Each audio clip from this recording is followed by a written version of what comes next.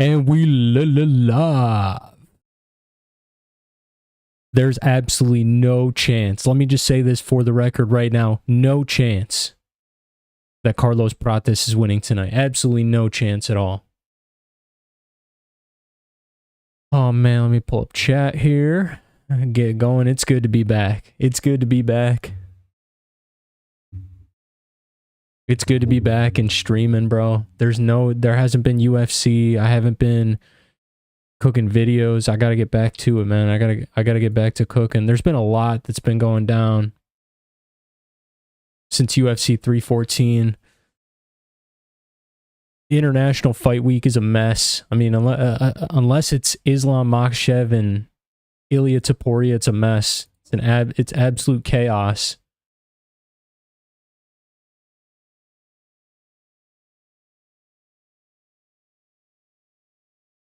All right, cool.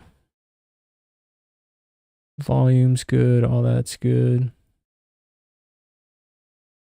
Yeah, International Fight Week seems like it might be a mess. They're announcing UFC 318, Max Holloway, Dustin Poirier, before they're announcing UFC 317. That tells you everything you need to know right there. Now, I don't know, maybe they already have Hamza and DDP booked. There's been rumors that DDP was injured, that Hamza was not able to fight, that this, that, bro. It's all over the place. I have no idea what's going on right now. I don't know if I should be shook, scared, confused. I mean, I'm not sure. I have no idea. We get it.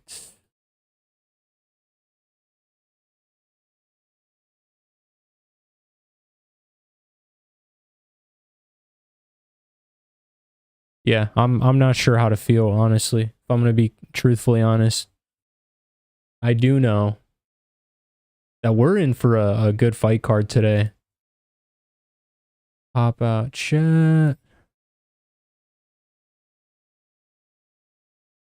Put chat right there.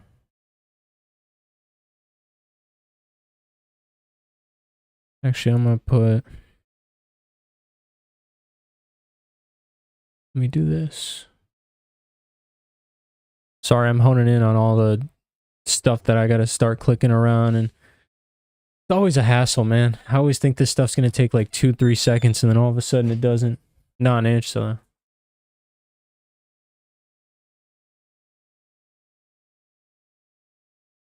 All right.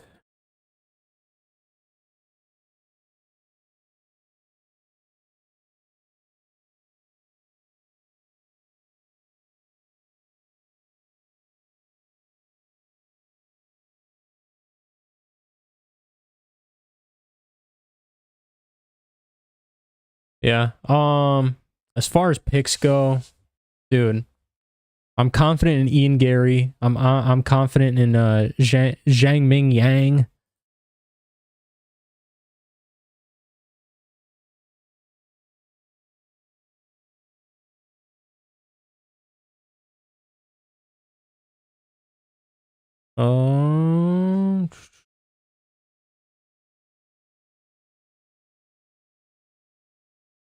Zhang Mingyang. Yeah, they fed Anthony Smith to the Wolves. His retirement fight, he's going out with a bang, literally. With a bang from Zhang. Jesus, dude. Anthony Smith is going to get probably disintegrated in a few seconds, too. I don't think it's going to last too long. I think it's I think it's going to end fairly quickly. If I had to guess, I'd probably say like first 2 minutes, we're seeing a knockout.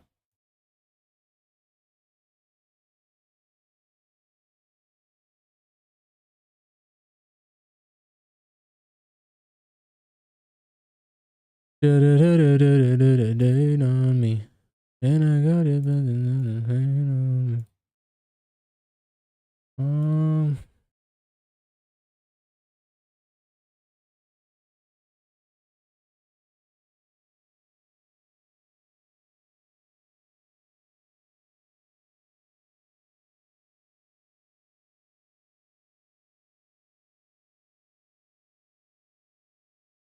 Interesting.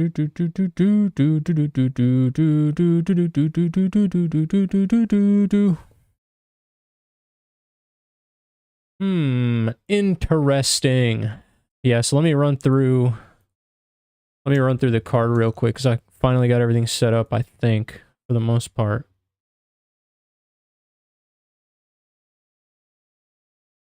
I got my stream set up. Volume looks good. Got my chat chilling there. All right, bet. So yeah, dude, this is going to be a good card. I don't know how people are going to sit here and tell me it's not going to be. The main event, it's a coin toss. I really do think that Ian Garry isn't going to make this fight boring, but he has had a few boring performances coming from him. You know what I mean? Like, he is the one at fault. It always takes two to tango. You know what I mean? You can't blame both fighters because it always takes two to tango, but I don't want to say Ian Garry's like a fight avoider, but he definitely knows how to stall fights and win minutes, which, you know, it does good for him. It does well for him. So Chelsea Chandler, there's no way she's winning. I mean, Jocelyn Edwards, she's nothing to boast about either, but Jocelyn at least is a little bit, I don't even want to say bigger, but like a little bit stronger, I think, in the clinch. You know, she has a little bit more in her arsenal in terms of like she'll throw leg kicks occasionally and she'll throw punches. Like Chelsea Chandler just, I don't know.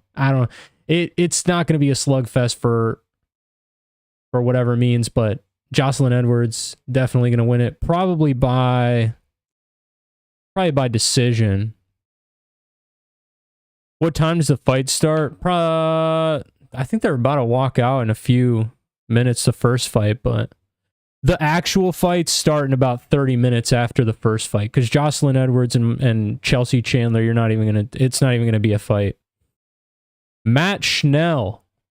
Wait, what? I thought it was Evan Elder. All right. Matt Schnell and Jimmy Flick are up next. Dude, Matt Schnell retired and then came back recently. Jimmy Flick also retired, I think. If I'm not mistaken, I'm pretty sure Jimmy Flick left the sport and then came back.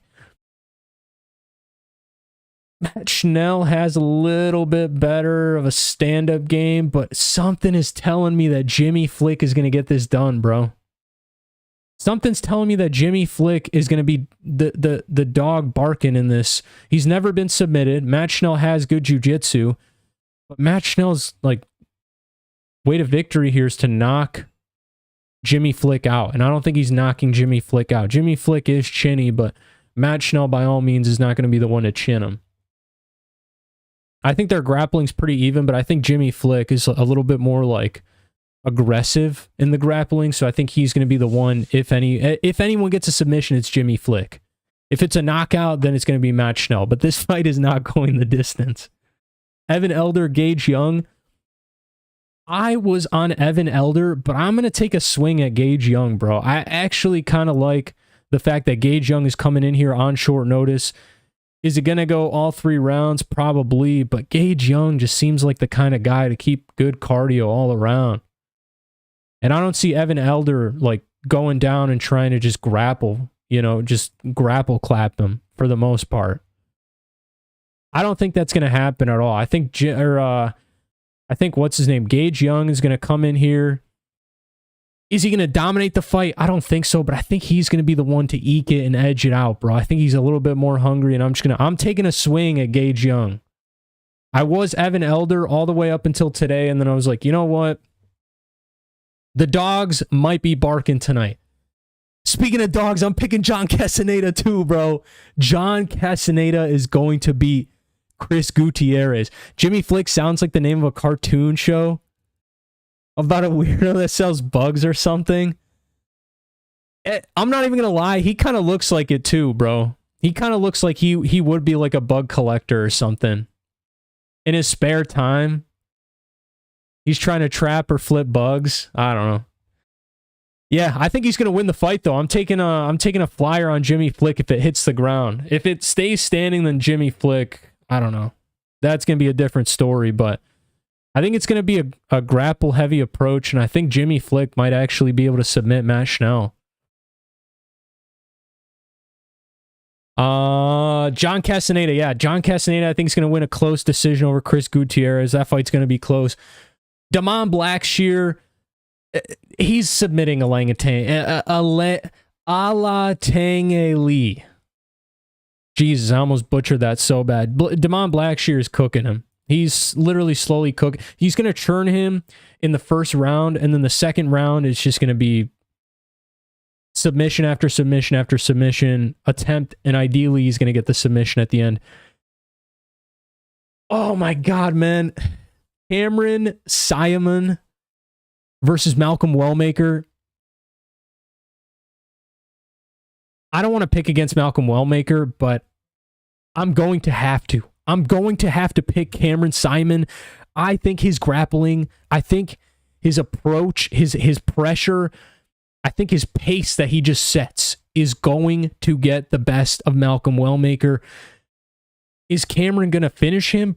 I don't think so. I don't think he's going to finish him, but I think he's going to go in there. He has a little bit more experience when it comes to actually fighting good UFC competition. I mean, Malcolm Wellmaker's 8-0, but who has he fought? Who has he fought? Literally no one. I'm taking Cameron Saaiman. I can't believe he's the dog in this fight. I mean, it's a pick'em, but ESPN's like slightly leaning toward Malcolm Wellmaker, which is kind of that blows my mind. I'm taking Cameron Saaiman. He's so young too. I don't think the brutal damage that he's taken is going to affect him that much. He's taken time off too. I think he's ready, man. I think he's going to put a pace on Malcolm. As long as he can avoid that power and keep his range, maybe grapple a little bit in that first round, yeah, I think he cooks Malcolm. Not cooks him, but he might lose that first round, but then he'll slowly cook him that second and third and like pull through. Probably 29-28. Maybe a split too. Jaqueline Amorim versus Polyana Viana. I don't even want to pick this fight. Because I know a 10-1 favorite. Listen, here is a rule of thumb to go by when you are picking fights, when you are betting fights, when you are analyzing it. The bigger the favorite, especially in the public eye, the bigger the favorite with the books, the public, this, that, the more likely they are to fuck it up and lose. Jaqueline Amorim is not. There's no way she should be this big of a favorite. I almost want to pick Polyana Viana just so I can laugh my ass off when Jaqueline Amorim messes this fight up somehow and loses like a split decision or something. Just so I can sit here and laugh and be like, ha, ha, ha, I was literally the 0.0003% that picked Polyana Viana, by the way. I'm still picking Jaqueline Amorim. I'm not picking Polyana. But she shouldn't be that big. This is gonna be a close fight. I don't even think she's gonna get the submission. I think that this fight may go a little bit longer than a lot of people are thinking. Maybe if she does get the submission, it might be late third round, but I don't know. Timmy Kawamba versus Romero. Roberto Romero is kind of deadly, bro. This dude's kind of deadly, and I don't...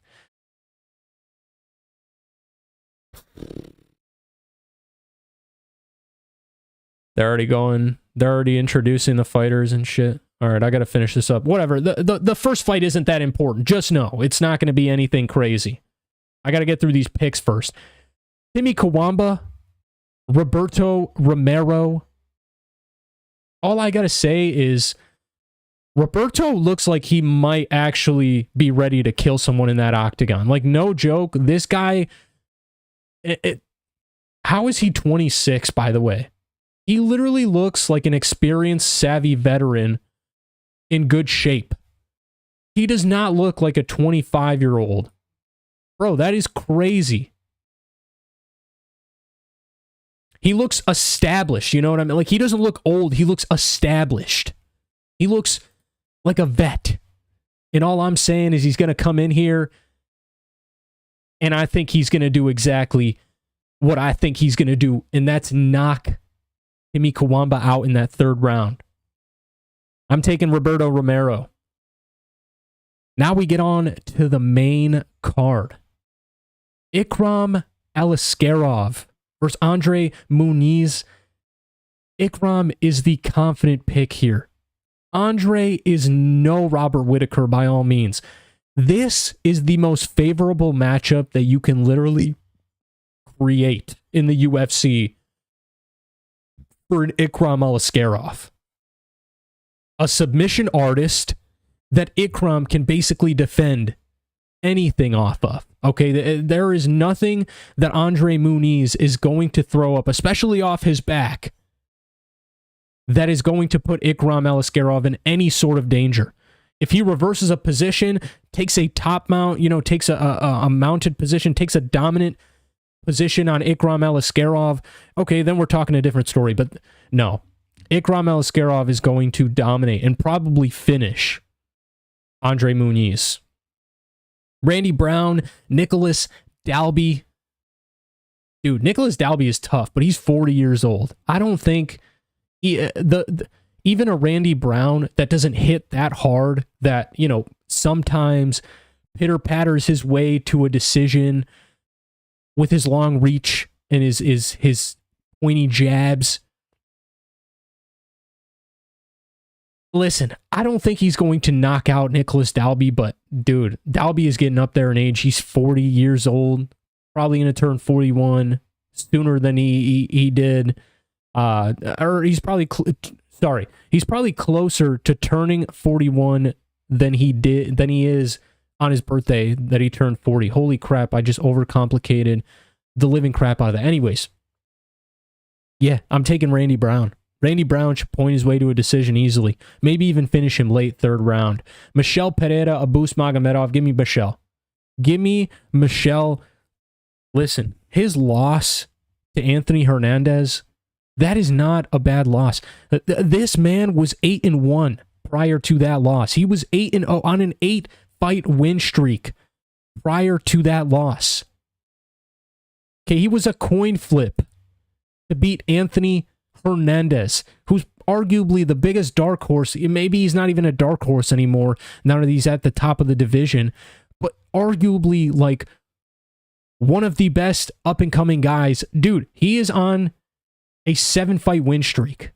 7-fight win streak with 5 of those being by finish. And it's not against bums.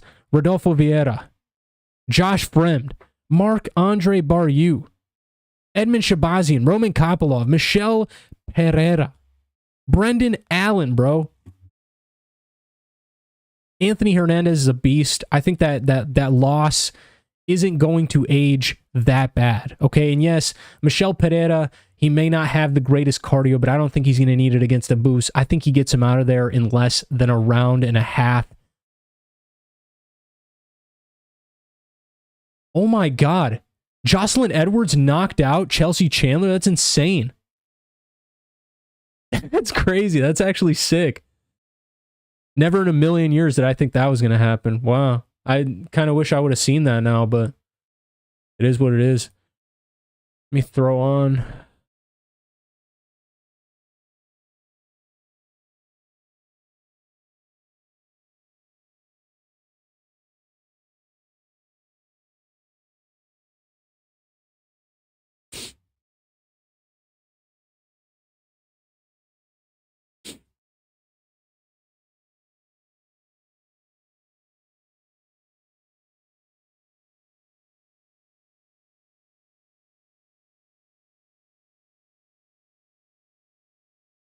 Hot dog, hot diggity dog.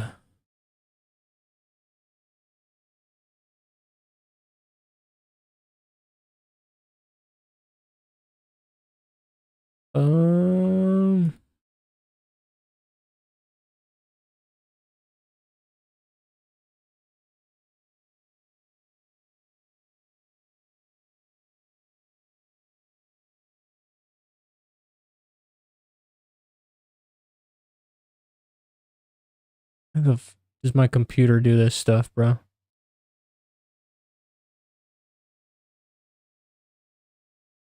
Oh, Merab Dvalishvili was in Chandler's corner? Merab Dvalishvili.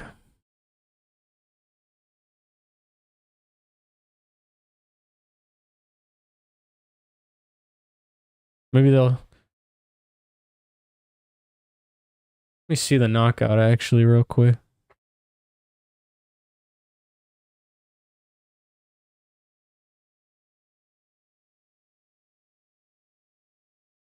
Dang, not bad, bro. Shout out Jocelyn Edwards. Coming in here and starting the card off hot.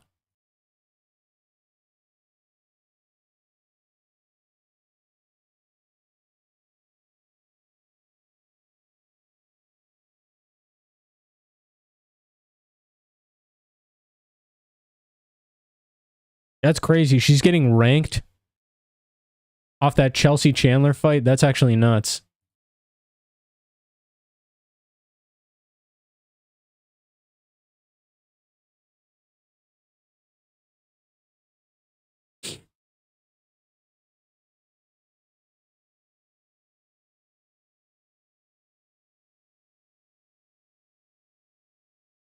All right, yeah. Anyways, let me finish the picks before I get too carried away into watching this next fight. So anyways, wow, I didn't think Chelsea Chandler was going to get that KO. That's actually sick.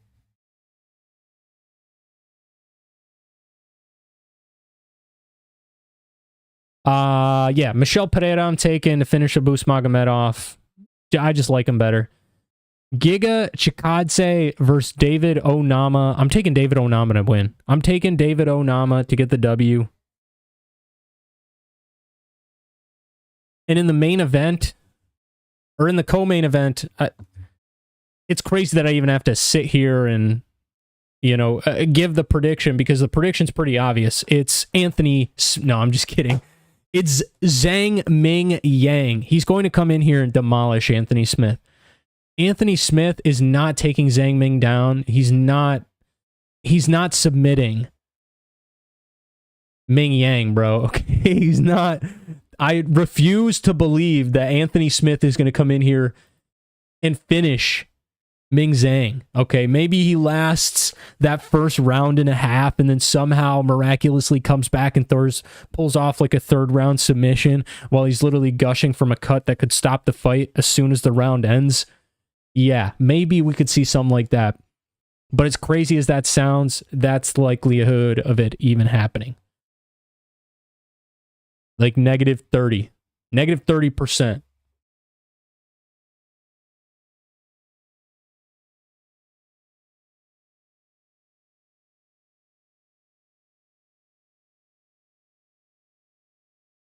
A game's high level.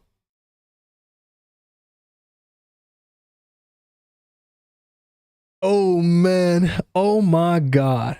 I'm so hyped for this card. I'm actually so beyond hype. Let me get this just adjusted a little bit. There we go. I'm actually so hyped up for this card, bro.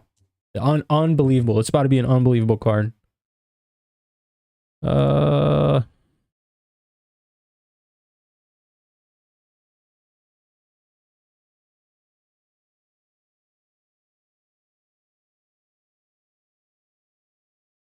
Yeah, I can already tell this is about to be an unbelievable card just based off that first fight alone. Let's do...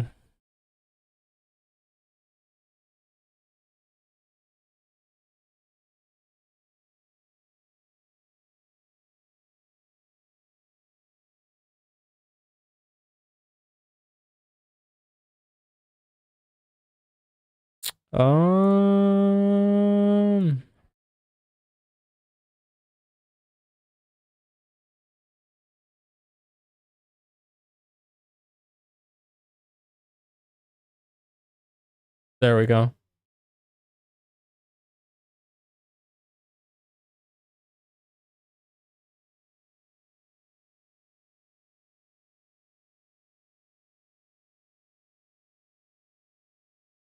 Oh, Machado Garry is a golfer. Okay.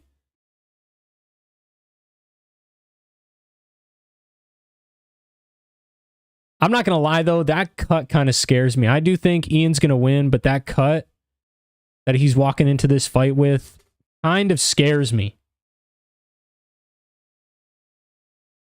We'll see, though. I don't think it should affect the fight too much. If he gets busted up in that first round, that cut is underneath his eye. He'll be fine.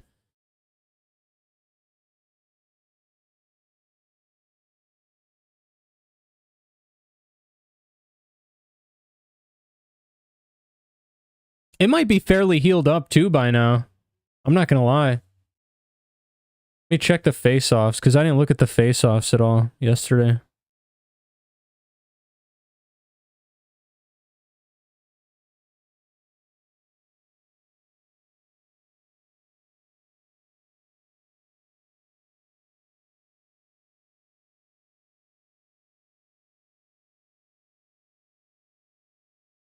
Relax, enjoy the course. Most wins since 2021. Look at Ian Machado Garry on top, bro. Holy aura, dude. Are you kidding me? All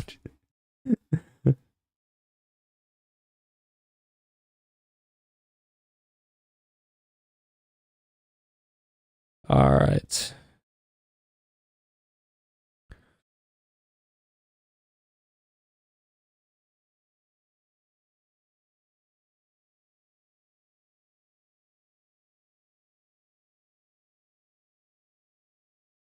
I'm live right now watching UFC Fight Night. Let's go.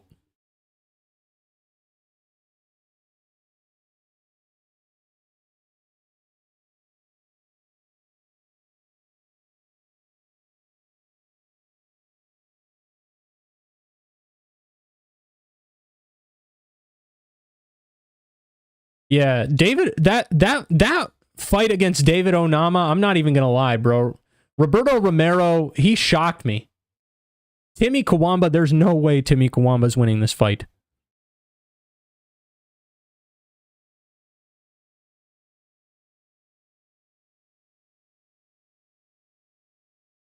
I'm live right now for UFC Fight Night. Ian Garry vs. Carlos Prates.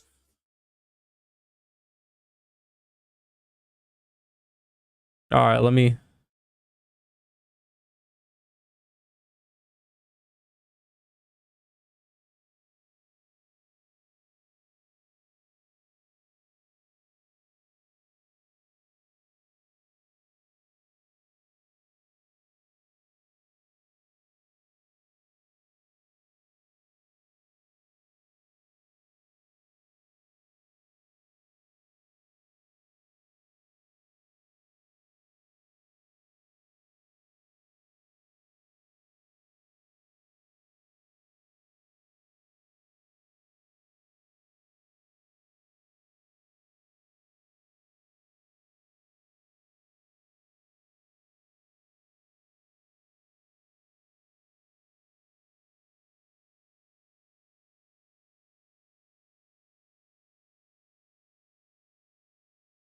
Oh, man.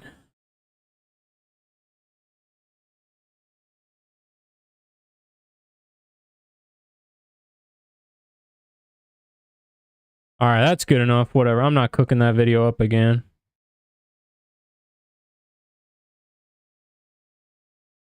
Timmy is live. What's good? What's good, Zach? I don't know, man. I'm pretty high on Roberto Romero solely because of his debut. Like, he's a killer, bro. He's a killer. He looked completely different, bro. He literally looks like a different human being than his picture on ESPN. Who do you got in the main event, though? Don't tell me. Don't tell me you're on the dog. I like a few dogs tonight, but I'm on Ian Garry. I'm on Zhang Mingyang. I like John Castañeda as an underdog. I don't mind Timmy Kawamba, but I don't think he's gonna... I don't know. I think Roberto Romero is just more dangerous. Cameron Saaiman, I guess, if you count him as a dog. I'm on Cameron. I like Gage Young, too. Don't count Gage Young out. My pick is Evan Elder, but I'm kind of thinking about switching it to Gage Young.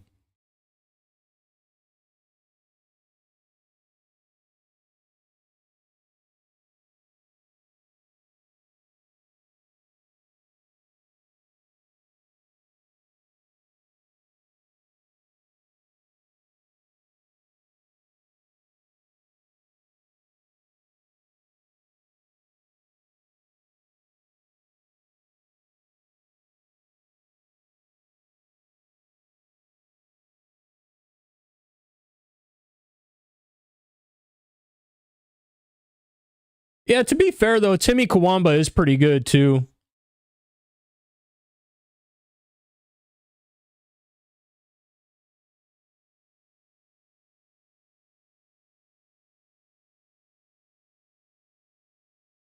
Yeah, Ian Gary, I think, is going to...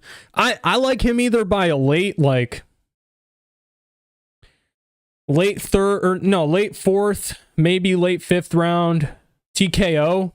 I don't think he's going to submit Carlos Prates. But I do think he's going to sap him, bro.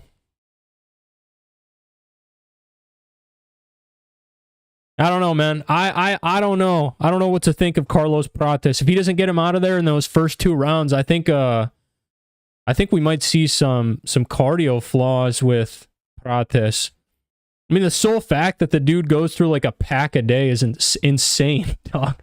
He has darty parties every other like fucking hour in training session, or not every other hour, every other round in training session, essentially.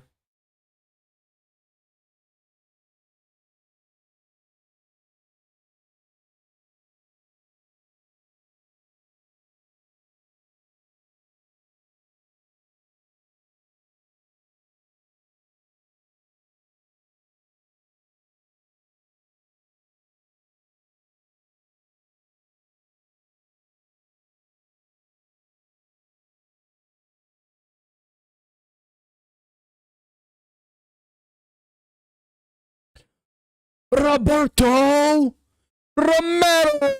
Oh. All right. Where are the freaking arrow emojis?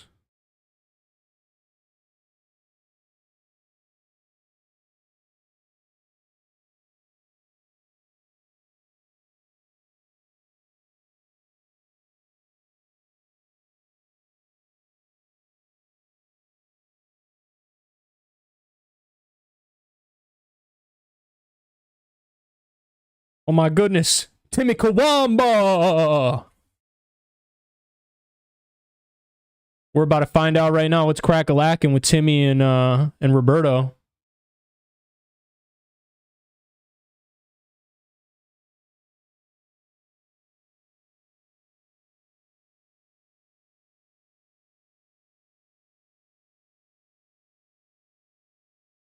Let's fight. Shit, I started to her. There we go.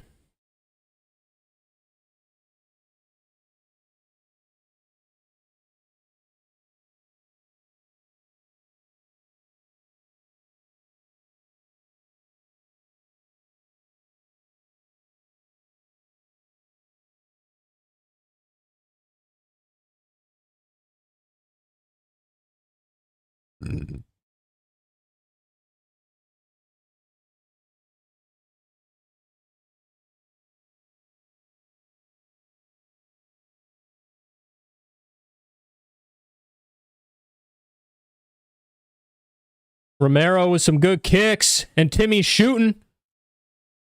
Forcing him back to the fence, and wow, Romero is freaking strong, dude. He literally just twisted him.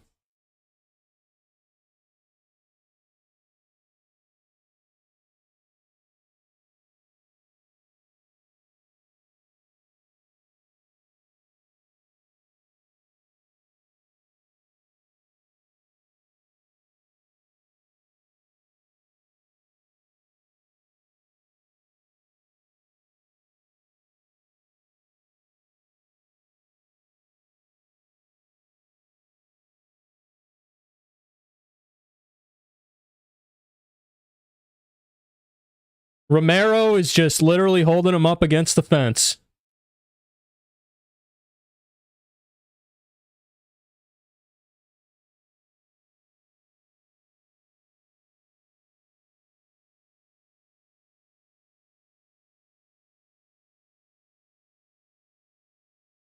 Wow, bro. Romero is literally just going to sit here and hug him. Are you serious, Romero?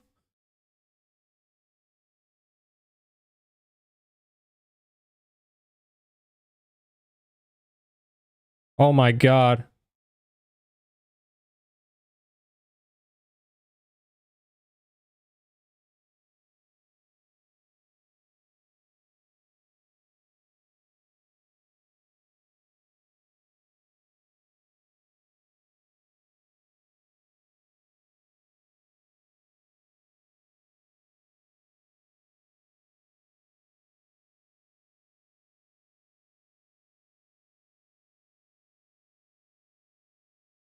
What is going on with my...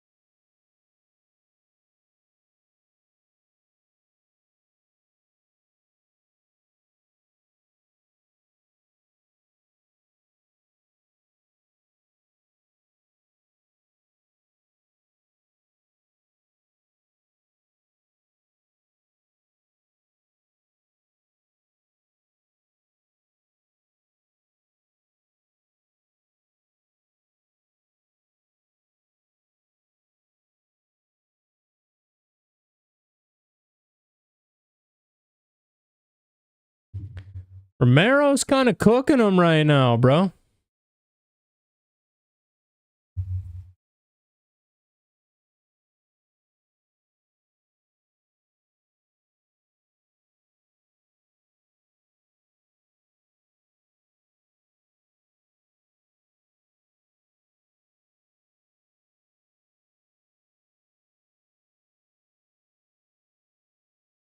Oh, Romero's cut.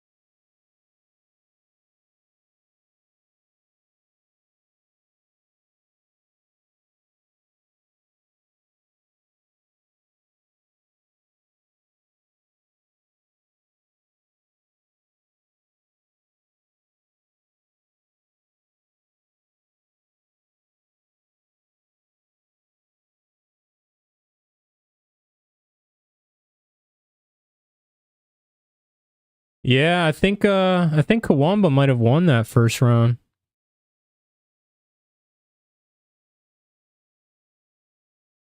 I think Kawamba might have won that round.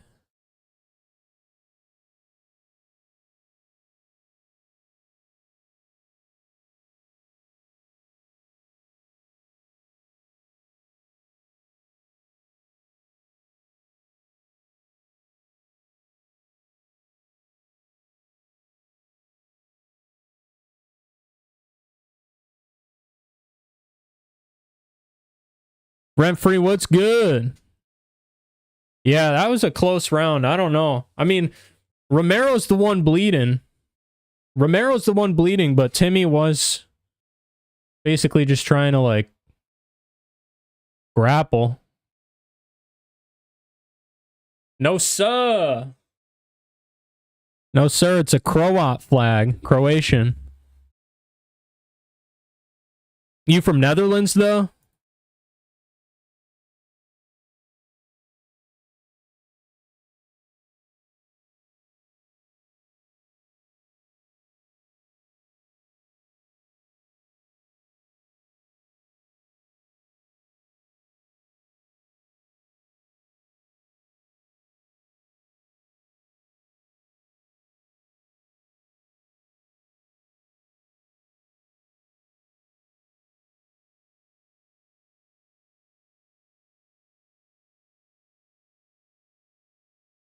Oh, I didn't even realize I forgot to start the timer. I'll start it at, like...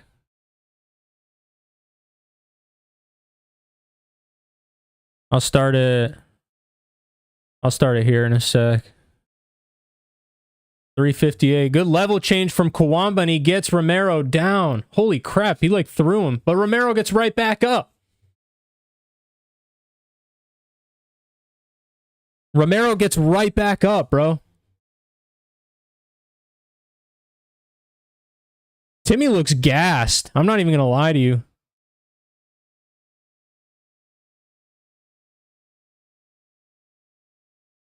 Romero back to his clinch work.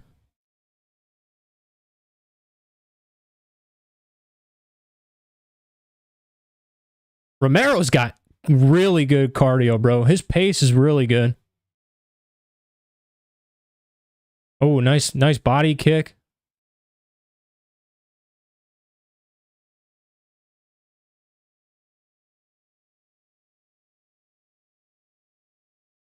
Oh, that was a nasty shin on shin, bro. Kawamba jumped and then Romero just kicked him right in the shin.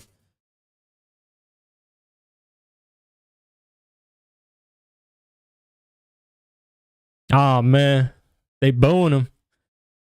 And Romero gets him down. But for how long? Timmy's right back up. Who I got for the main event? I got my boy Garry. I want Carlos Prates to win, though. Good combo from Timmy, dude.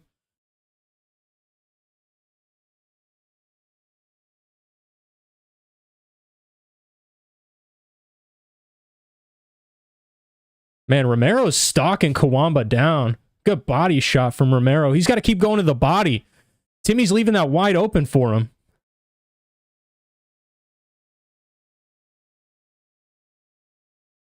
Nice body kick again. Nice combo from Timmy.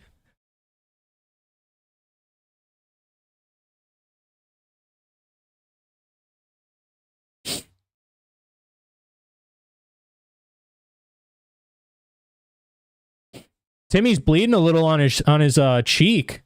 Oh, good kick. And then an elbow from Timmy.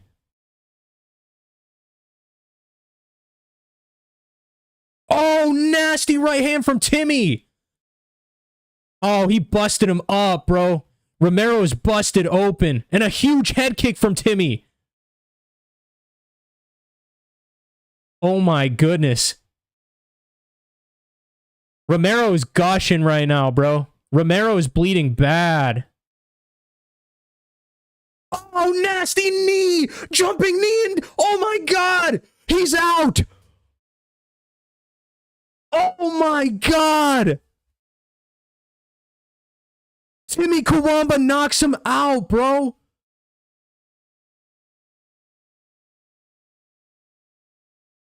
Holy sh...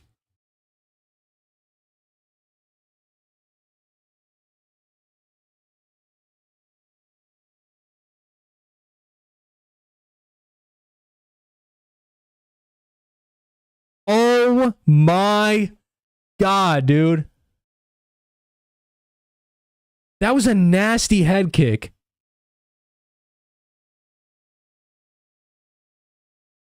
Jeez, bro.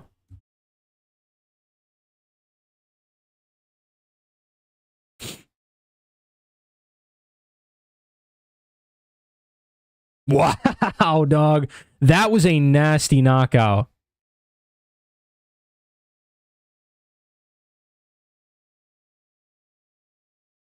Wow, I really thought Romero was going to come in and win, dog. I didn't think Timmy Kawamba was going to do it, but hey, he gets his first UFC win. Shout out Timmy.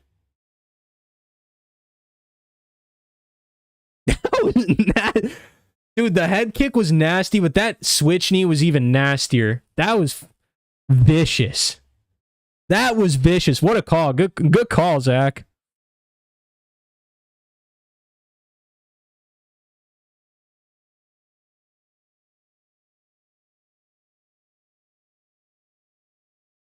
Wow, we got two finishes. Back-to-back finishes in the first two fights. It's going to be a good card. It is going to be a good card.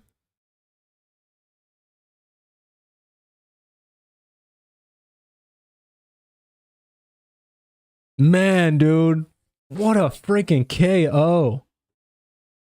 TKO, I guess. Oh, you're 1-1 now, rent free? Ah, so am I. So am I, brother. Welcome to the club.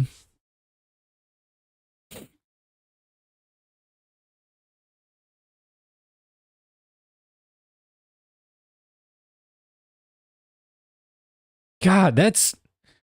I don't think a lot of... I think we're going to have a good amount of finishes tonight. Something in my gut is telling me that a lot of these fights are not going to go to decision, which I like. Don't get me wrong. I love that. But...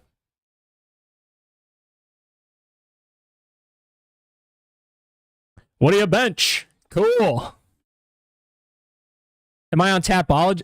Topology? Absolutely, I'm on Topology. Or Tapology. I don't have... well, I have an account, but I don't, like... I don't do, like, predictions and stuff. Or post too much on there. I'll comment, like, occasionally, but... I'm pretty sure my handle's, like, not actual Dana White or something like that.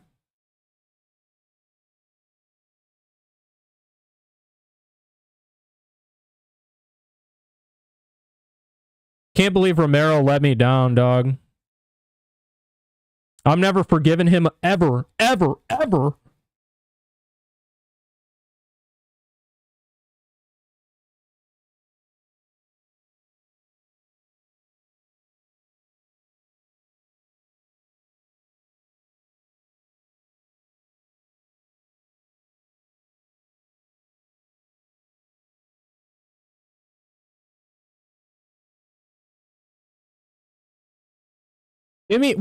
So Timmy Kawamba's what, 1-2 in the UFC now? He lost his first two, right?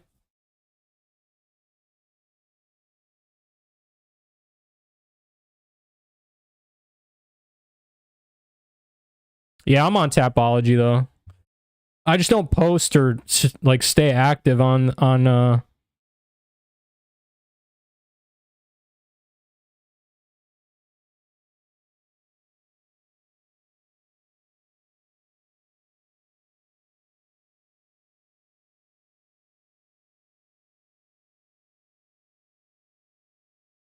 Jeez. In a million years, I did not think that Timmy Kawamba was going to be... if anyone was going to get the finish... oh my god, he had Romero single leg in the ref, dog.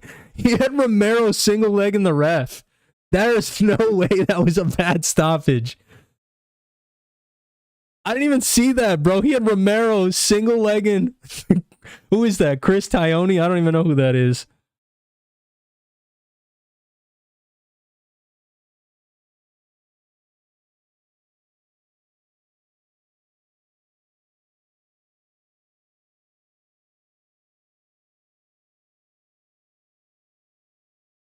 That's crazy.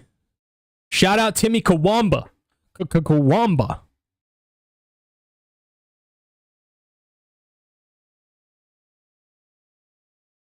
All right. Yeah, bye.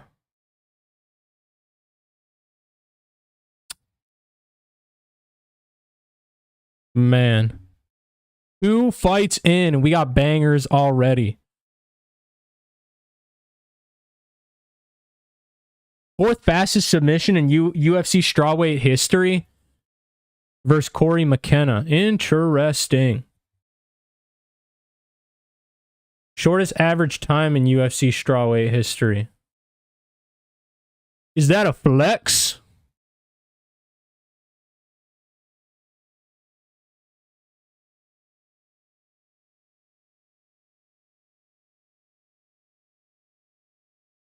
Eddie Hall? The only... I swear I seen an like an MMA bout with Eddie Hall and like 2 midgets or something, but I didn't see... Eddie Hall had a MMA fight? In what organization? What? KSW 105? How did he do, bro?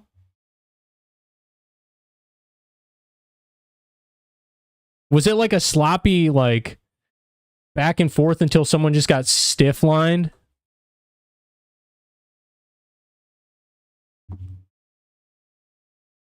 That's actually funny as... That's hilarious, bro.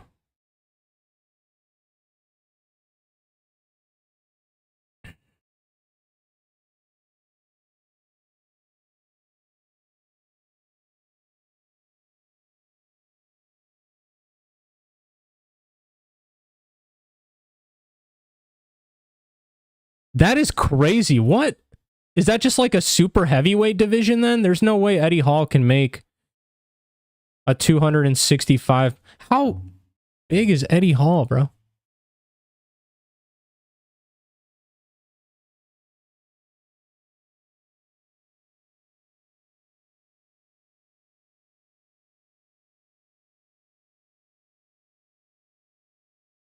Dude, what? Eddie Hall is at least 300 plus pounds.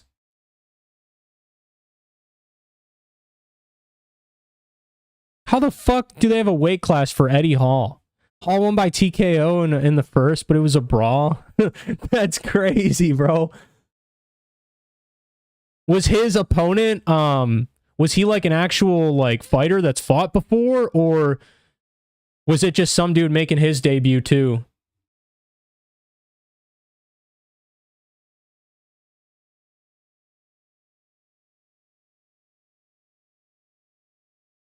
What are my ties with Croatia? I'm Croatian. I was born there. So I'm I guess you could say I'm more Croatian than American, but I live in I live in the US.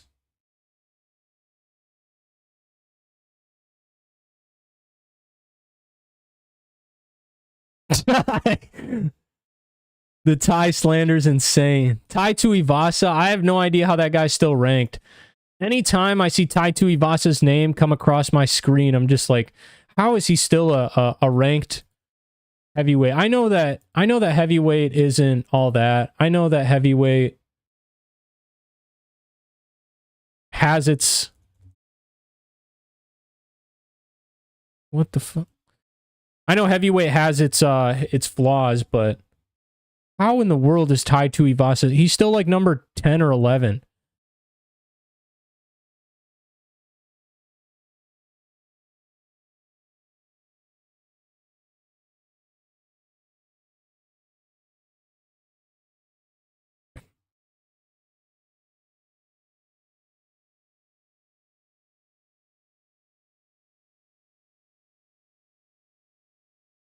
I sound like I'm from the Midwest. Well, you hit the nail right on the head. I am from the Midwest.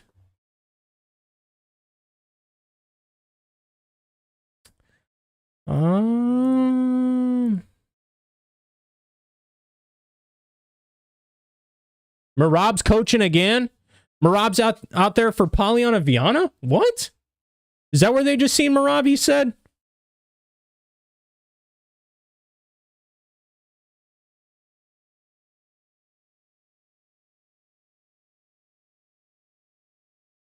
Or is he walking out with Jaqueline?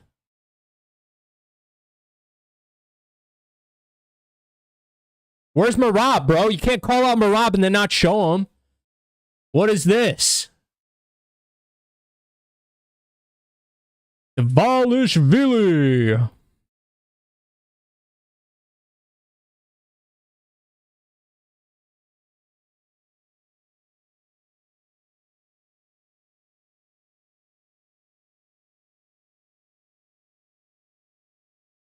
Classic Merab doing side missions. Side missions for the huzz. For the things.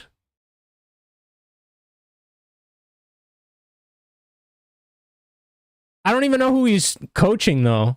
Both of these women are Brazilian. In what relation do they have with Merab Dvalishvili? Maybe they train together. I don't know. Jaqueline Amorim has a tattoo with the name Alex and then an arrow. Is that for Alex Pereira?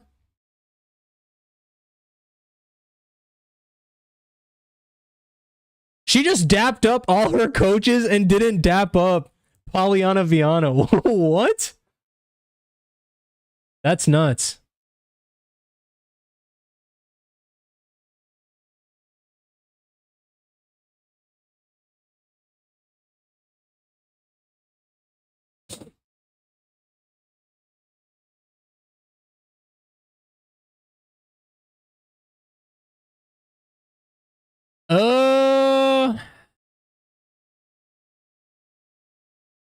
Amorim by decision, you think? Interesting call.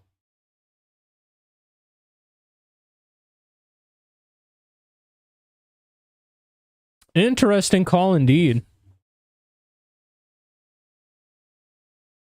It's kind of crazy because I was looking at this stuff, and the over's 1.5 and it's plus money. That's kind of crazy. Maybe they think this fight's gonna get finished, but I bet you the first two fights ended. Polyana's wearing makeup. I don't think Jaqueline is.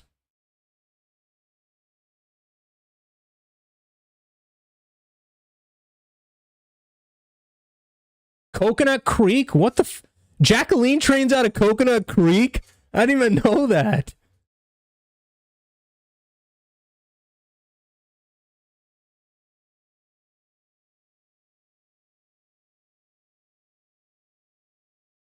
Dan Mergliata. We got the biggest ref in there. We got the biggest ref in there for one of the smallest fights on the card.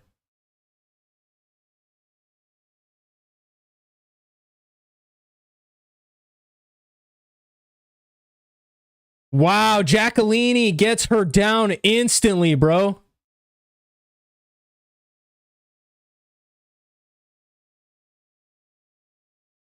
Polyana Viana's aggressive off her back, dude.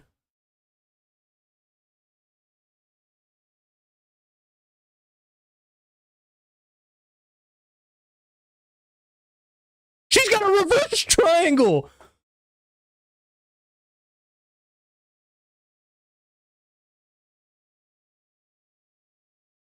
What is going on right now?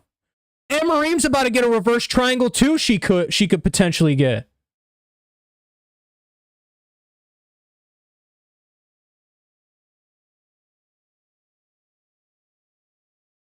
Jaqueline has side control right now, though.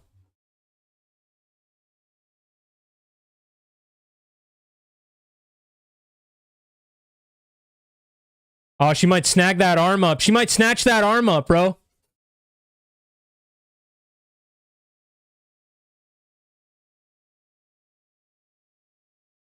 Oh, I thought he was about to get an arm.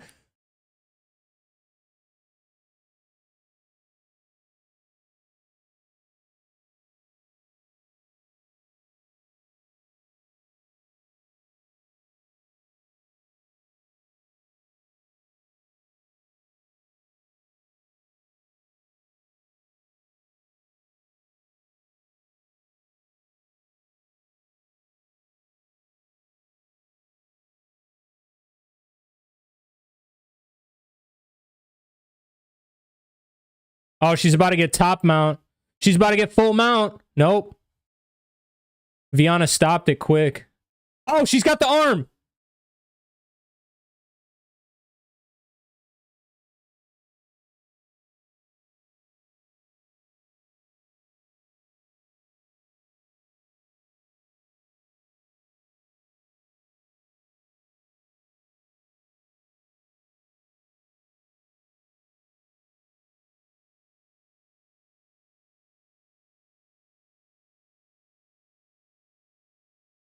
That was a nasty transition, bro. That was a nasty transition by Polyana Viana, or by Jaqueline Amorim. And she might transition into an armbar here. She's trying to set it up. She's trying to set up the arm triangle right now, too.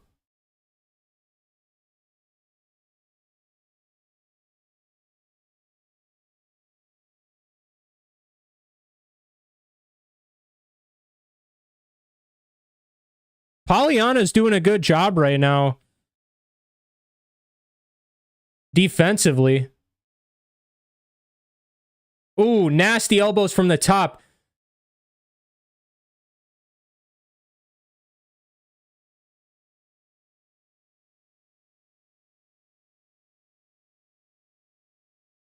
Oh, she's getting higher up.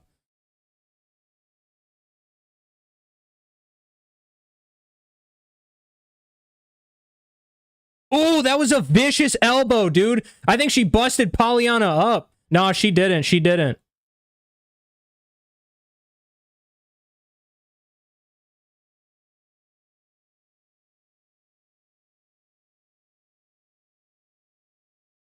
Oh, she might go for an armbar here.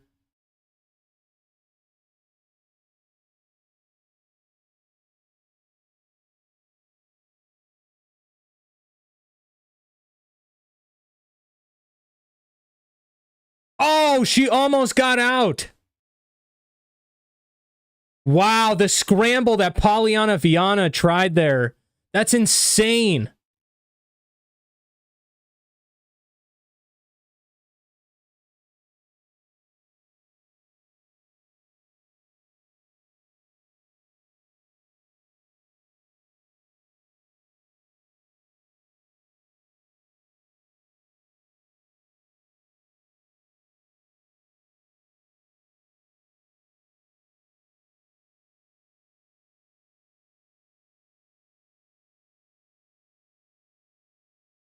She snags the back, but that's it. We are moving on from the first round.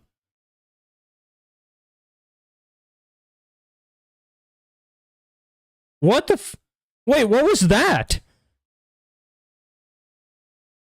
What was that? The referee, Chris or who the... Wait, who's the referee again? Who's the referee again? I forget. He was like sitting there being an idiot. He had no idea what was going on. He's like looking at them. He's like, well, the fight's over. What are you doing, bro? If the fight's over, stop the fight. What kind of fried stuff was that, bro? That's ridiculous. I can't believe I just saw that.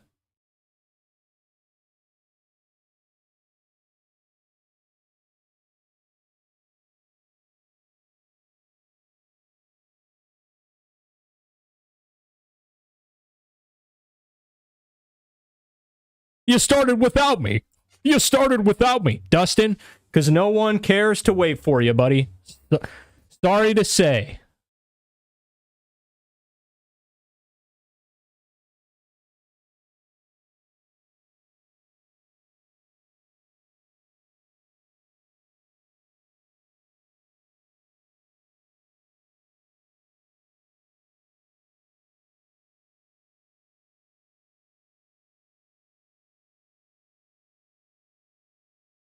Oh, fuck. I forgot to start my timer.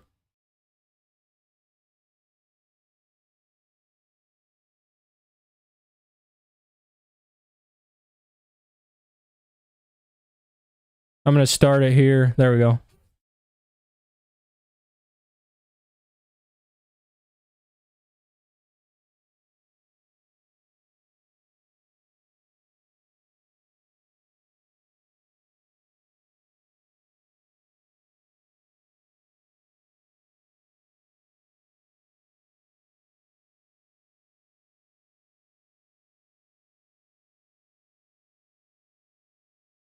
That's weird. She's got that arm, like, weirdly wrapped up. Polyana does.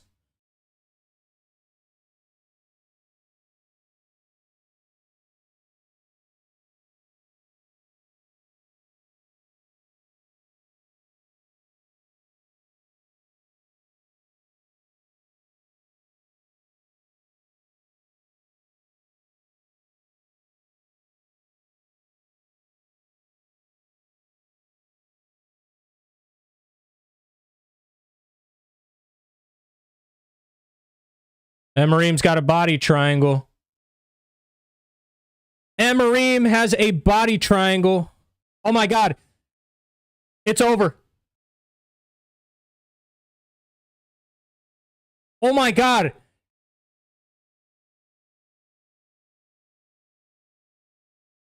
Oh my god, she might tap. And it's over. She tapped. Wow. Jaqueline Amorim gets the second round submission.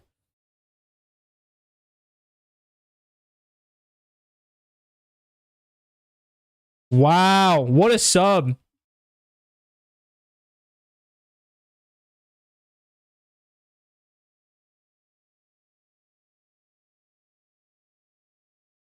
What an animal. What an animal.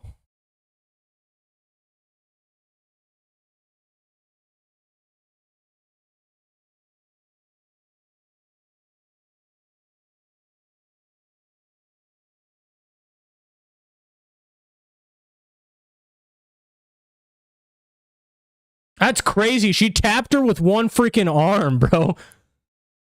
What? She tapped her with the one arm.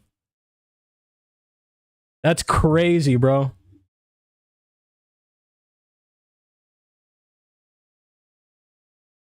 Sub win for Jaqueline. I'll be RB.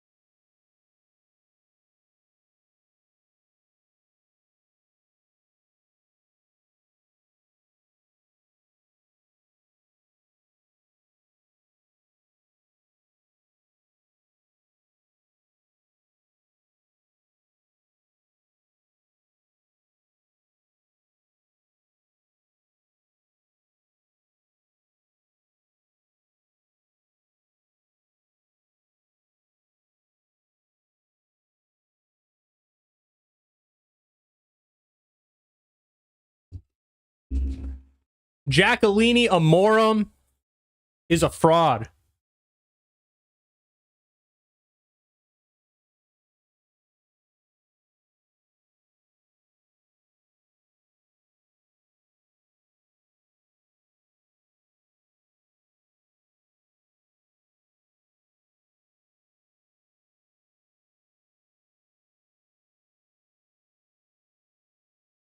Jaqueline.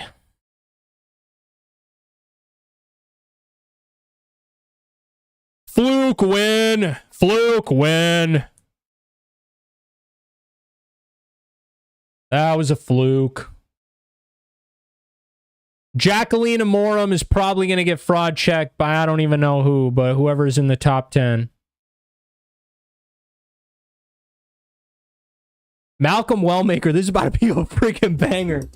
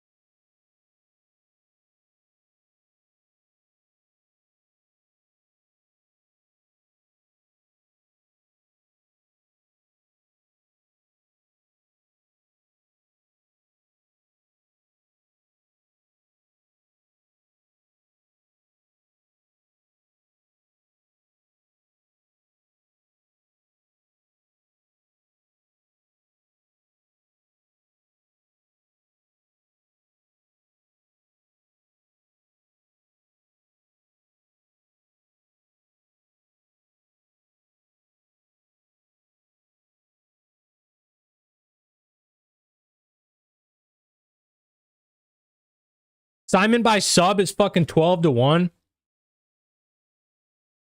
That's worth a sprinkle. I think Saaiman's going to beat him. I think Saaiman's going to use his grappling to beat him too. Malcolm Wellmaker can gas, bro. His style is like... His style is literally like perfect. A perfect scenario for Cameron Saaiman to come in here and like gas him out and just beat, like submit him or something. He has power though, which kind of scares me, but I think Cameron Saaiman's going to win.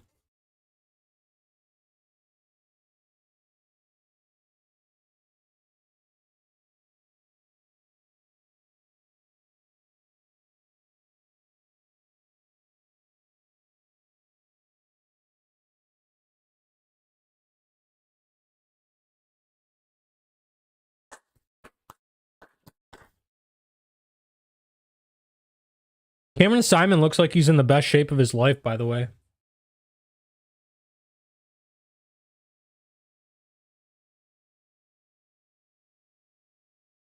We'll see how true that is, but man, I think he looks good.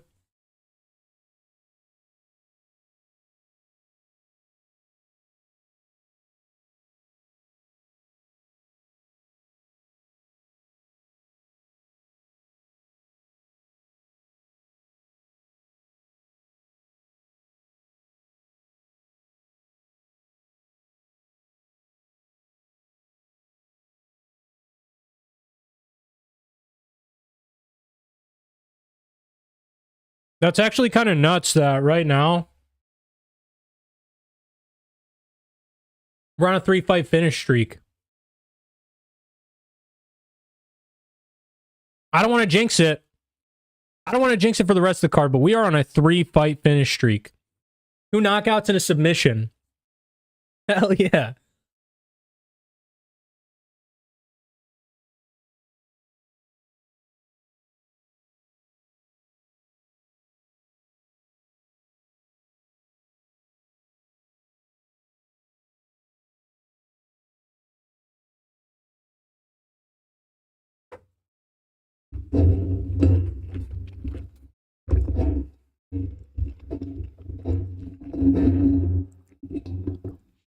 I don't know. I hope Cameron Saaiman wins.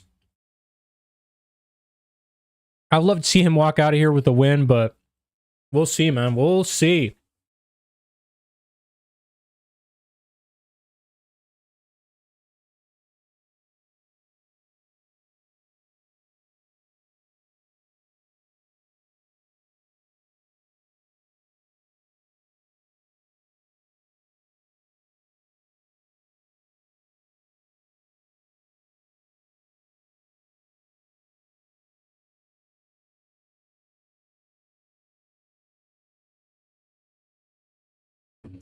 Man, dude, the only thing that sucks about finishes is the fact that they have to sit here and give me like 3 hours in between each fucking fight. It's like PFL. Fuck. Except PFL all goes to decisions and they still somehow manage to squeeze like 30 minutes of BS in between each fight. Come on, dude.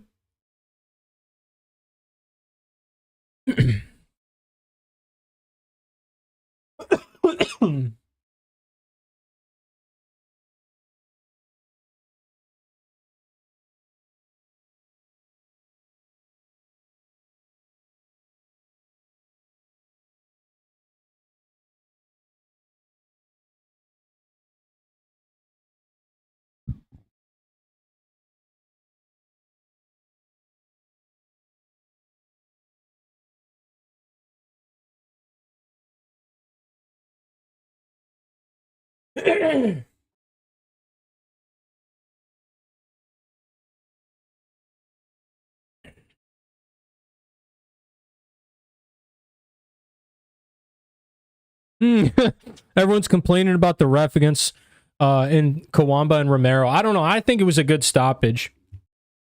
I don't think that was a bad stoppage at all. I think Romero was like basically out. Probably saved them from a little bit of CTE. I'm not gonna lie.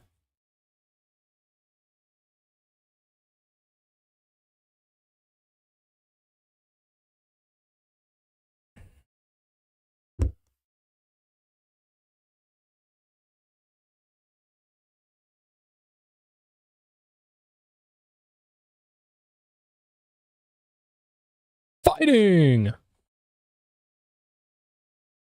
Let's just say Cameron looks ready, bro. He looks ready. If Malcolm Wellmaker comes in here and knocks him out, I will eat my words for sure, but I think Cameron Saaiman's going to come in here and finish Malcolm Wellmaker. Via submission. Let's go.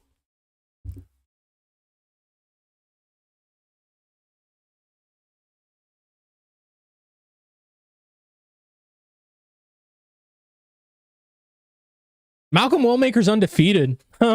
Interesting. I remember when Cameron Saaiman was undefeated. What happened to that, huh?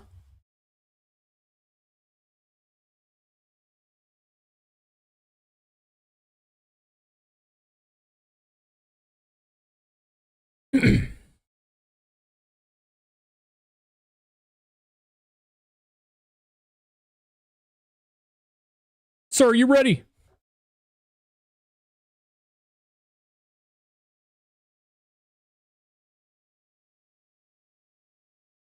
Come on, man. Start this.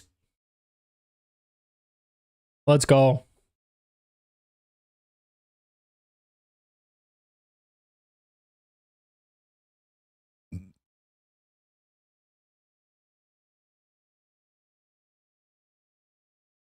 The crazy thing about this fight, like, Saaiman has a chin, bro.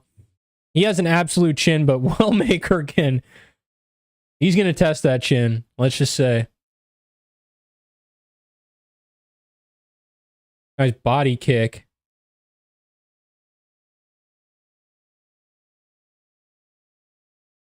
Nice teep kick. I was going to say front teep kick, but I guess it's just a teep kick. Oh, that did not look good at all.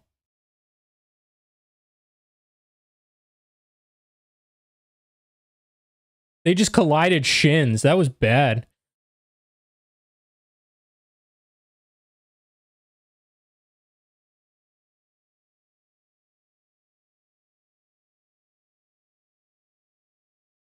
Saaiman looks good right now. I mean, he's moving back a lot, but he's throwing, which he usually does.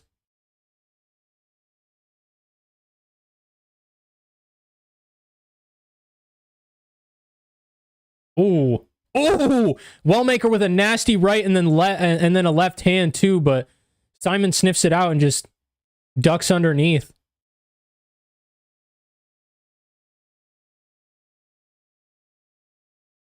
Saaiman clipped him a little.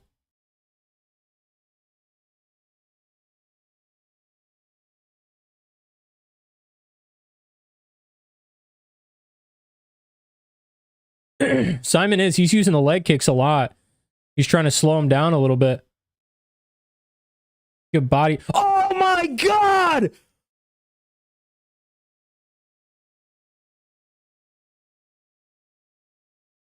Oh my God!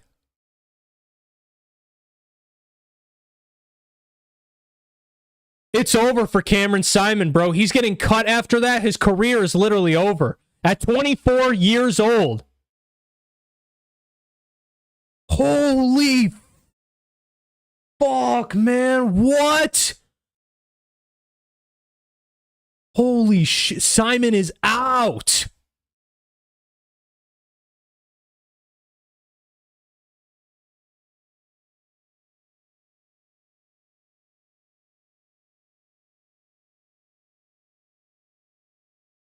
Oh my God, bro. The UFC has an absolute killer in Malcolm Wellmaker. But holy crap. Dude, that was insane. Did you see that? He literally had Saaiman sleeping like this. Oh my God, bro. Oh my God.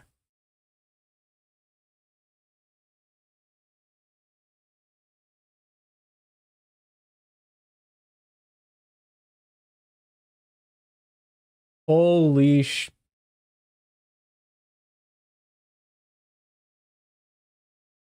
Cameron Saaiman might actually be done. It might be over.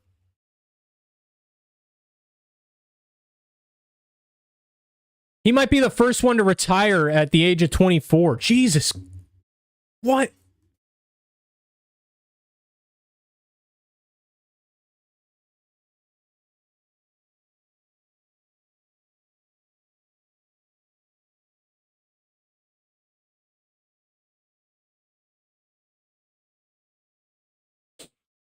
Wow, bro.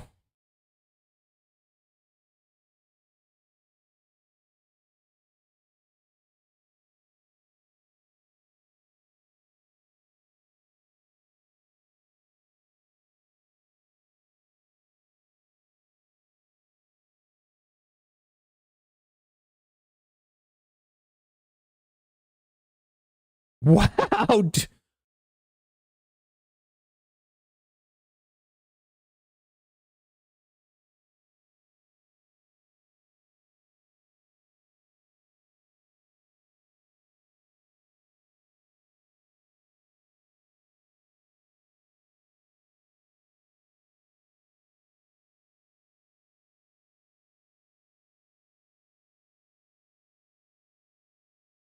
Holy. That's scary, bro.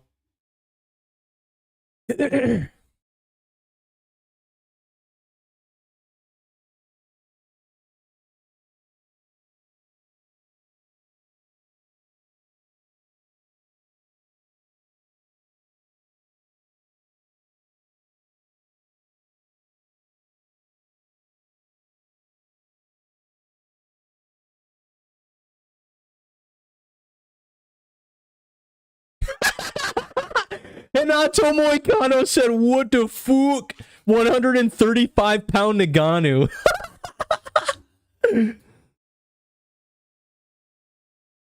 That's amazing.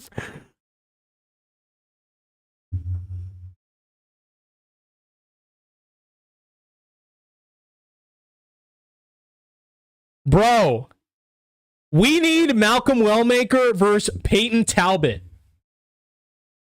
We need Malcolm Wellmaker versus Peyton Talbot.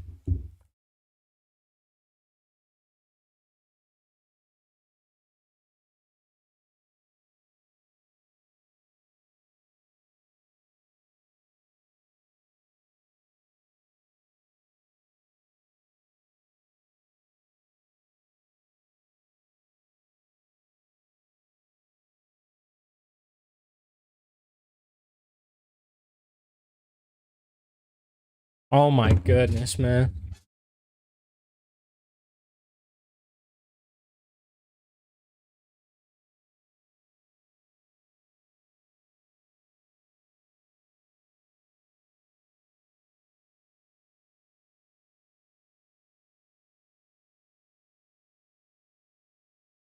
That's crazy. I feel bad for wow, I feel bad for Cameron Saaiman. And at the end of the day, what are you gonna do, bro? I mean, if your chin doesn't hold up, you could be the greatest. What? They're showing Cameron Saaiman right now for Evan Elder's thing. They were just showing Cameron Saaiman getting wrapped up.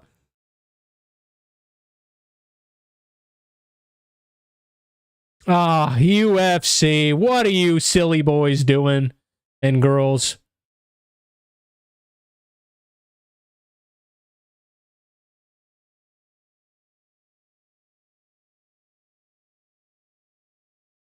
Yeah, John Castañeda about to cook.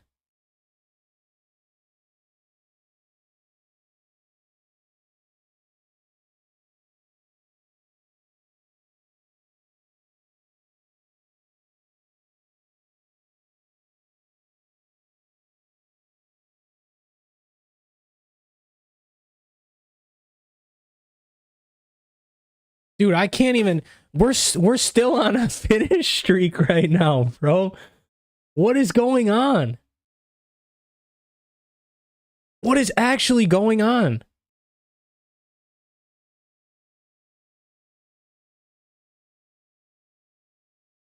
What a card. What a card so far, bro.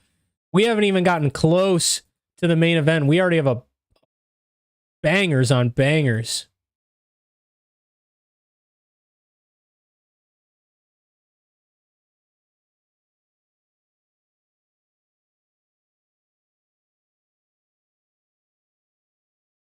Unbelievable.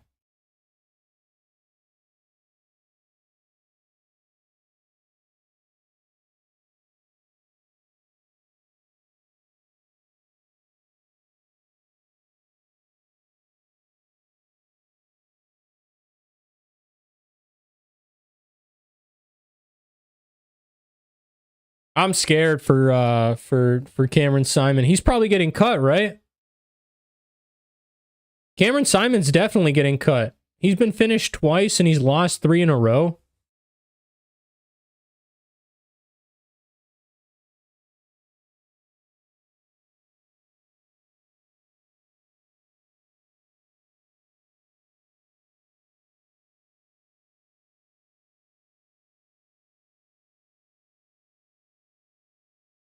Unbelievable. I gotta go grab a water real quick.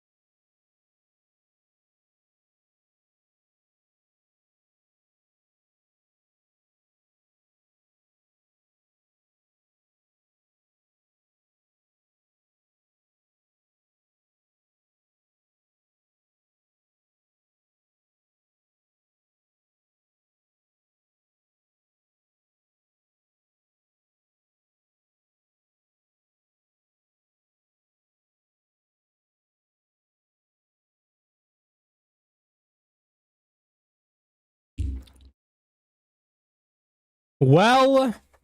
Wellmaker is a beast.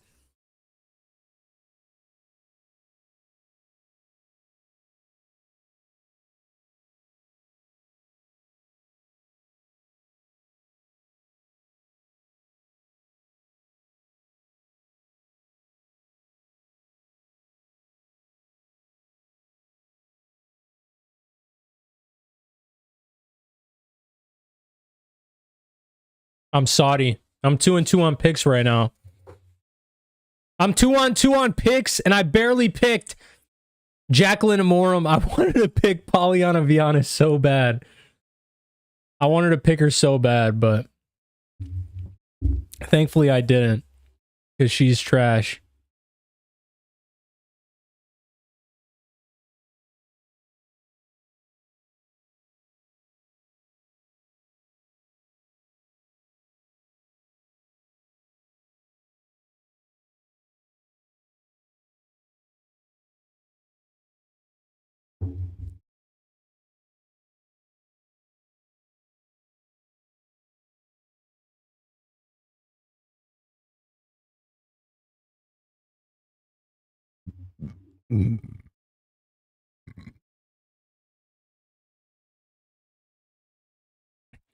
What was the cycle parlay this week? Anyone follow Matty Betts?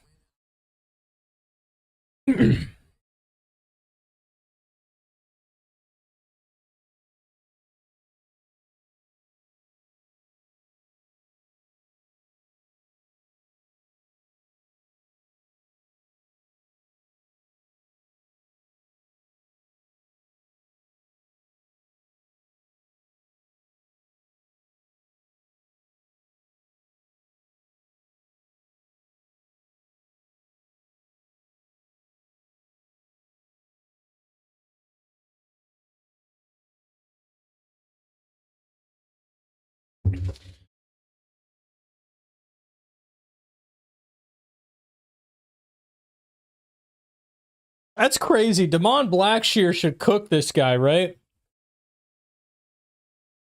Introducing first, fighting.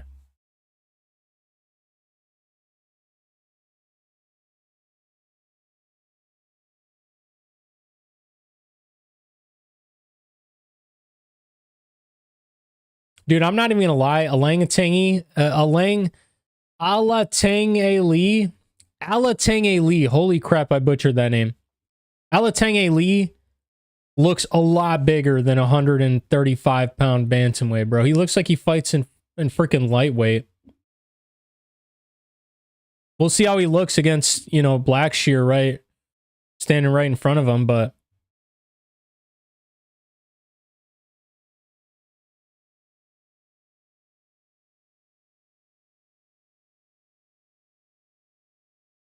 Damon the Monster Blackshear. Jason Herzog. Can't wait till he messes something up, eh?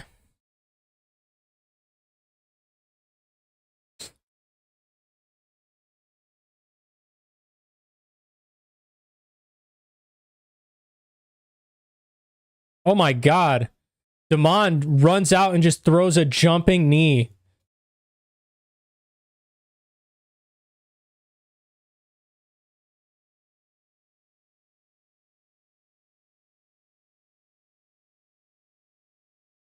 Blackshear with a good leg kick. Blackshear's fought 3 times since the last time we saw Alatengheili.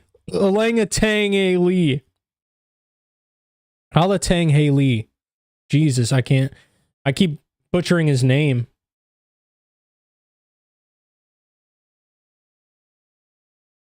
Damon Blackshear has some very good stand-up. I'm pretty sure he's a grappler, but he's got some great boxing. And his kick game is looking good right now, too. Oh! Slips a nasty right in there and then lands a body kick.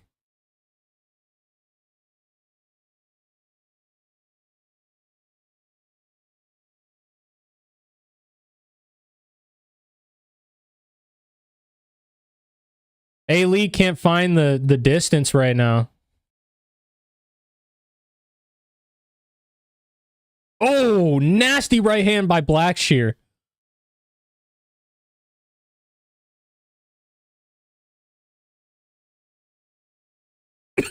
Nice one too, but it misses.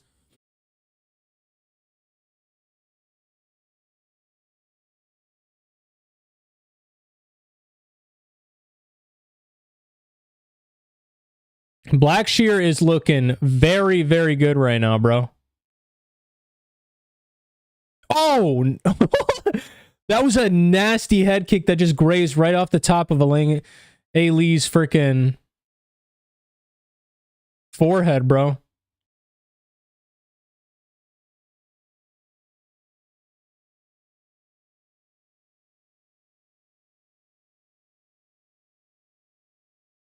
Blackshear is literally fighting a perfect fight right now. He is not. There's not a single A-Lee strike that's landed, except for that most recent one.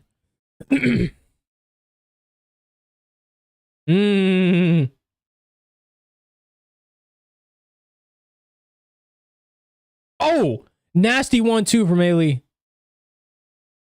Blackshear's blocking a majority of the brunt of the strike.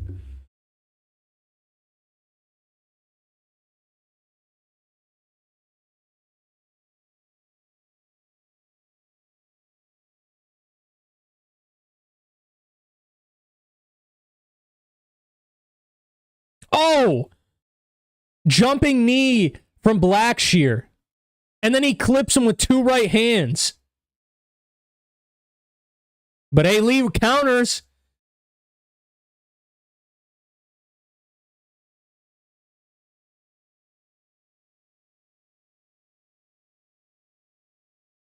Ooh, and then a nasty knee. Blackshear's knees look vicious.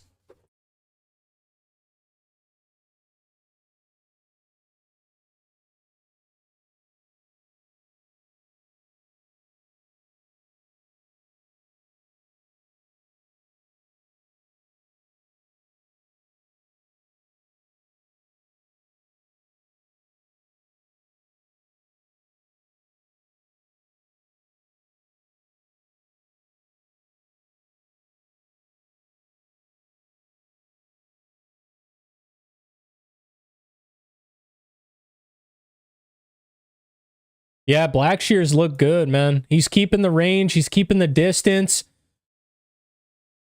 He's doing exactly what he needs to do.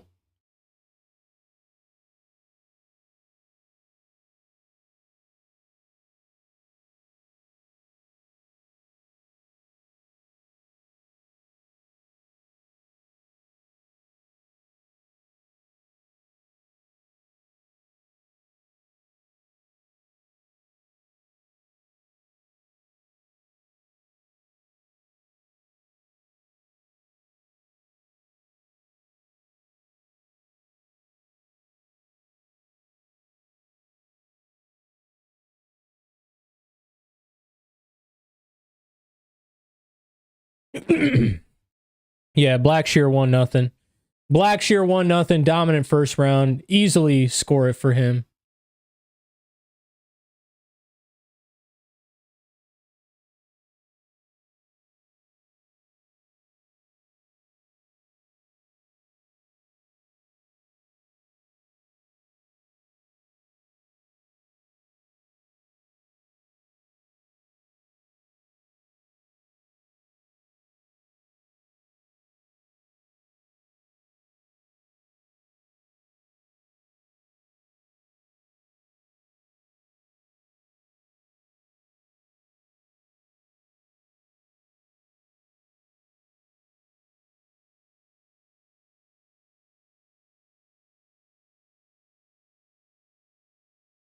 I wish aliens were real. Dude, I'm so sick of seeing this freaking commercial. Hey, you started without me. Well, that sucks.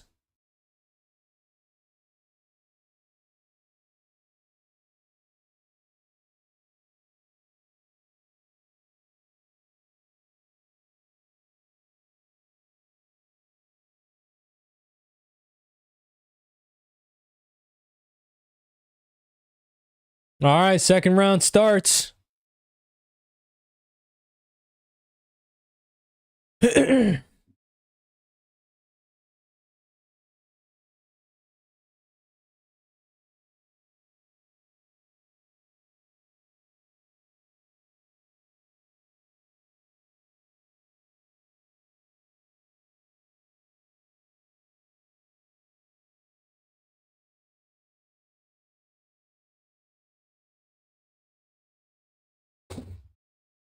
Ooh, nasty body shot from freaking Damon.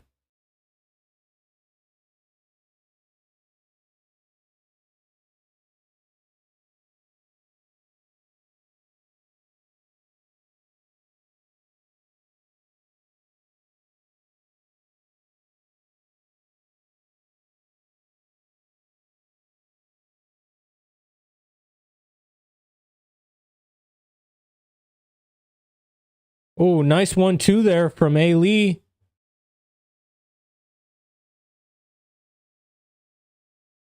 Oh!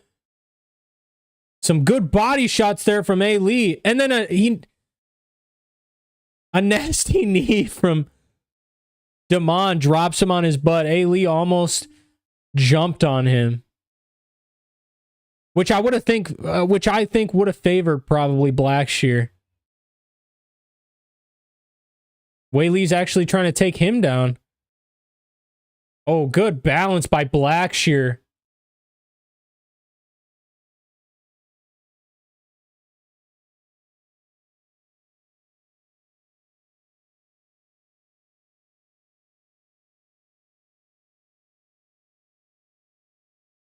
And they break.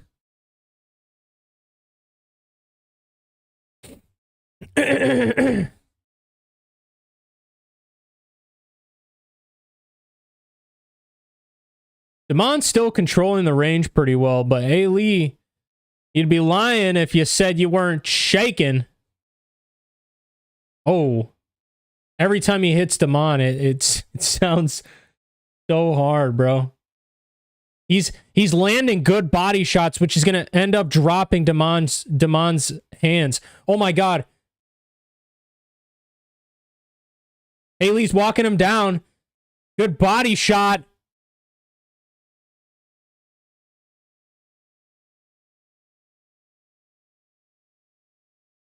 Nice 1-2, and then a nasty front kick by Damon.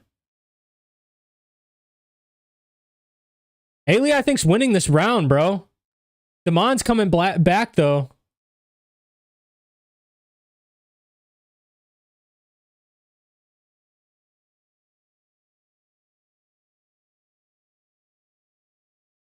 Oh!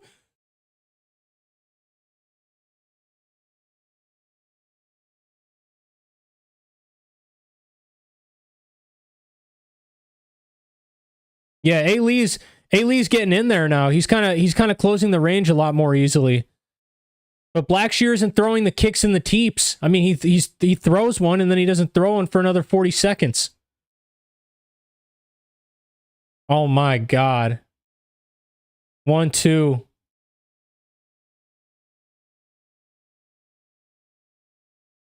Nasty knee up the middle, dude. Blackshear almost landed that. I'm pretty sure he landed like right on the end of Whaley's chin. I don't think it hurt him, but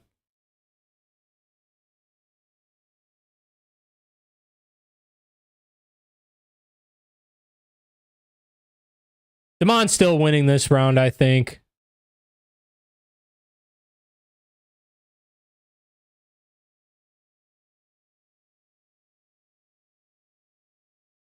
Good body shot there by A. Lee.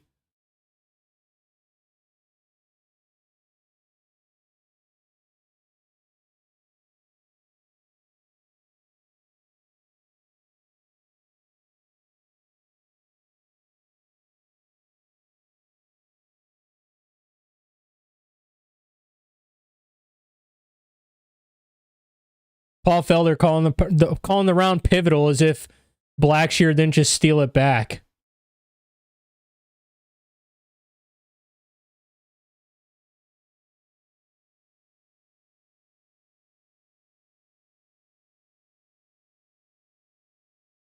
A. Lee needs a finish. A-Lee needs a finish.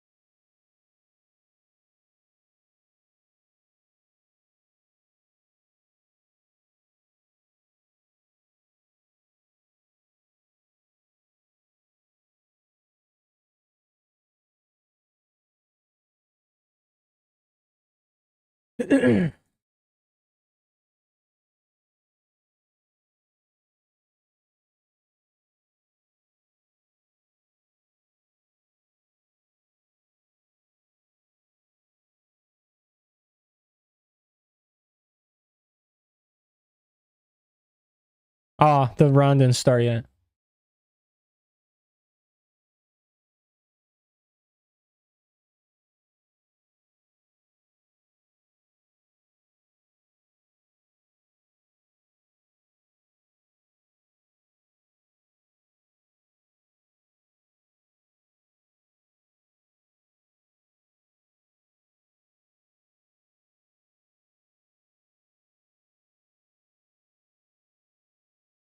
What up, fight lad? What up, what up?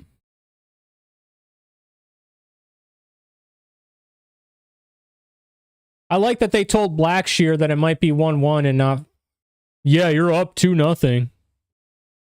I think he still is up 2-0, but...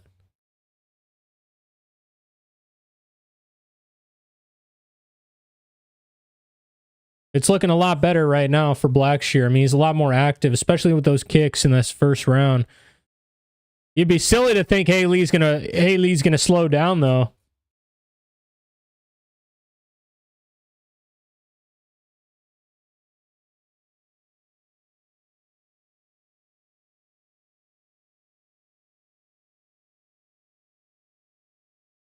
Haley has to keep digging to that body, bro.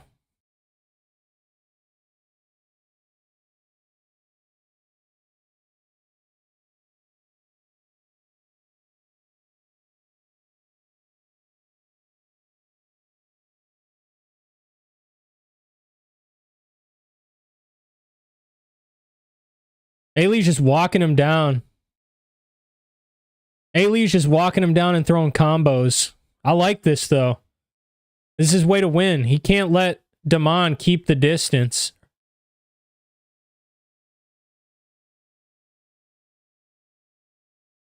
The knees are the only scary thing for me right now with Wei-Li. Or A-Lee.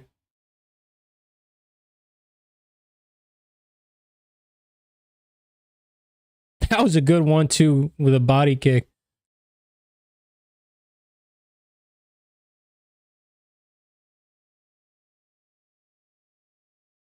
Nice body kick.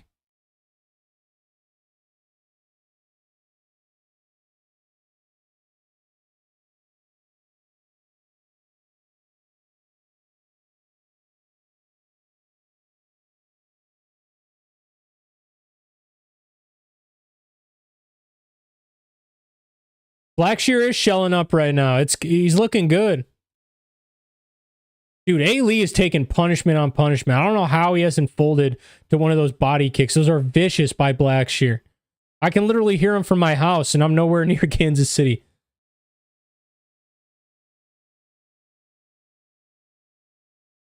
A-Lee's throwing big hooks. Blackshear's just throwing jabs. He's just jabbing him up.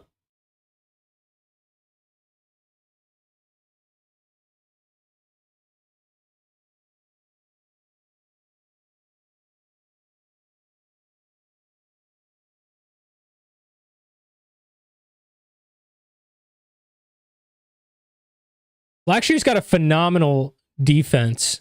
Like, he's got a phenomenal defensive pose where he just throws up his elbow or throws up his shoulder and literally blocks like 80% of the power coming from A-Lee.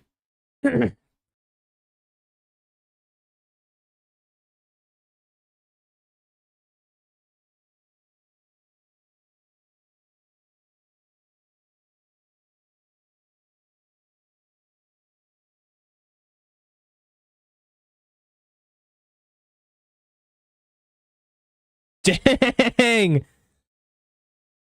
Blackshear doubled his significant strikes in every round.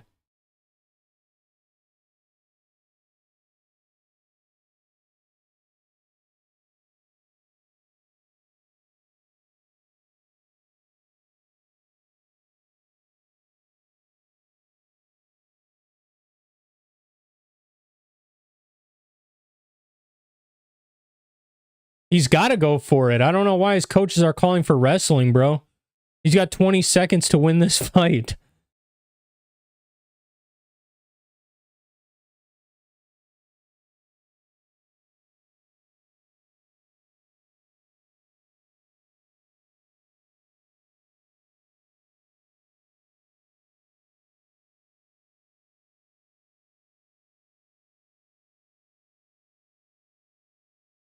Damon Blackshear gets the W. Damon Blackshear gets the W. That wasn't a very eventful fight, eh? We've been spoiled by this card, though. The decisions were bound to come in sooner rather than later. This card absolutely spoiled us.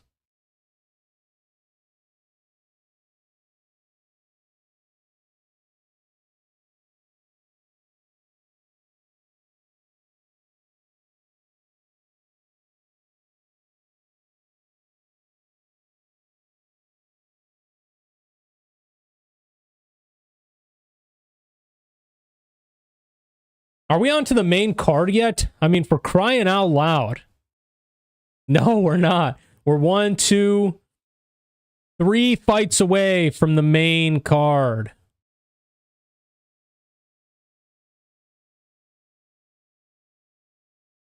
Dang, and there's 6 fights on the main card. Okay, okay.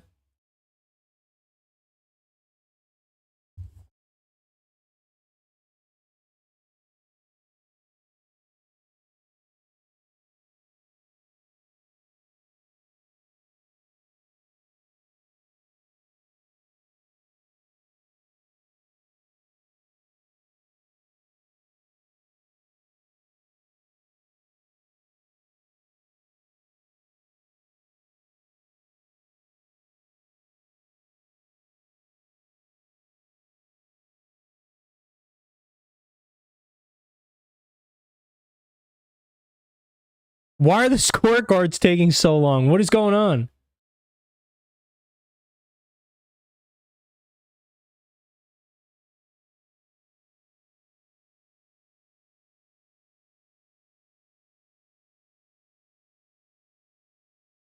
What is going on?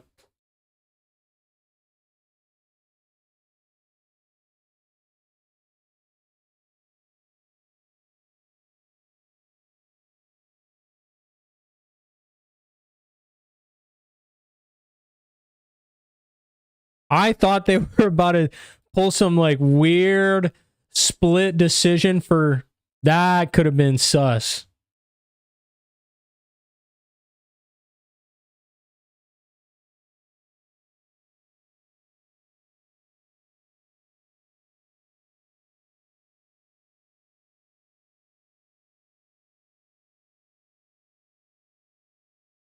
Robbie Lawler out there in his corner.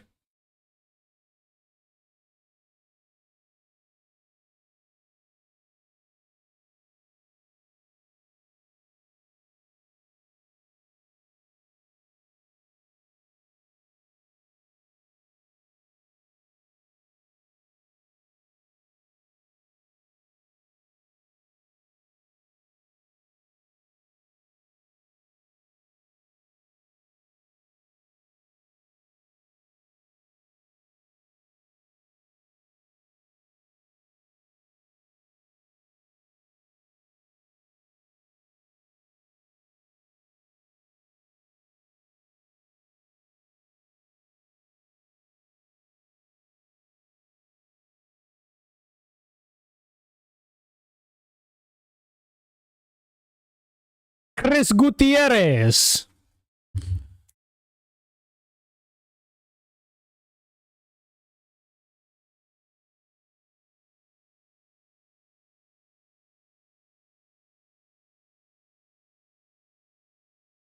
This will be interesting. I think John Castañeda is winning this fight. John Castañeda looks good and he looks ready right now. Chris Gutierrez, I know. I've heard it all. He's a savvy vet. He's this, he's that. He's got great leg kicks. He's got this. He's got that. He's got savviness. Man, I'm not buying it. I'm not buying any of it. John Castañeda is coming in here and he's probably going to win a 29-28. Let's be honest.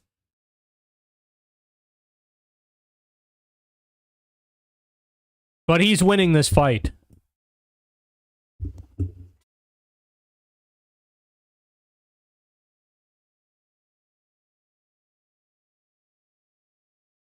He's winning this fight.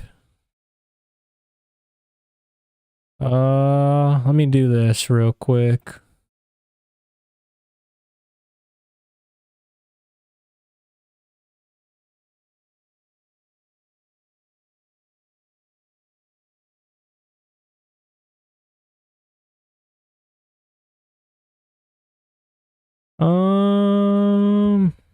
There we go.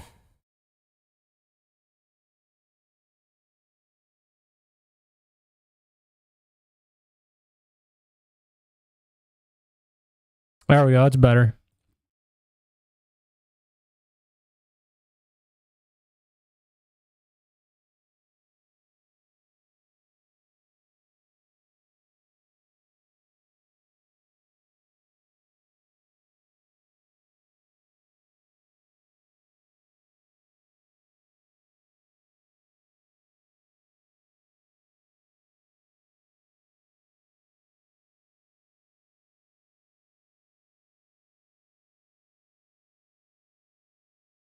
All right, there we go. I'm going to keep my screen like this now. Oh.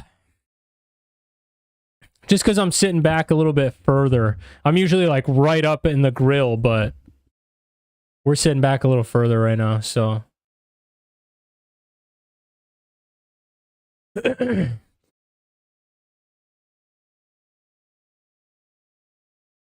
Manito! I expect a war regardless. In what, this fight? John Castañeda and Chris Gutierrez?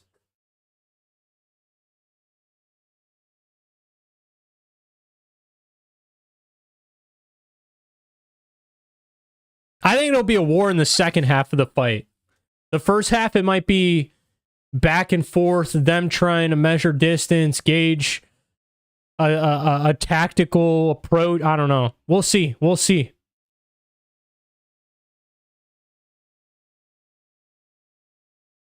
Man, I'm all over Sexy Mexi, though. Let's go.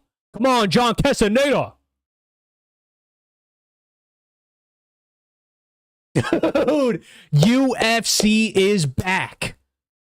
God, bro. It sucks when you go on a 2-week freaking... I guess it's technically a week, but it's only a weekend. It's a weekend, but it's 2 weeks. It's 2 weeks of just no MMA, no good MMA, and then you get a card like this where it's finish on finish on finish.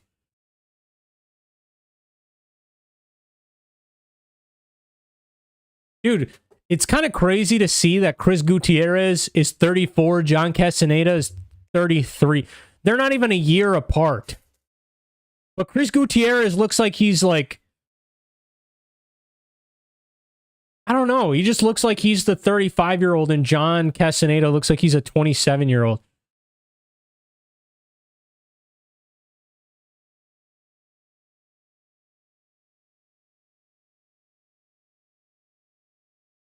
That's what the fight game is all about. Sexy Mexi. Sexy Mexi. Sexy Mexi. Let's go, bro. I wouldn't mind Chris Gutierrez winning this fight, honestly, but I just... A little part of me just wants John Castañeda to win a little bit more.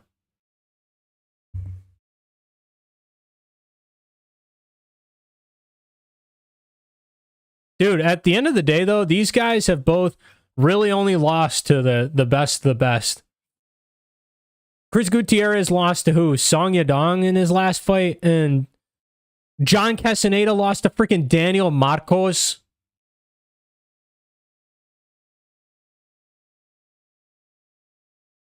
Nice. They dapped up. They dapped up before the fight.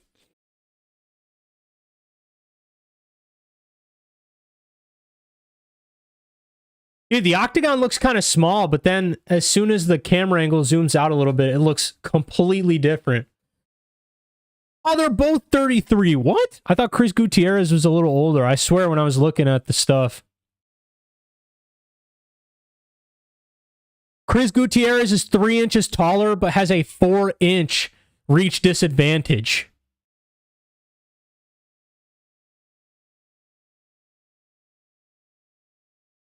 Fighting!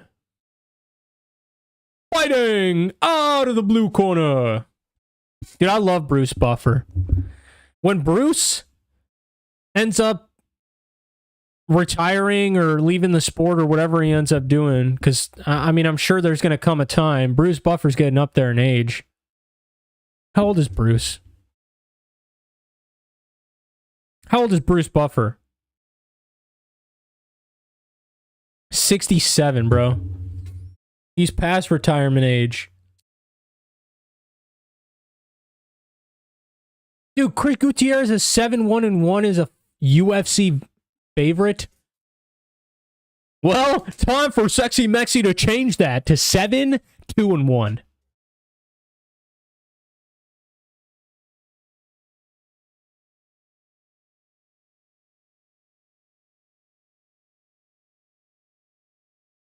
The no-nonsense Keith Peterson.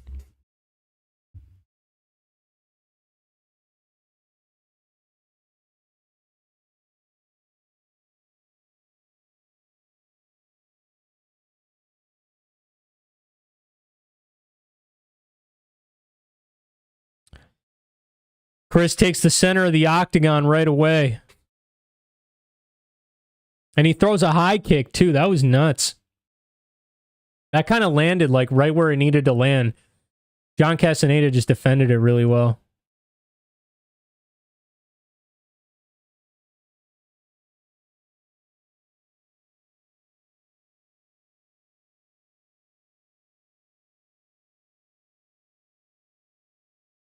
Yeah, this is a good strategy for Chris Gutierrez, is to come in and pressure John to back up. He can't really throw leg kicks walking backwards, and he can't shoot as well. It's a good strat.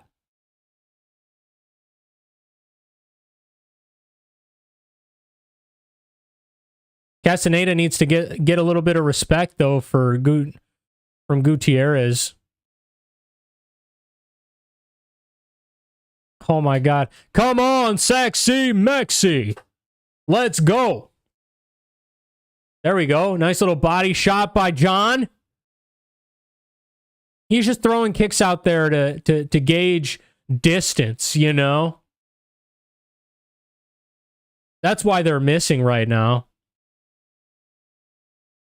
Oh, that was a nasty check by Chris. Chris checked that leg kick bad.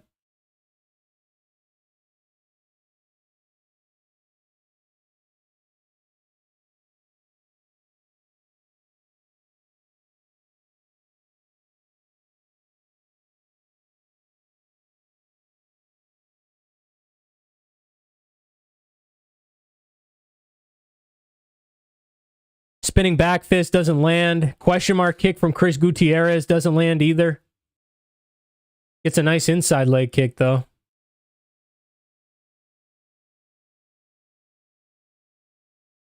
John's starting to get to the center of the octagon now. Castañeda is trying to...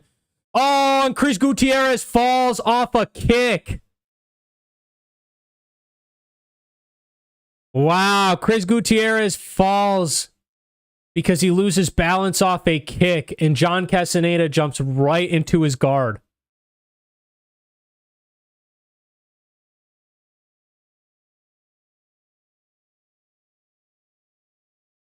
Wow. He might have just screwed himself this first round. Castañeda's good on top, bro. He's got good pressure, and Chris Gutierrez is not the type of guy that's going to do something crazy to get up.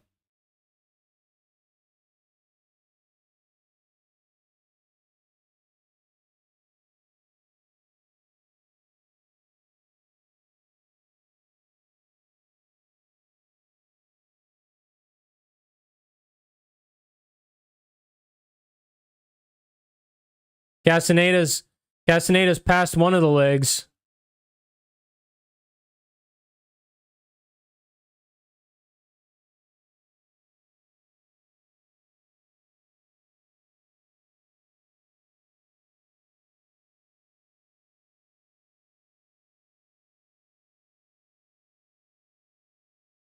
This crowd's getting frustrated, Paul Felder says. I'm getting frustrated too right now.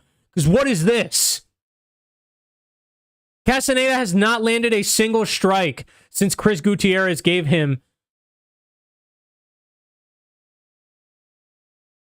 the position on the ground. What is this, bro? Kick him, Chris.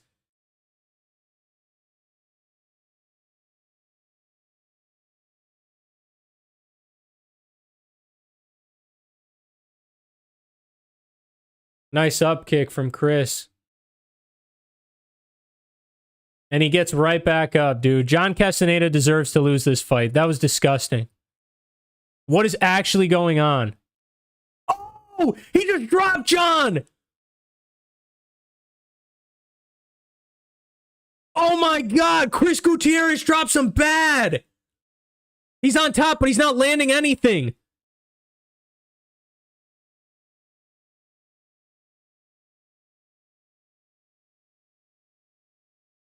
Chris has to do some damage here, bro.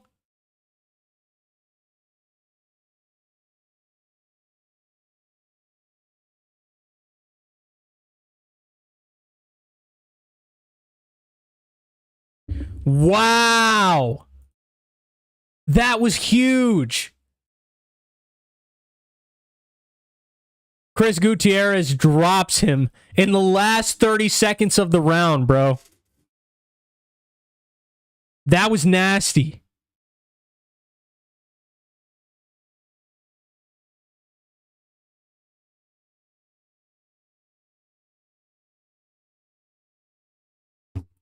That's unbelievable, bro. John Castañeda just fumbled.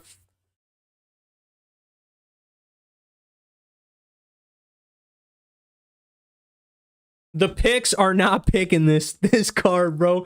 The picks are not picking this card.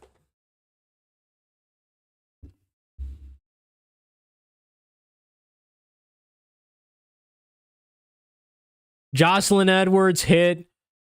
Roberto Romero missed. Amorim hit. Saaiman missed. Damon Blackshear hit. Don't tell me that we're about to go 50% on this card. That is disgusting.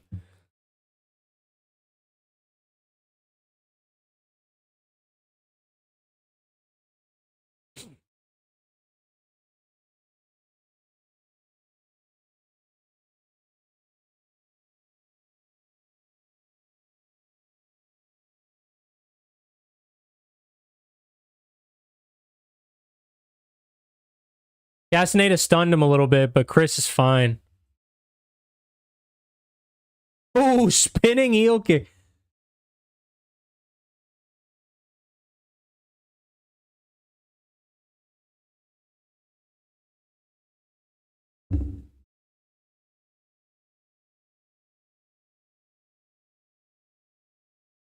Oh my goodness. Oh, that was a nasty kick.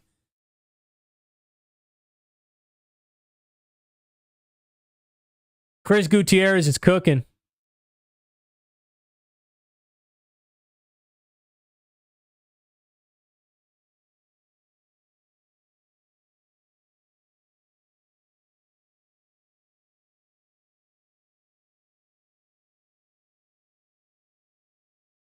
I don't know who got the better exchange of that. They both landed pretty badly.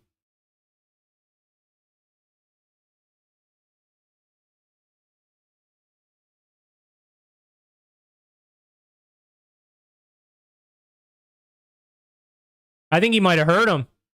I think Chris might have hurt him. I think Chris might have hurt him. Castañeda does not look good right now, bro.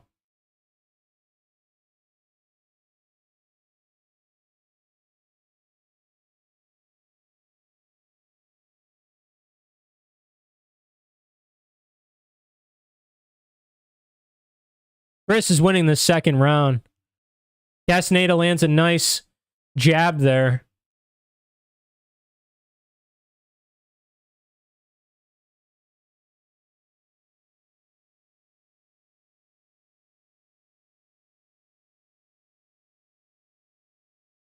Chris got the nasty feints. He's got John biting on just about every feint that he throws. In some sort of way, like a slight little bite.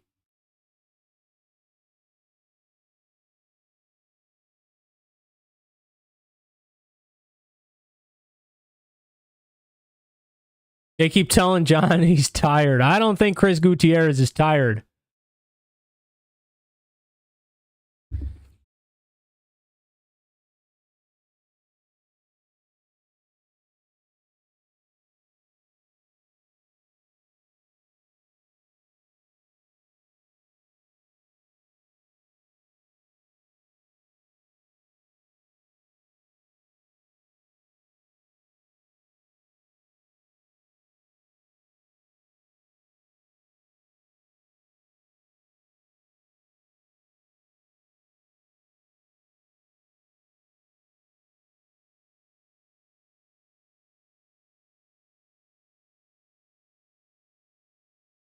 Oh, I'm editing this. I'm transforming the wrong thing. There we go.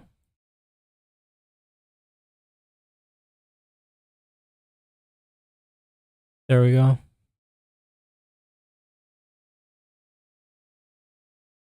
Nice. There we go.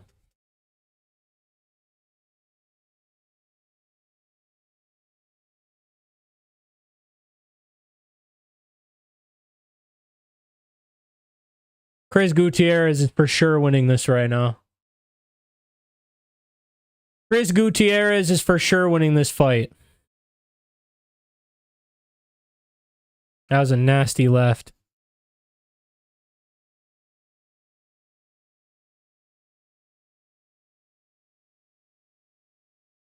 John Castañeda's waving him on. Bro, what are you talking about? What are you talking about?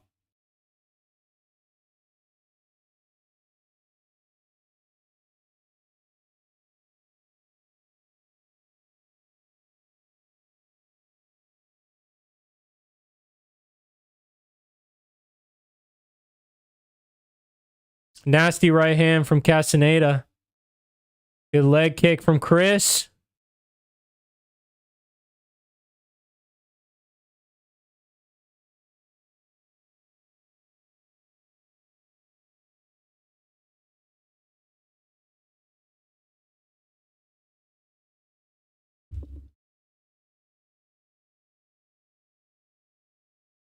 He hit John Castañeda a little bit after the bell. John didn't like that one.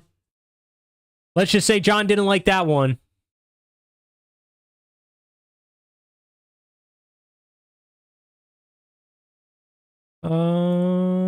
Let's see.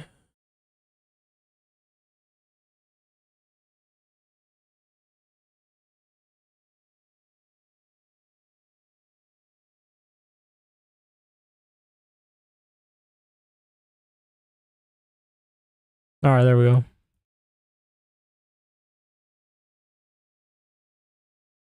Sorry, I just keep editing my face cam, but we're good now. We're good and we're chilling.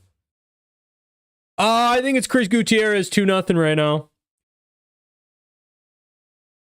I think Chris Gutierrez for sure is winning 2-0 right now. John Castañeda needs a finish.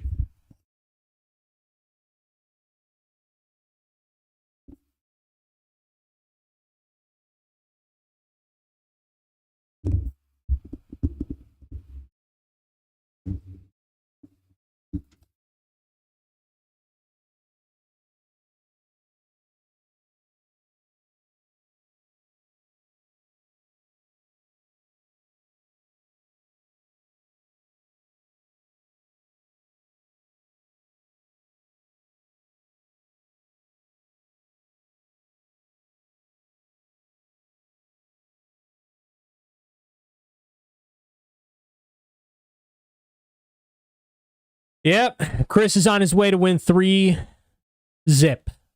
Chris is on his way right now to win 3-zip.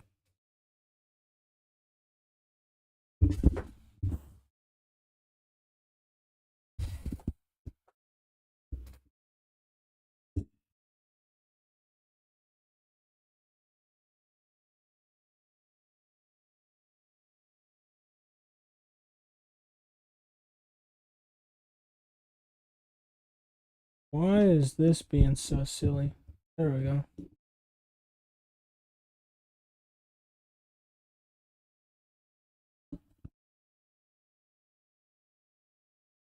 What is going on?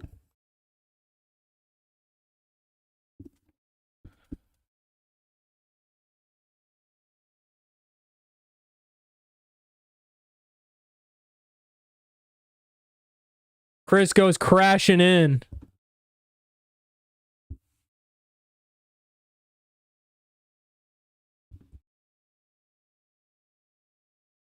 Bro, this is gonna annoy me. Really?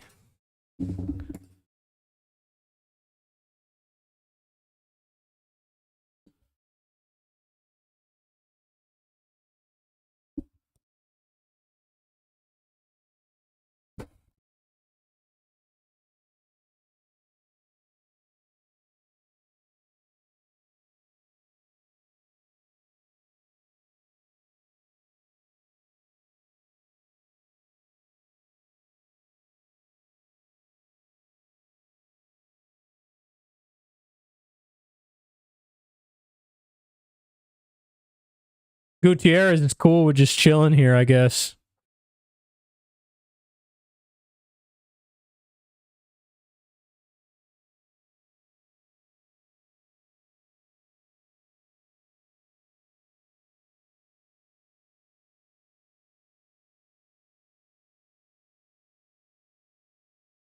Castañeda dumps him, but what? I mean...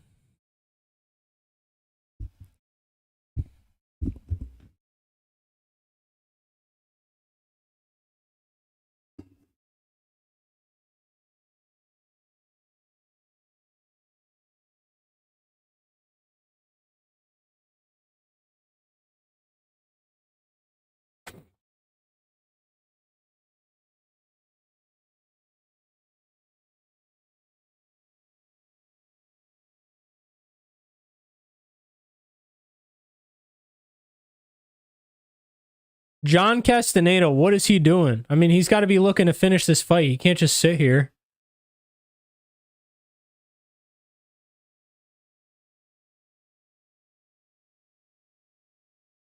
He's got side control, though.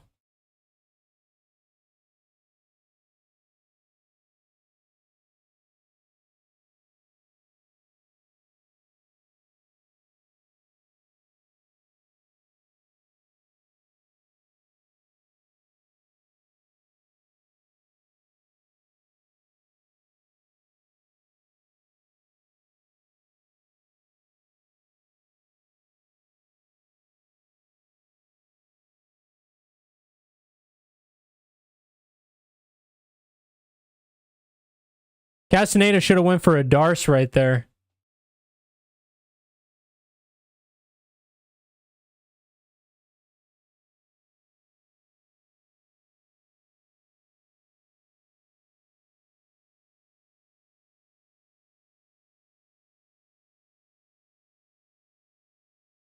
Yep. Yep.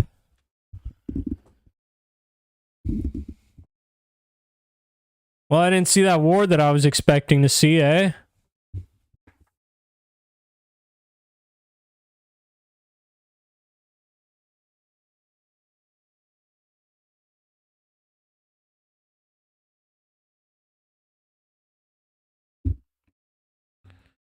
Oh, shoot.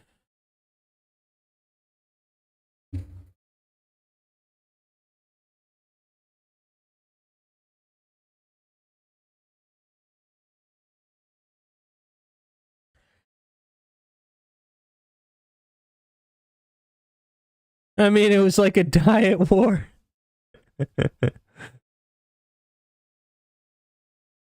Yeah, that was a tough one.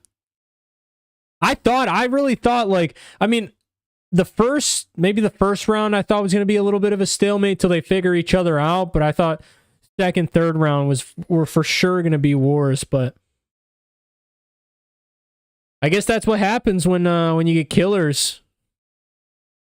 Killers in the octagon, eh? I just hope this doesn't happen with the main event tonight. The last thing I want is Carlos Prates and Ian Garry hugging each other back and forth and doing that for 5 rounds. I don't want to see that.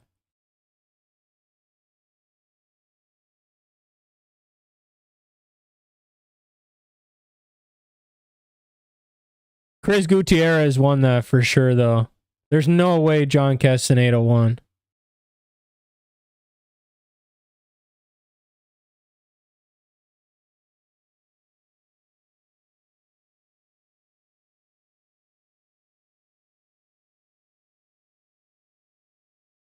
I hate when they put up these split screens.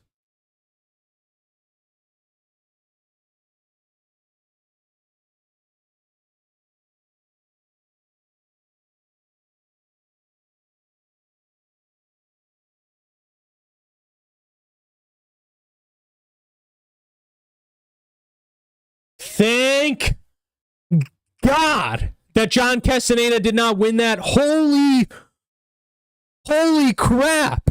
Are we serious? Are we serious?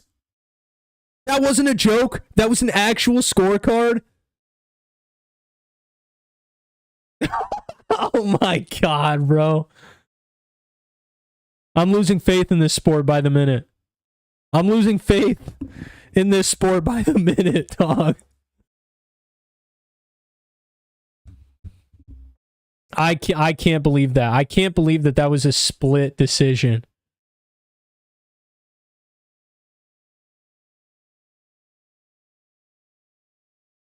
And I wanted John Castañeda to win that fight, but there is absolutely no way.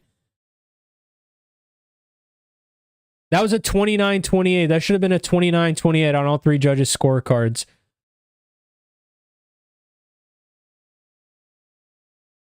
All right, baby. G Money, let's get it, dude. I'm hyped for Gage Young, bro. I can't believe he's an underdog. I would have thought he was the favorite, but I guess it makes sense because he is the one coming in on short notice. Quinlan Salkid, though, I mean, he went toe-to-toe with Quinlan Salkid, and we know what kind of freaking fighter Quinlan Salkid is.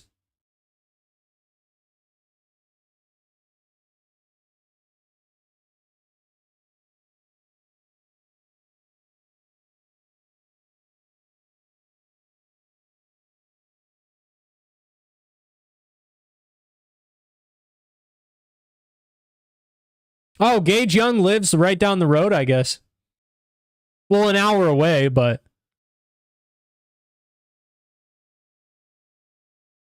Oh, there he is! G Money, baby!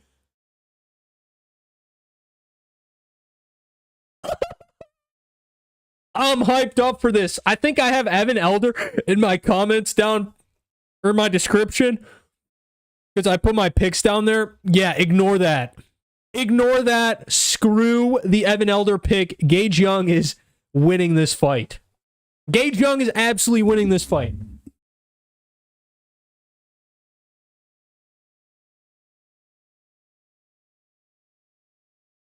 Hold up. Hold up, hold up, hold up. Let him cook. Let him cook, dog. Yeah, I'm hyped for Gage Young. He's underrated, too. He is underrated. I think a lot of people are counting him out, too, because he's like 23, maybe 24.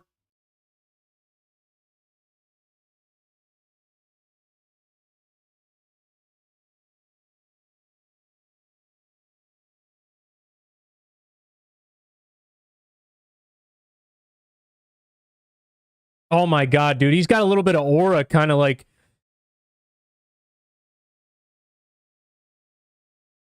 You know, like in cartoons, when someone smells and then they have like that stinky green aura. There's something about Gage Young where he has like blue aura just streaking off of him. It's not stinky aura. It's something else. It's something else. I think it's just he's prepared for this. He's prepared for this moment. And he's ready to cook. I mean, he just entered the kitchen, bro. He's ready to cook. Look at Evan Elder. He like knows everyone in the crowd. What's going on here? Jesus.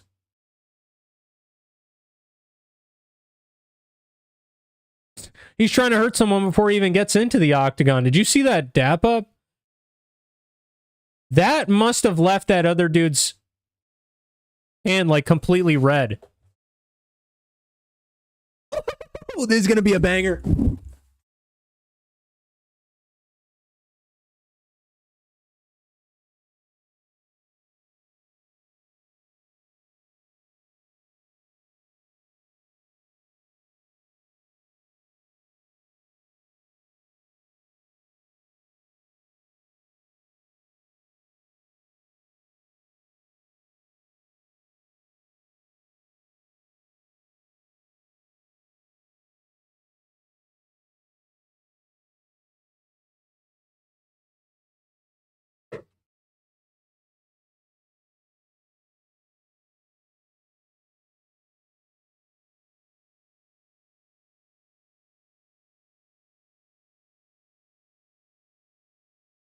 Yeah, I don't know. I didn't see the blue aura coming from Evan Elder, bro.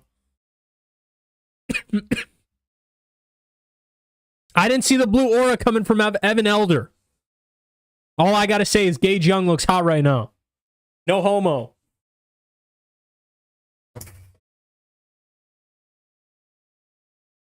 Fudge, dude. I just smacked the crap out of my fingers.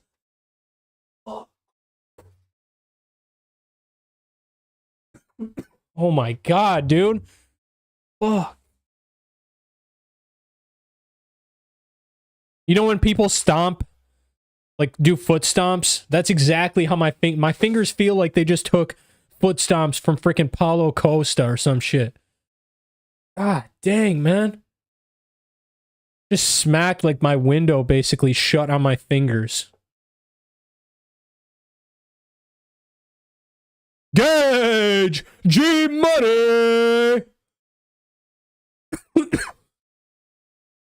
Dude, that guy had a wicked mustache in the stands, bro. They just showed some dude with a wicked mustache in the stands.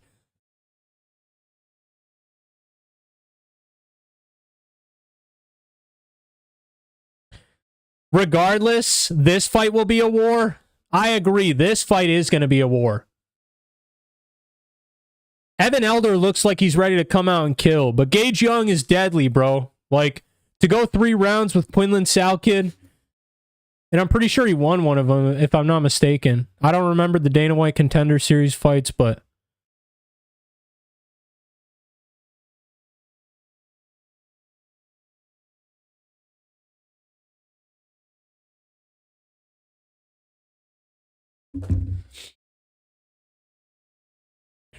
All right. We are on, bro.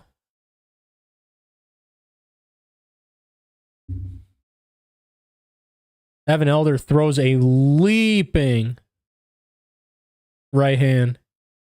That was insane. He, like, threw out his whole entire body to throw that.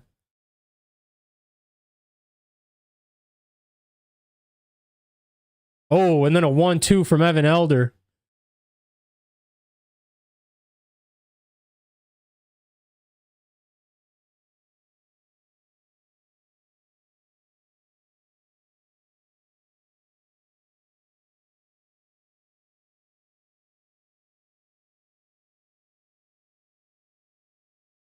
Oh my god, Evan Elder is cracking him. Oh no. And he's trying to take him down. He's working hard for this. Come on, Gage. Yes. Nice! He just threw him off! Are you kidding me? What kind of fucking power is that? Holy sh... Wow, dude. He literally just threw him. Oh, Evan Elder is gassed, bro. Gage is about to pick him apart. And Evan Elder lands a right hand as soon as I say that. I'm going to shut up and stop jinxing him. Gage is tracking him down really well, though. This is nice. He's keeping the space pretty well, but Evan just like, he overextends with whatever he throws. That was a vicious leg kick. Holy sh... Dude, Gage Young is throwing pitter-patter strikes, bro. I need you cracking him. Come on. Evan Elder throws another nasty right hand. Oh my god, dude. No, an eye poke. No. Dude, Justice Young was getting momentum too. Fuck.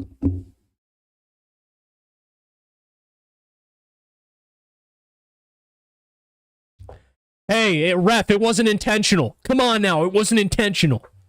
Clearly he was winning that fight. He wants it to keep going on.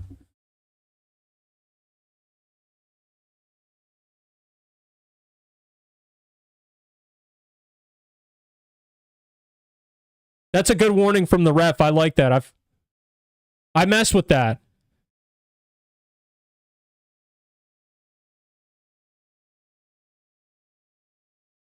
Nice body kick from Young. And then Elder returns one.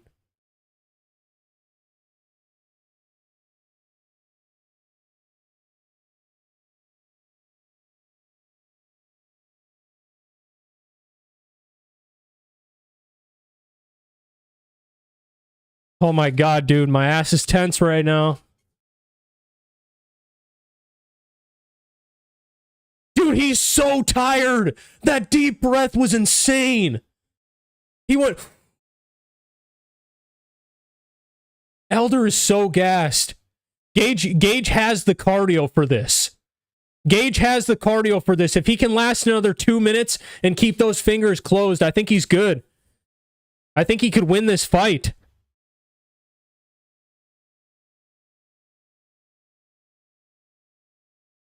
Nice. There you go. Just touch him up, Gage.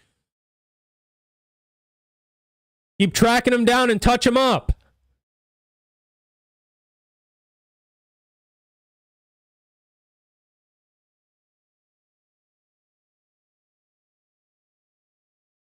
Nice. Good jabs. Good jabs from Young. Elder's definitely winning this fight right now. Dude, holy crap. That was a nasty spinning heel kick by Evan Elder.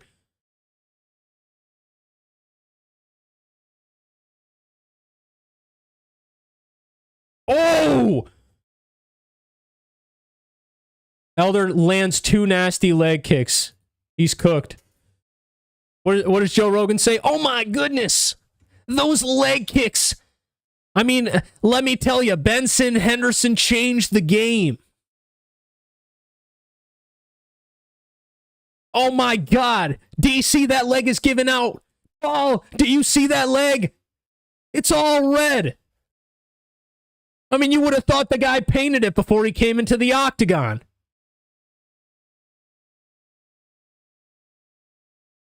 This is good pressure, but Evan Elder cooked that first round, bro. He did really good in that first round. He's playing... Oh my god, dude. How is Gage Young taking these body kicks and these leg kicks?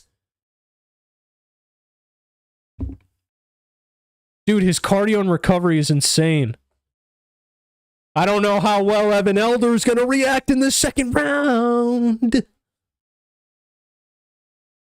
This is a good fight, though.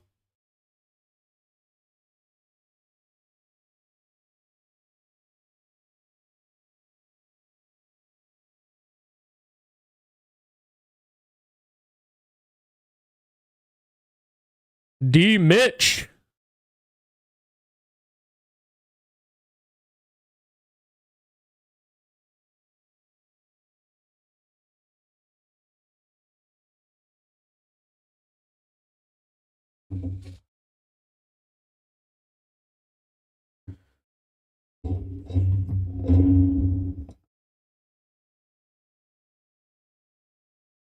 There we go. There we go. Now we crack a lacking.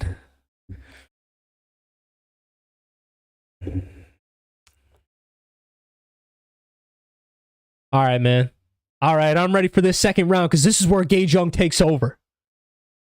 This is where Gage Young comes out to play. Evan Elder's going to be dangerous in this first minute and a half, and then he's going to slow down. He already took a deep breath. You see that? He already took a deep breath. Nice body kick. Fuck, those body kicks are nasty. Gage is going to the body now. Oh, nasty 1-2. Or nasty 2-1, sorry. It was a 2-1. Oh my God, Young's clipping him with that 2. Nice head kicks from Young. Young just chips away. This is nice.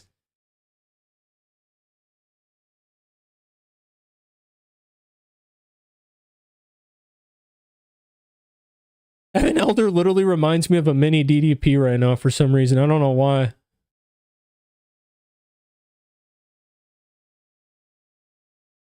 He just kind of looks like DDP, I guess. Drickus Duplessis. Speaking of Drickus, hopefully him and Hamzat are fighting soon. And not for like UFC 330 or some crap. If I have to wait another 2 years to see that? Are you kidding me?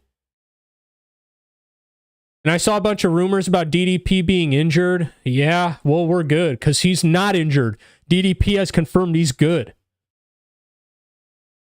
Oh my God. Evan Elder's kicks are nasty, bro. They land with so much power and so much intent. It's actually nuts. It's scary. That nasty right hand there by Evan Elder again. Body kick, and then he missed the right hand because he threw the body kick. And Gage Young moved out the way. Evan Elder's he's just dominating this fight right now.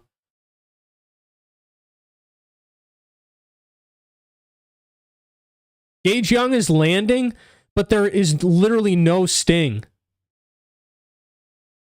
Versus Evan Elder, who's like, you can hear his punches from outside of the octagon. Like in the crowd. I'm sure some of the nosebleeds hear it.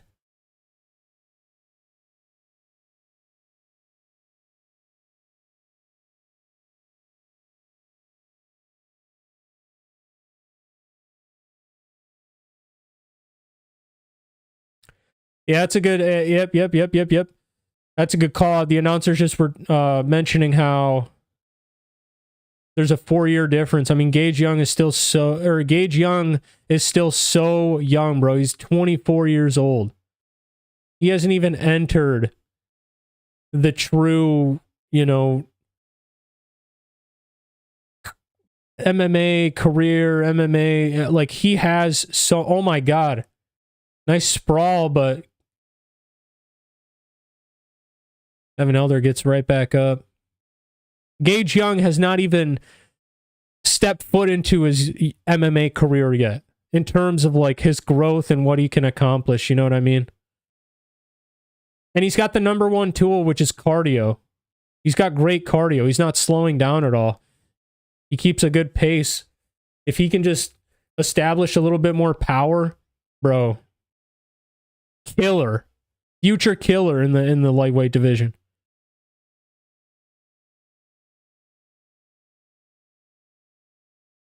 Dude, that just...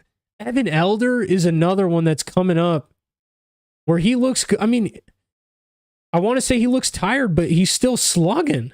He's still slugging and landing these giant shots on Gage.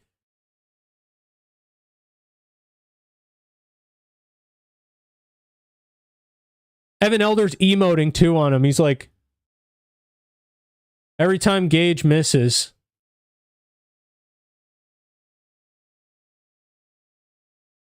Ref, warn him about the fingers before he pokes him in the eye again.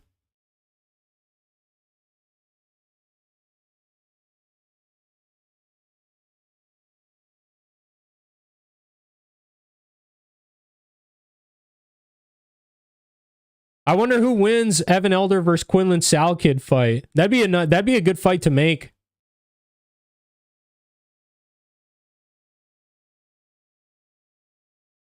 That'd be a really good fight to make. Evan Elder versus Quinlan Salkid.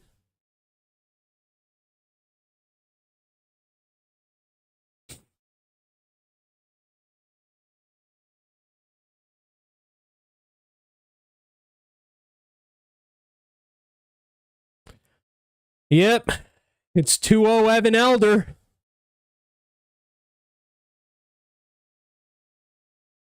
Yeah, Evan Elder versus Quinlan Salkid would be an epic fight if the UFC could book it. International Fight Week. Where's Evan Elder from? Let me check real quick. Oh, Evan Elder, USA. We book it against Quinlan Salkid, who I believe is from Australia, if I'm not mistaken.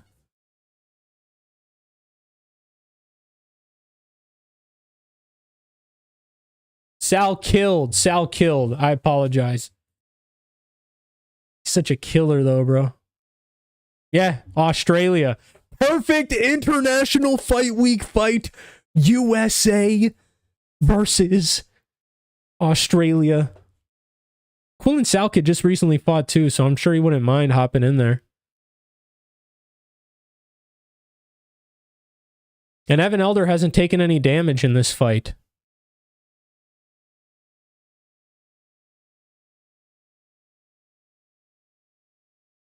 Oh, they hugging it out and shit.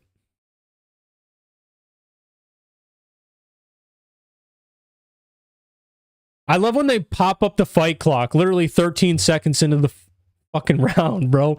What is this? Still isn't a fight clock. Oh my God, they literally popped it up 30 or 20... 23 seconds into the freaking fight. That's insane. That is insane. The crew is kind of slacking.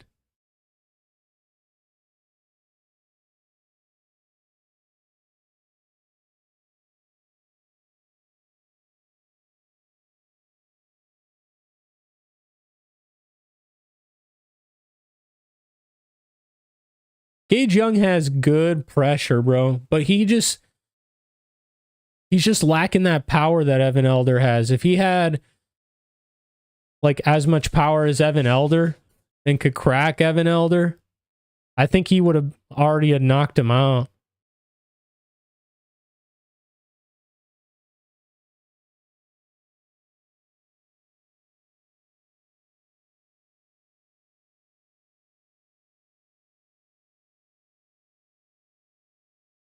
Dude, I mean, they are putting it on, bro. What?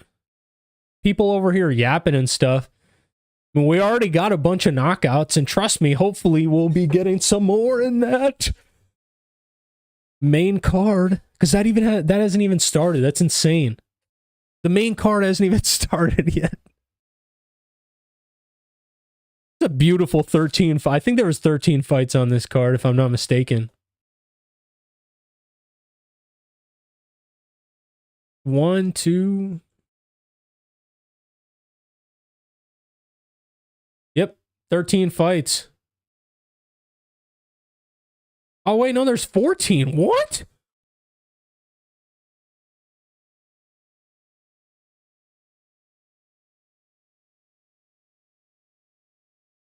There's 14 fights on this card, bro. Did I list all my...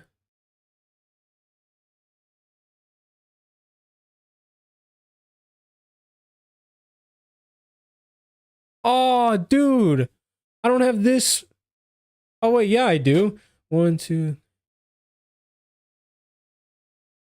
Wow, no. I just miscounted the entire time. I was under the impression that there was only 13 fights on this card. There's 14 fights on this card.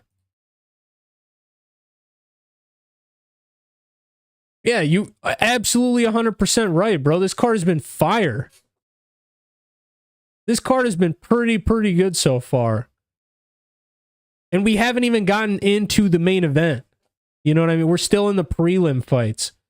I didn't expect, all I can say is I didn't expect this from the prelims. I really didn't.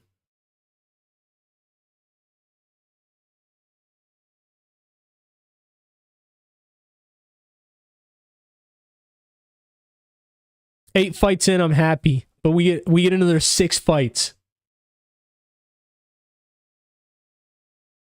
Yeah, Evan Elder probably won this last round too, bro. Gage Young isn't doing anything but pressuring him and then landing a little bit here and there.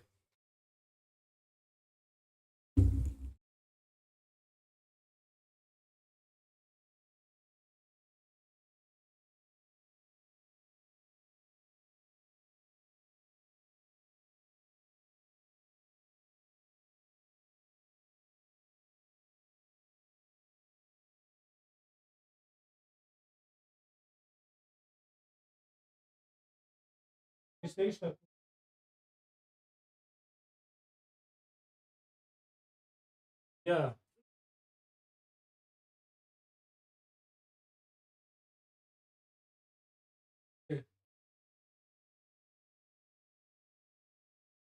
Заручили. Okay.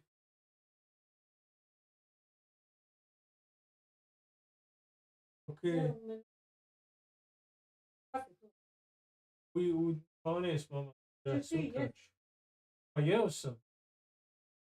Да, сама на Киев поймался.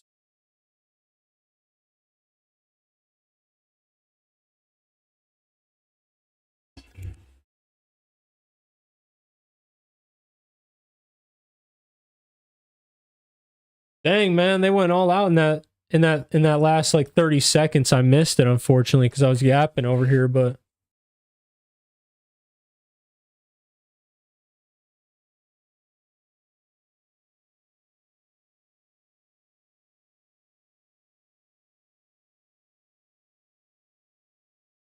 phenomenal. Phenomenal fight. Phenomenal card so far. I'm rating it high, man. Evan Elder probably won though, 20. There's going to be a weird 29-28 in there because you know some judge is going to be like, well, I thought the pressure was nice.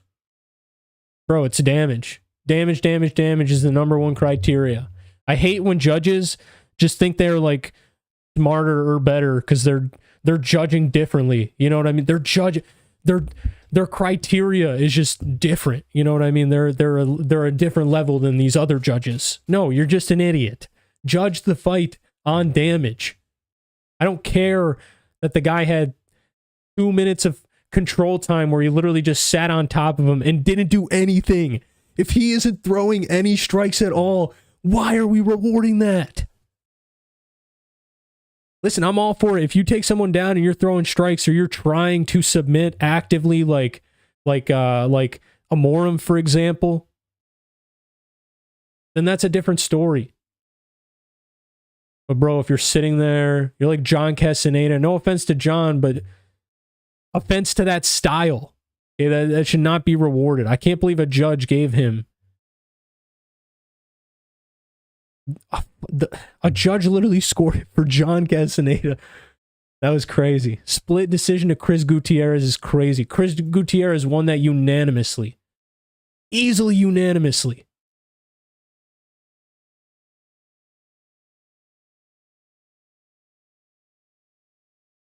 Makes me mad. But listen, the pick hits. I wanted Gage Young to win, but I picked Evan Elder because ultimately I don't pick with my heart, I pick with my brain. And now we get to see hopefully a 30-second knockout or a 30-second submission.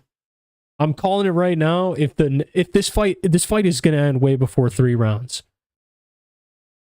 If this fight ends in a knockout, it's Matt Schnell knocking Jimmy Flick out. If this fight ends in a submission, it's Jimmy Flick submitting Matt Schnell. And whoever loses this is going to lose brutally. I do truly believe whoever loses this is going to lose pretty brutally.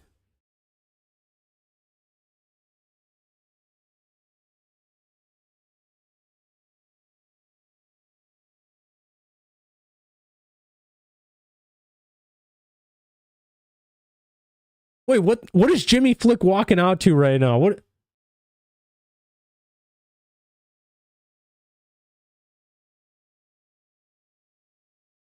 Nah, I'm telling you, Jimmy Flick is going to submit Matt Schnell. There's like in my mind right now, originally before the fight card started, I was like 55% toward the Matt Schnell knockout, and then I was like 45% toward the Jimmy Flick submission. I have now completely flipped. I'm like 2/3 for the Jimmy Flick sub, and a third of me thinks that Matt Schnell still has the potential to knock him out. But Jimmy Flick walking out the way he just walked out, Jimmy Flick is going to submit Matt Schnell, bro. He's going to submit him. This is going to be a nasty masterclass in jiu-jitsu by Jimmy Flick.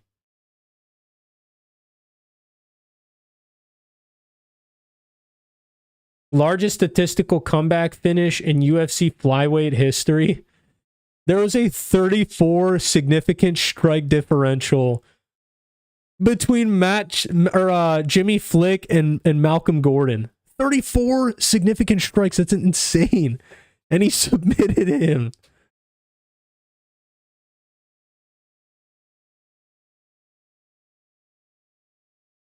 Oh, yeah, Matt Schnell is getting submitted. Just the way he's walking out right now, I think so.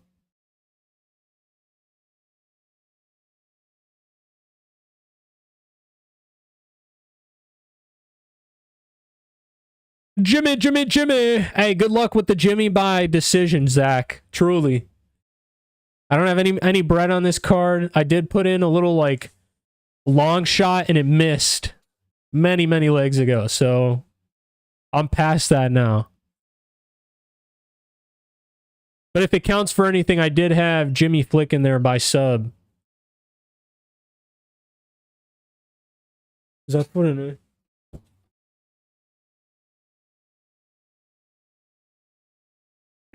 I did have Jimmy by sub, so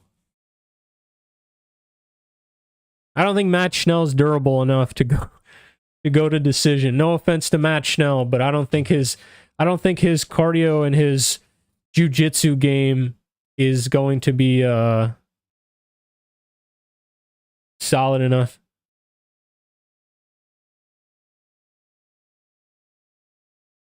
It's cool to see, though, that the UFC gave Matt Schnell another shot and actually gave him a favorable matchup. Honestly, this is a favorable matchup for Matt Schnell.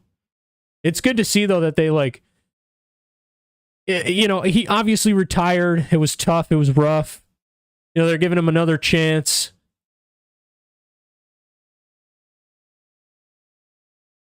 I like how they didn't just feed him to, like, you know, a Joshua Van or some shit. You know, God forbid. God forbid.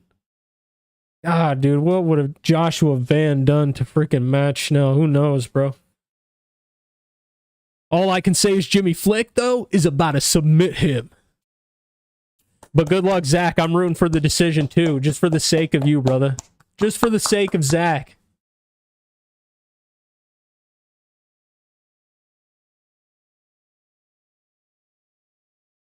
Matt Schnell's striking is I'm not even gonna lie, it's crispy and it's fast.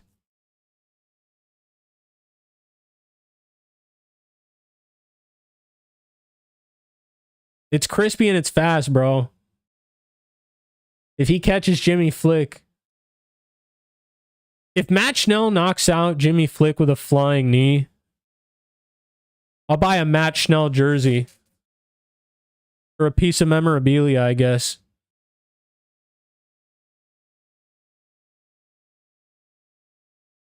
This fight's gonna be a war.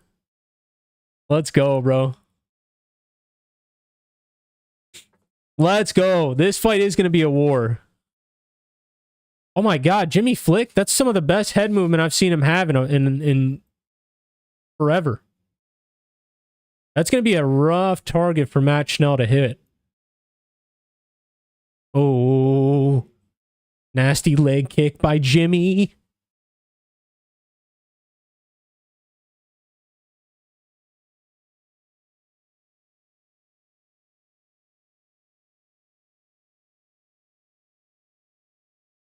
Oh, you got no bread on this? Then Jimmy Flick by sub it is. Yeah, never mind. Matt Schnell's probably going to knock him out. There's no way Jimmy Flick gets us to the ground, right? Am I tripping, or is that unfortunately the case? There's no way Jimmy Flick is getting this to the ground. My God, now Flick's piecing him up a little bit. Oh! Good shot by Jimmy. Oh, that was a nasty. It's over.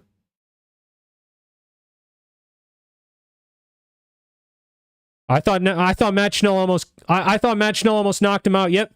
Jimmy Flick got him on the ground. He's about to tie up those legs. Yep, it's over. Matt Schnell's about to get submitted.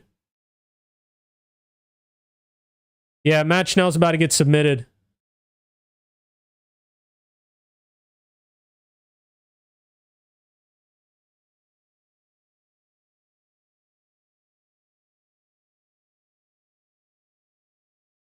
Oh, Schnell's back up. Almost.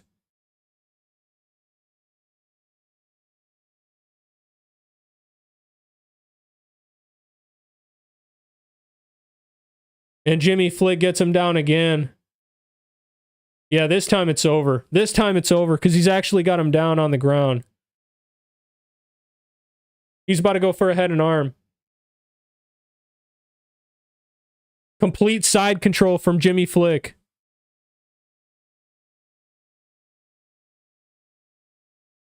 Oh my God. Yeah, it's over. Jimmy Flick's about to get the arm.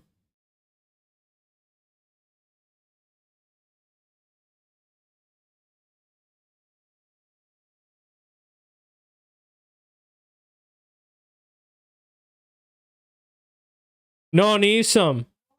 Need some. No, need some. Yes, some. Oh my God, Matt Schnell's about to submit him. Oh my God, what? Jimmy Flick literally just gave him a triangle. What's he doing? No way! Dude, if he gives Matt Schnell the triangle, I swear to God.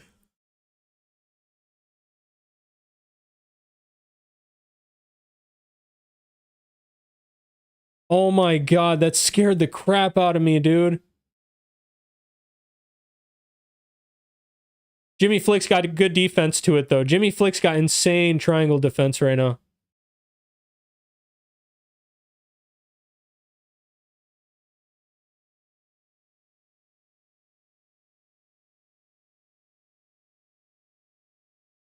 Jimmy Flick's good. Why doesn't Flick take the top mount, bro? What's he doing in half?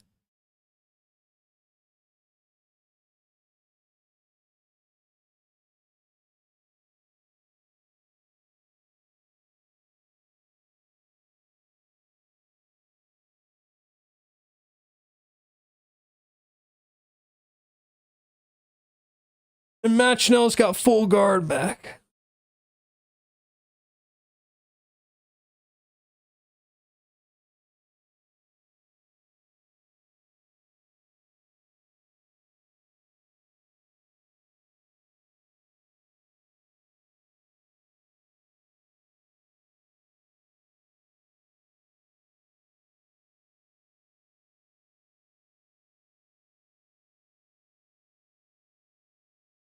Oh my God, dude. Jimmy Flick was right there, bro. He had the half guard. Oh my God, and Matt Schnell keeps throwing up this triangle that's like inches away from being cinched. It's literally inches away.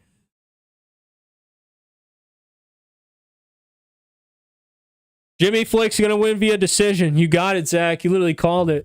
I don't know why I sit here and doubt it every time. No, I'm just kidding.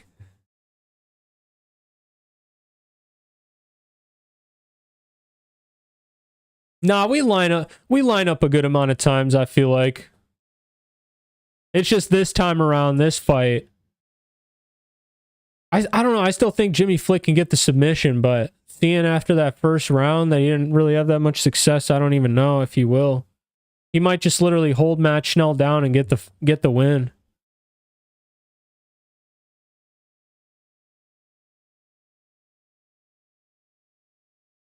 It's crazy. Never did I think this fight was going to get out of the first round. I really thought Matt Schnell was either going to piece him up and crack Jimmy Flick, or Jimmy was just going to cinch something in.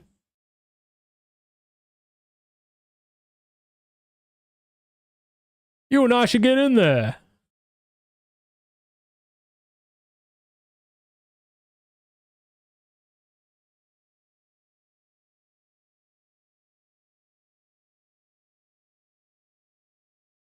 Oh,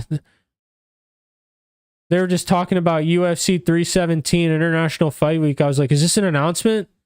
Nah. It's just letting you know that they're doing some BS promotion or some shit. Jimmy Flick's about to get him down again. Nope. Schnell's got a guillotine. And he's out of it.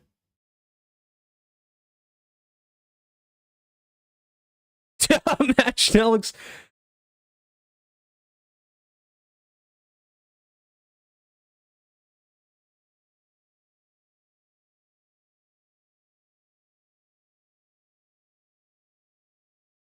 Oh, he just gave him that position.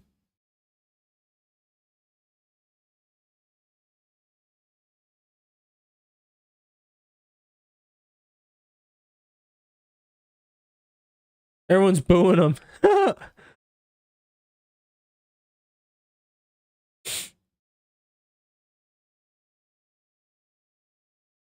Hey, I will say Jimmy Flick is implementing the perfect Jimmy Flick game plan right here.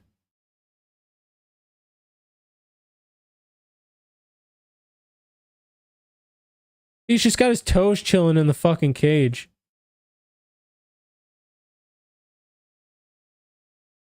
Oh, it's over. It's over. Jimmy Flick by submission.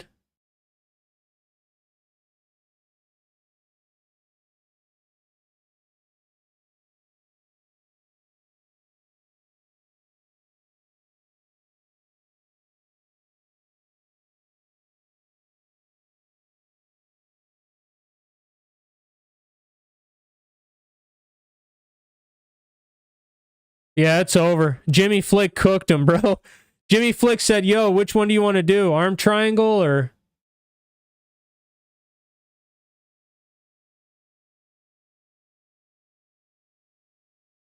Oh, wow. Matt Schnell gets out. What the What?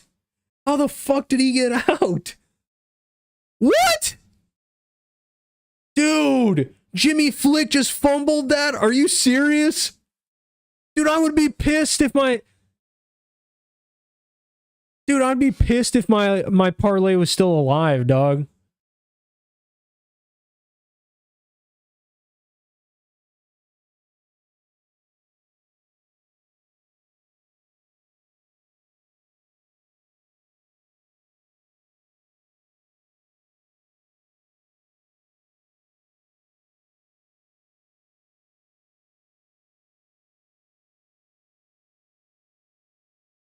Oh, Jimmy Flick by submission. It's over. No, and Matt Schnell gets out. What?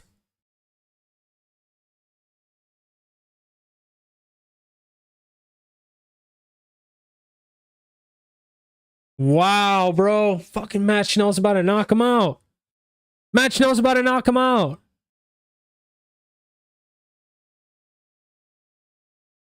Oh, nasty up kick.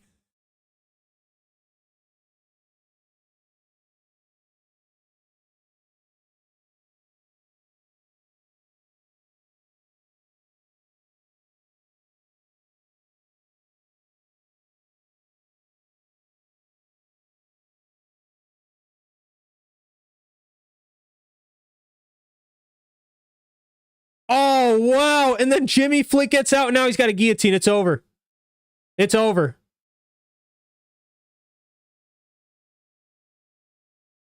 And Matt Schnell's out again. I feel like freaking DC.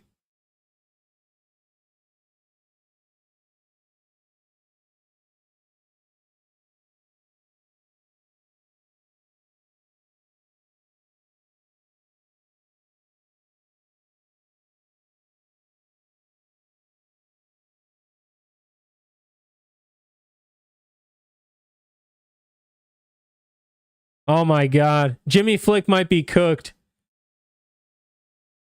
Jimmy Flick might be cooked. He's busted open. Oh, that was a nasty... Dude, Jimmy Flick is busted open. Matt Schnell jumps good.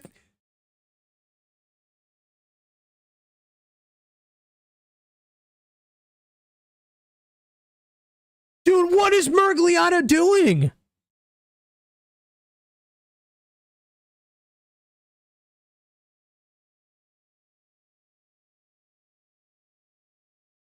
Dude, he just took Matt Schnell's finish away, dog.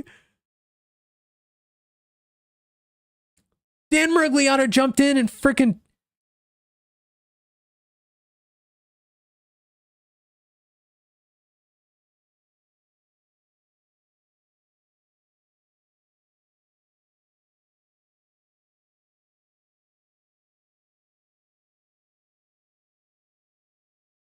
Wow, dude, Murgliata fucked that up completely, bro. Matt Schnell would have had a submission right there. What an idiot, dude. No, I'm just... I can't believe Dan Murgliata just did that, though.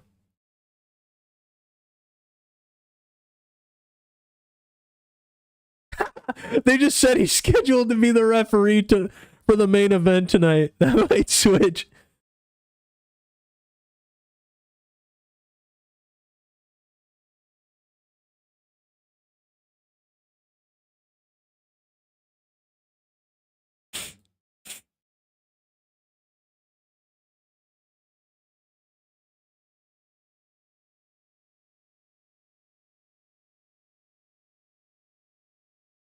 Yeah, it's 1-1 right now.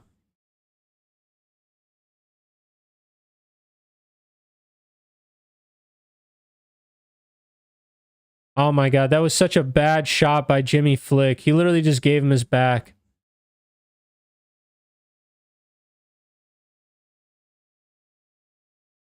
Oh, never mind. Jimmy Flick gets him on his back. Wow, he's got him on his back. Matt Schnell is on his back again.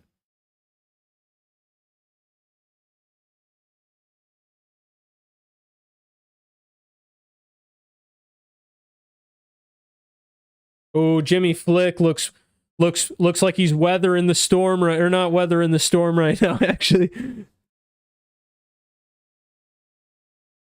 Yeah, Jimmy Flick looks bad, bro. The cut's back open, and he looks tired, bro. Matt Schnell sets a frantic pace. That was such a nice sprawl.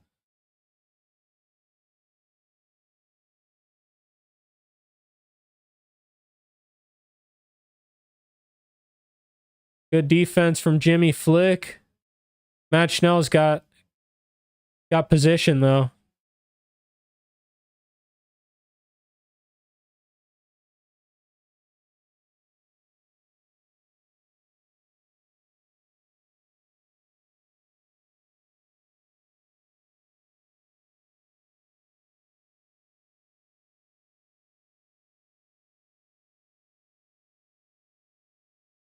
Wow, Jimmy Flick gets out of it.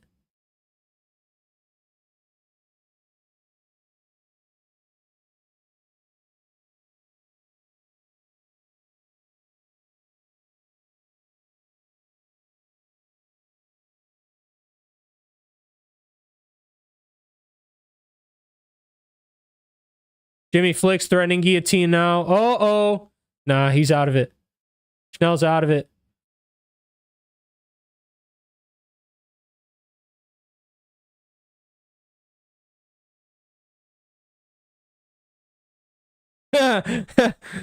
They're each taking turns daring each other to guillotine, huh? That was a good one.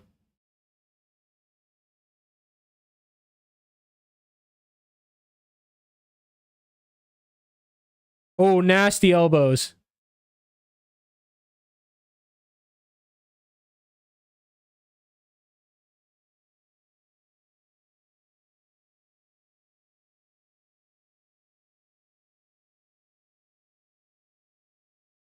Schnell's got a guillotine. Schnell's got a guillotine. Nah, Jimmy Flick's safe. No, he's not. Schnell uses it to freaking roll right back on top. Wow. Matt Schnell decision, bro.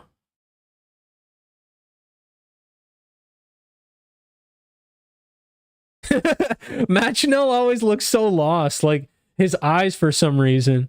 I don't know why, but they always just look like he's so lost, like, in what he's doing. I don't know. It's funny. Clearly he's not, you know what I mean? But oh, it's over.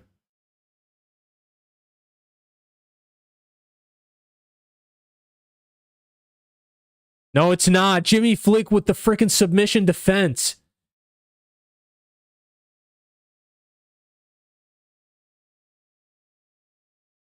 He's not entirely out of danger, though.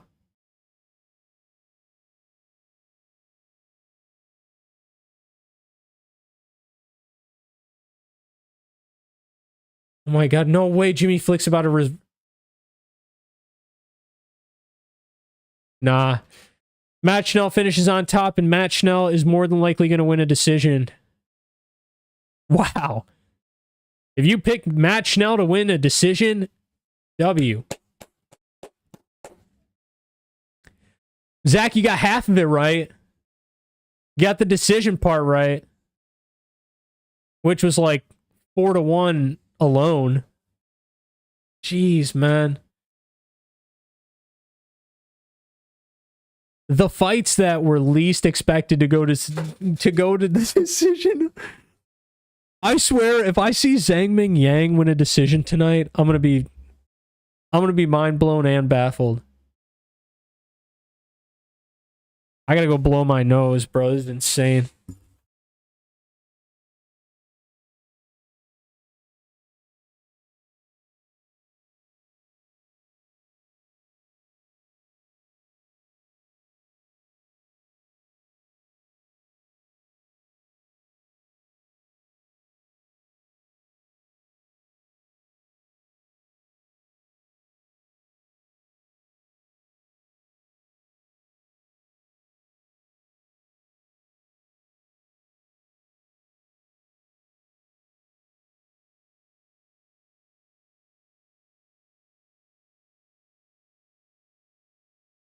Wow. What is it? Someone's going to score for Jimmy Flick, I swear.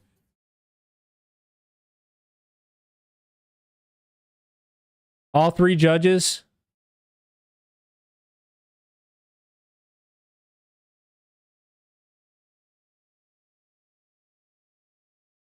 Matt Schnell. For some reason, I literally thought they said Jimmy Flick. I was like, what? The fuck is going on?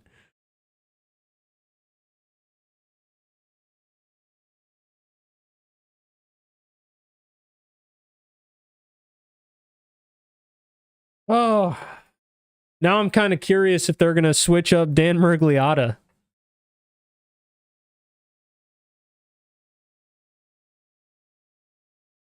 Six-fight main card. Let's get into it, man. It's about time.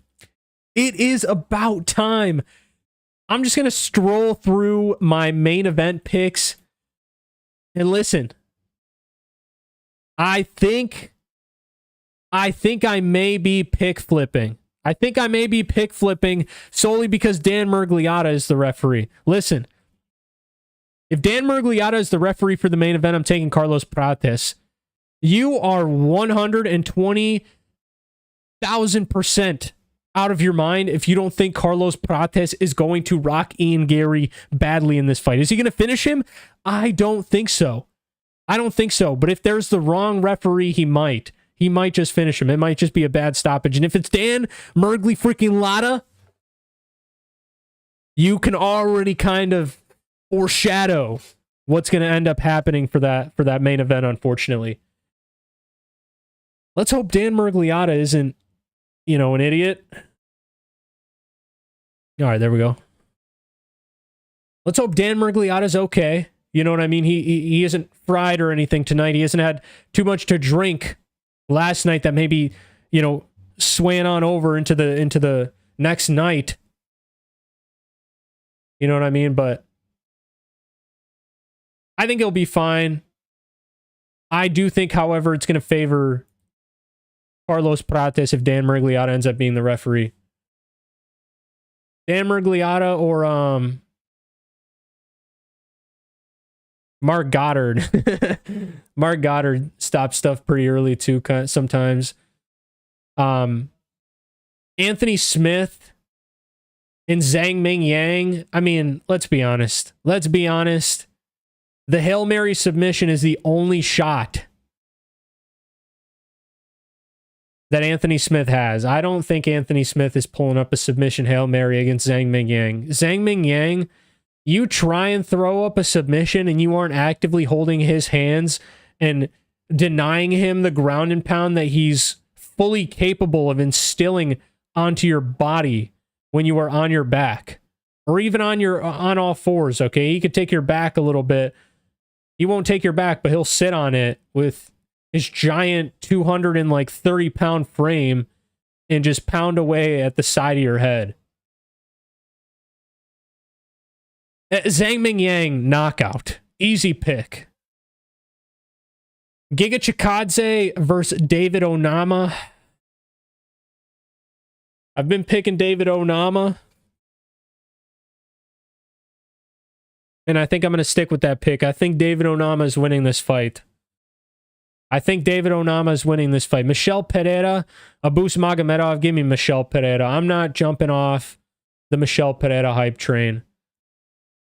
Randy Brown and Nicolas Dalby. Give me Randy Brown to go in there and knock Nicolas Dalby out. I was originally thinking decision. Dalby has taken punishment. Okay, he's 40 years old. Randy Brown is going to TKO him. And Ikram Aliskerov, he's dominating André Muniz. He's dominating André. If Ikram Aliskerov loses this fight, then Hamzat Chimaev is losing his fight against DDP. Which I actually think will happen, by the way. I think DDP is just going to be too unorthodox, too weird. And he has plot armor, bro. You can't sit here and deny that he doesn't have fucking plot armor.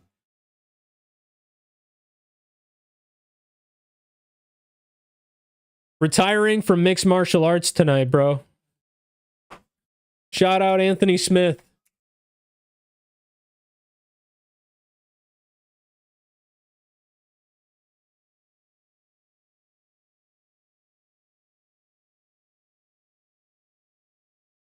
Anthony Smith's only 36, but he's had a lot of fights, bro.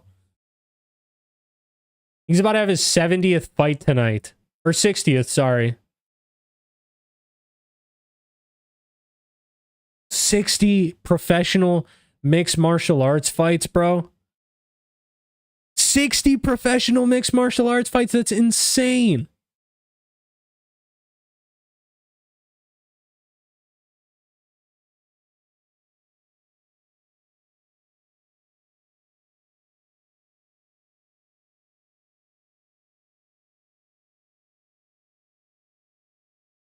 Former title weight challenger. Respect, bro. Seriously.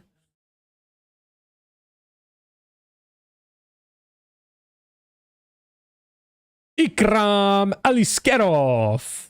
I actually like Ikram. I was kind of pissed that he had to fight Robert Whittaker because I was all over the Reaper KO. I wasn't over the Reaper KO, but I did think that Robert Whittaker was going to come in and like show out against Ikram, and he clearly did.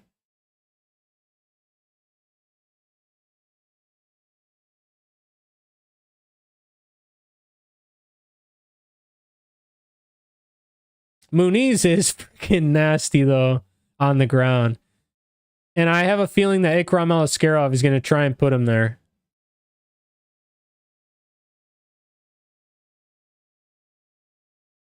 He's a really good striker, though, too.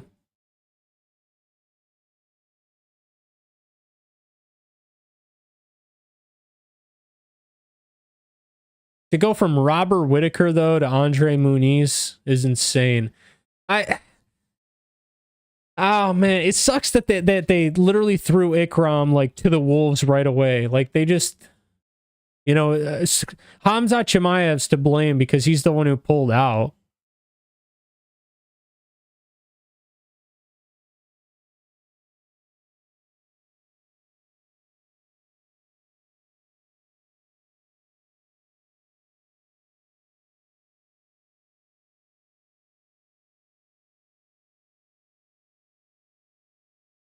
Ice works fast. Ice eat last.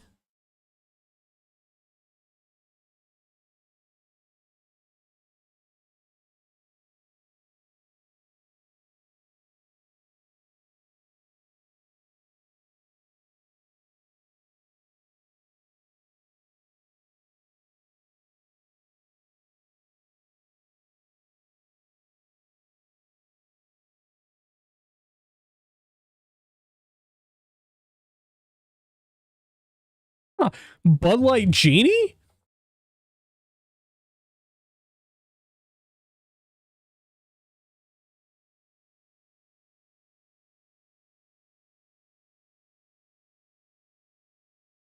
I hate this. I hate this freaking commercial. Dustin Poirier and the one guy who's... I don't even want to mention the drink because screw giving them the clout.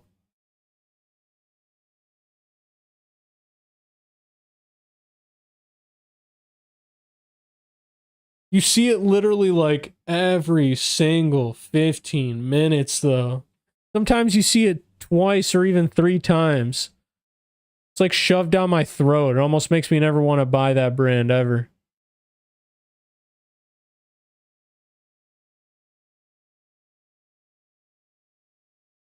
Yo, I mean, it's 9:15 and I was under the impression that the fucking main card started at 9 p.m. What is going on right now?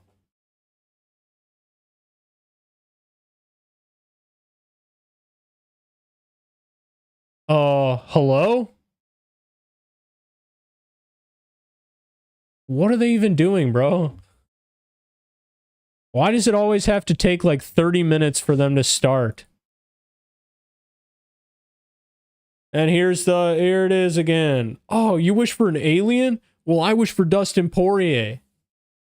And he wishes that you would just shut up and start the fights, bro. Seriously, if Dustin was watching this, he'd be like, bro, start the fight. Start the fight. Please. Jesus.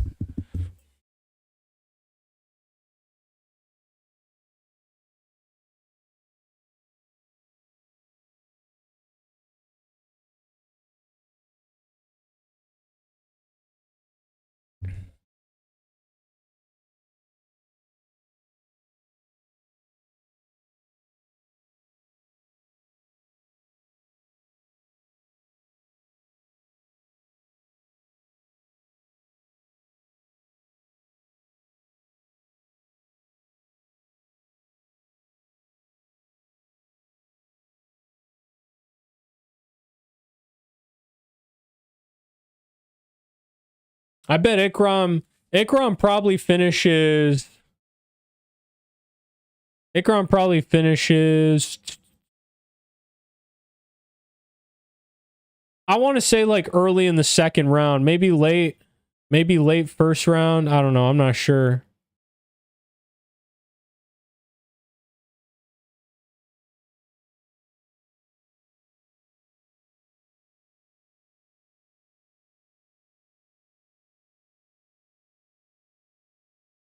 Ikram Aliskerov.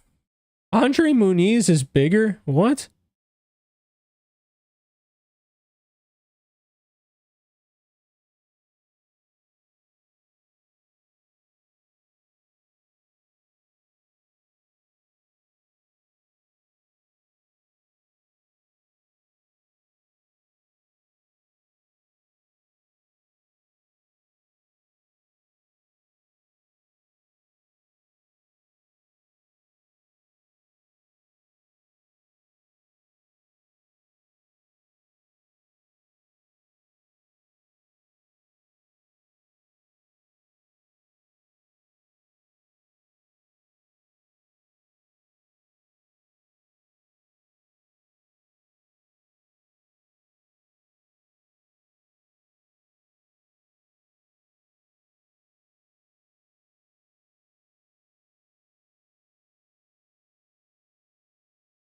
Brazil.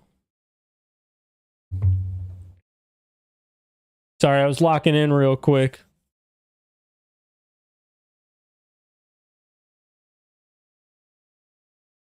Fighting.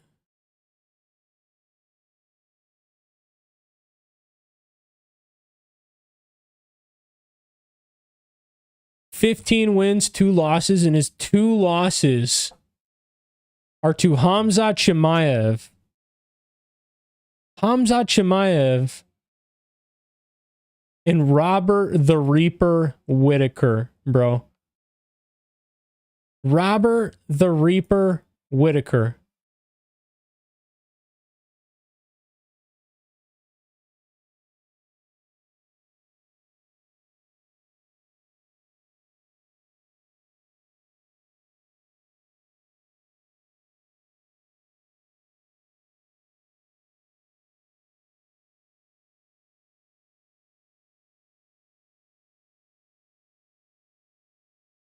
Let's go.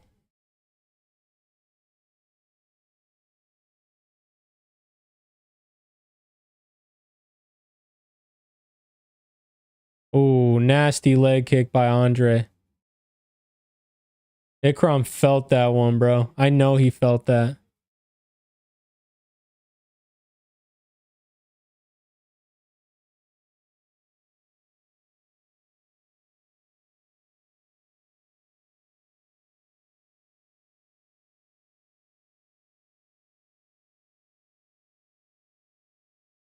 Ikram looks tentative a little bit. Oh, there it is. Now he's ripping. He was just making his reads. I'm an idiot. Tentative in the first round.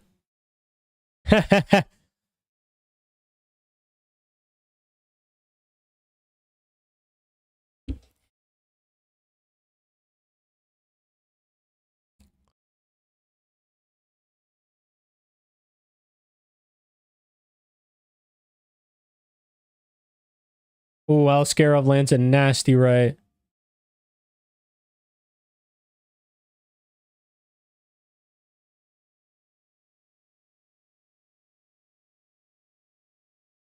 Why would he take Muniz down? Why would you play jiu-jitsu with Muniz? Is he not a submission threat? Nice front kick there by Ikram. Spinning body kick by Muniz. Ikram's got really good pressure. He's getting André backed up basically every single exchange that they have. Andre's the one backing up.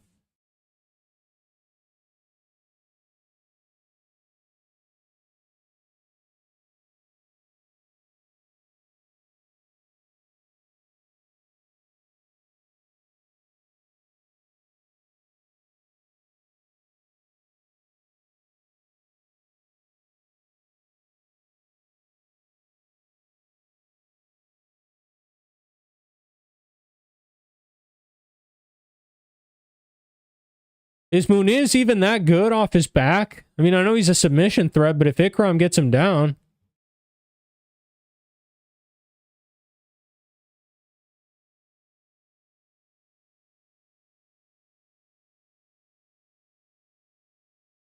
Oh my goodness.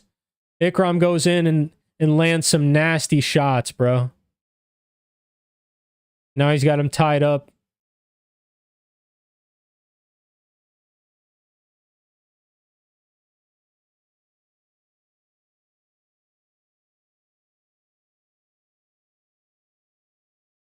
Yeah, Ikram's not taking it to the ground. I figured. Oh!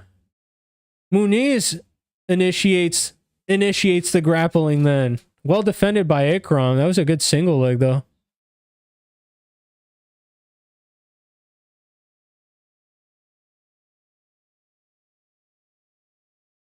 Muniz is already gassed, it looks like. Muniz is already gassed, I think.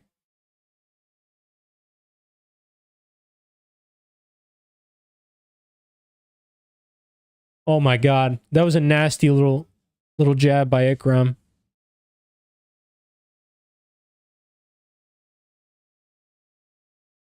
One, two to the body.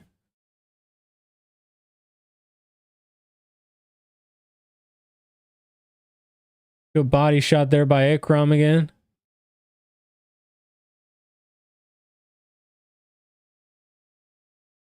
Ooh.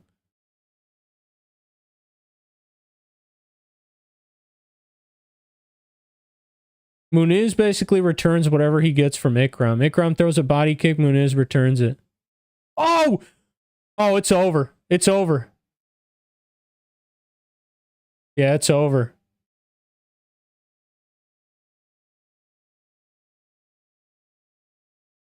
Jason Herzog's gonna let it go? I was about to say, Jesus. Ikram Aliskerov, first round TKO. Ikram Aliskerov is the real deal, ladies and gentlemen.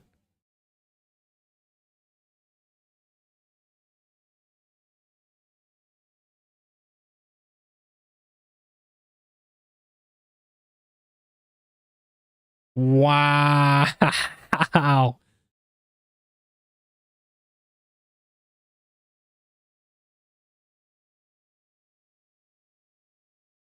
That was a good win for Aliskerov.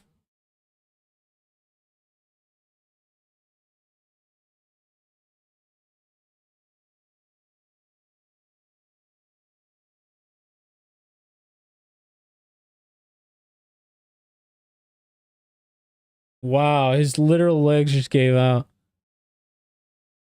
Aliskerov has power, bro.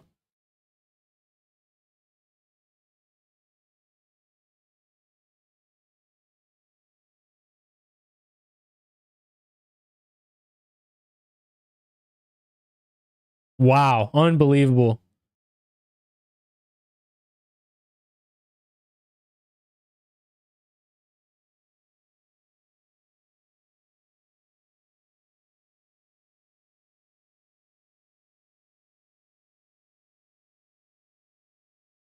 Nice win for Ikram, bro. Nice way to hop back into the win column for sure.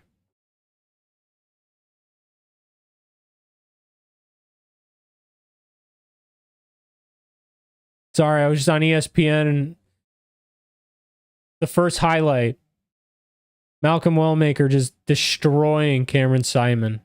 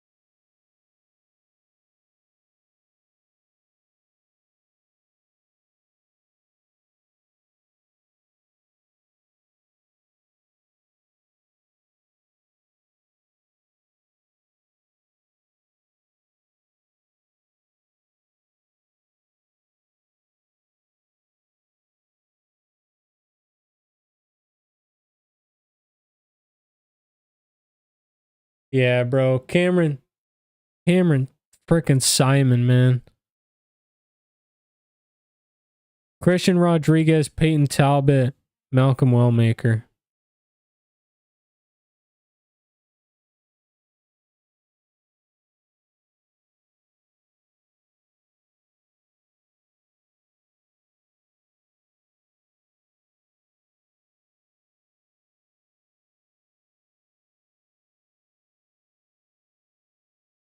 Wow.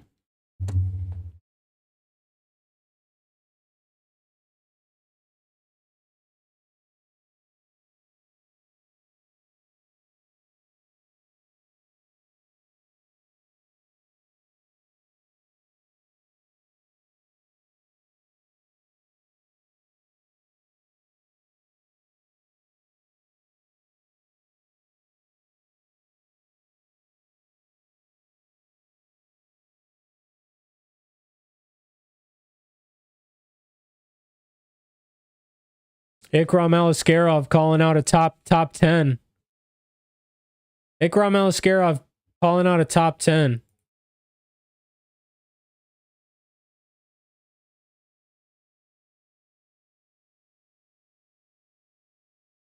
I'm curious, who's number 9 in the middleweight division? Marvin Vittori.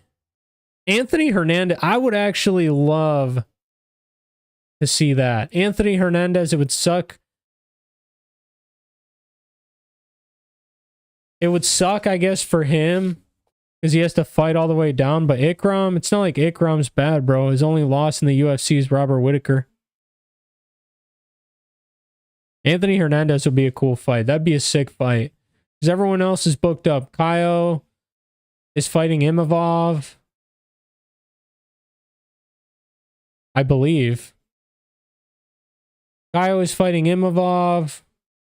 DDP's fighting Hamzat. I guess you have Sean Strickland, but Sean and Izzy are trying to fight each other. And I don't need to see a Robert Whittaker rematch with Ikram. I don't need to see a Robert Whittaker.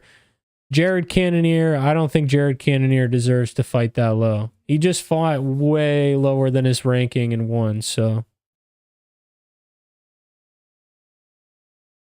Gave Rodriguez a chance, and he beat Rodriguez pretty convincingly, too.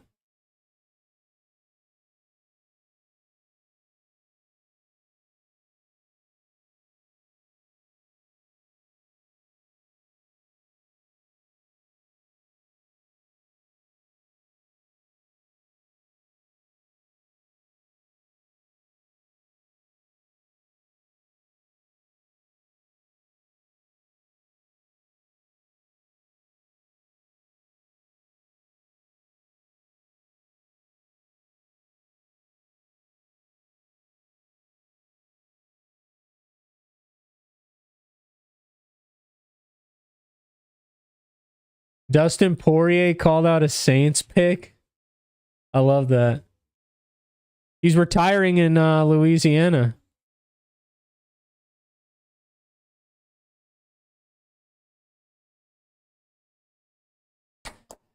And I think that's a very winnable fight for Dustin Poirier. If we get even a sliver of the Dustin Poirier that fought Islam Makhachev, Dustin Poirier is going to cook Max Holloway. For the sake of Max Holloway, though, I hope he wins. But God, dude, I don't want either of them. I don't want either of them to lose. I don't want either of them to lose, bro.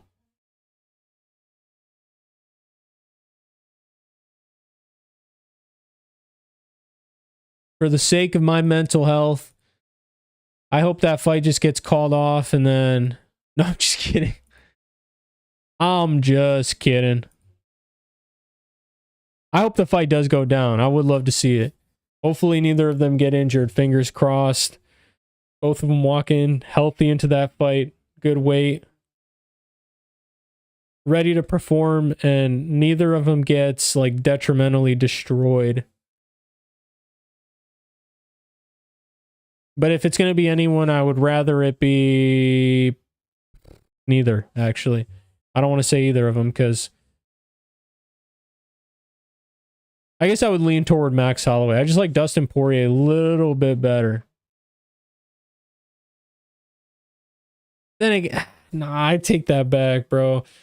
Max Holloway is too good of a guy, dude. And I love Max Holloway.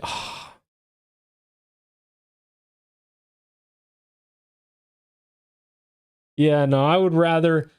Well, Max can bounce back from the loss. You know what I mean? Max can bounce back. If he loses to Dustin Poirier, Max is only 32, 31, 32. He fights, you know, someone in the top 10, a little bit lower down. He wins that fight, then he bounces back, gets like 2 or 3 more wins. He's right there in the title picture, and he's only going to be like 35 in that scenario. Maybe I'm reaching. Maybe I'm just yapping. Isn't Dustin only like 36 though? Or is Dustin Poirier older?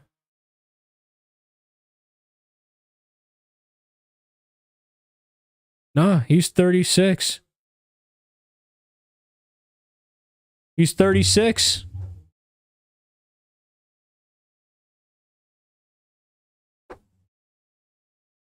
It's good when people walk away from the sport, though, and it's not like a messed up situation. Like, oh, there's the man of the hour, Ian Machado Garry. Let's go.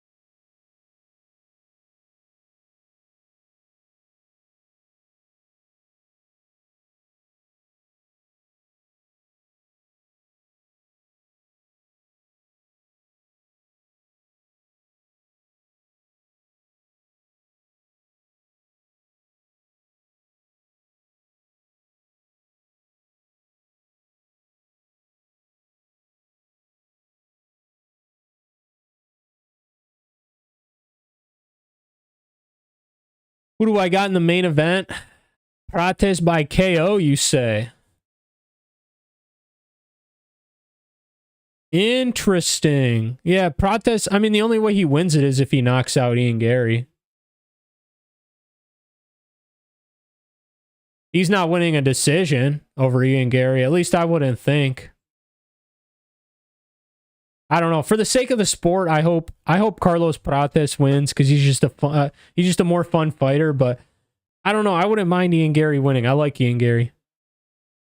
Do I like his fighting style? I'm not entirely sure, but I like the fact that he fights anyone, anytime, anywhere. He's game, and we can count on him.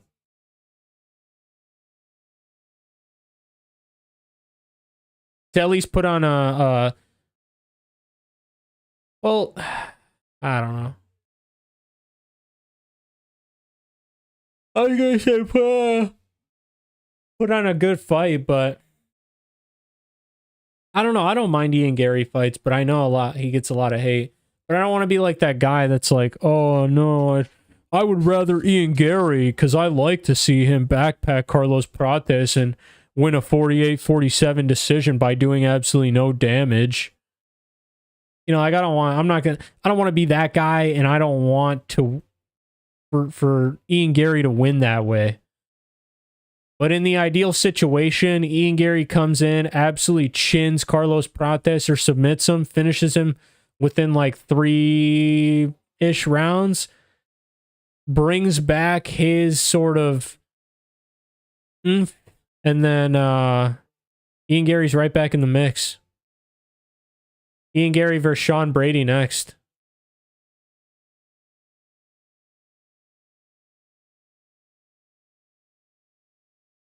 Welterweight's weird because obviously you have Bilal and Jack fighting in a few weeks. Oh, I'm so hyped for that card. You have Bilal and Jack fighting in a few weeks, but you well,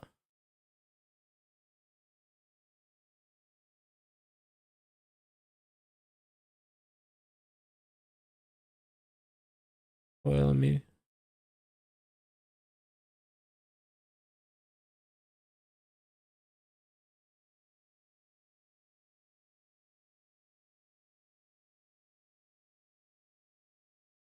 all right.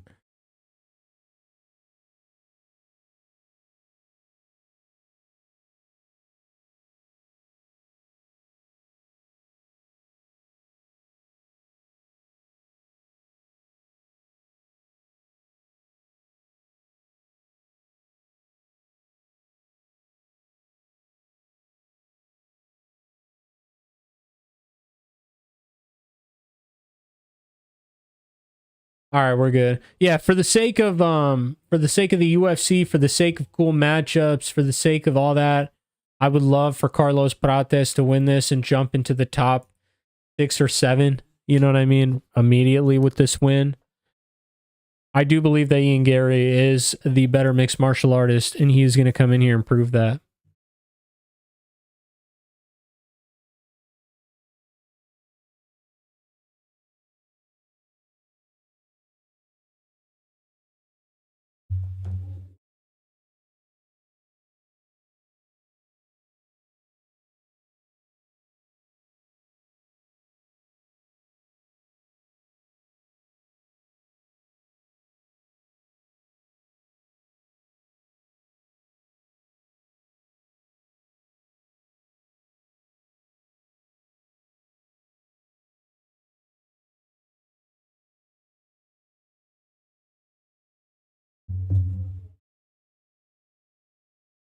Oh, but yeah, welterweight's stacked, bro. Welterweight has Shavkat obviously lined up after whoever wins, Bilal versus Ian Garry. You have Islam Makhachev, who's actively looking to move up into the welterweight division to fight for the belt. You have Kamaru Usman literally right there, who's, by the way, fighting Joachim Buckley. I forget what event, but he's fighting Joachim Buckley here pretty soon.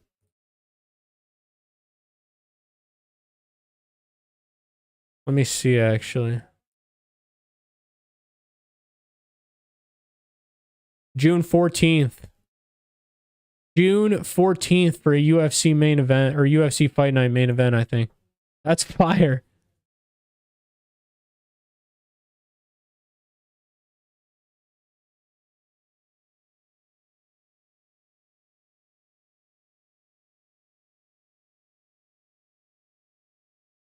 That fight will not be a war. Carlos easy KO.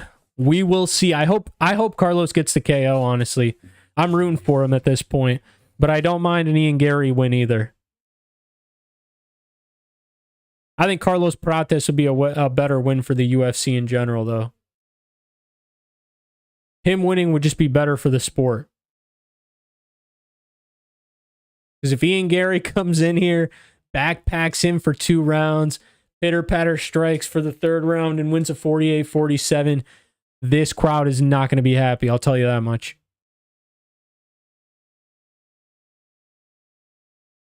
And neither is Dana White. He probably won't get a shot. Ian Garry, I feel like, he's going to be the type of guy that has to go on the Bilal run where he just beats a bunch of people close and boringly, somehow, some way.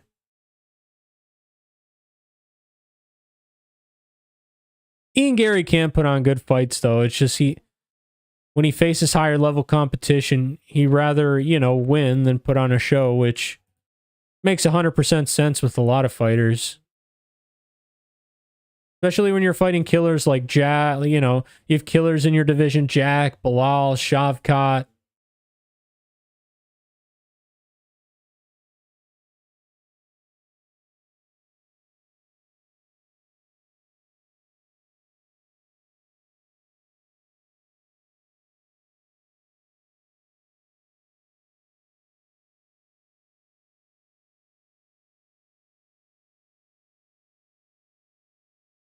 Randy Brown's trying to gauge that distance. He landed a nice 2 there. Nice 1-2, but Dalby's quick, bro. Nicolas Dalby is quick AF. Well, that was a good leg kick. That was a good leg kick from Nicolas Dalby.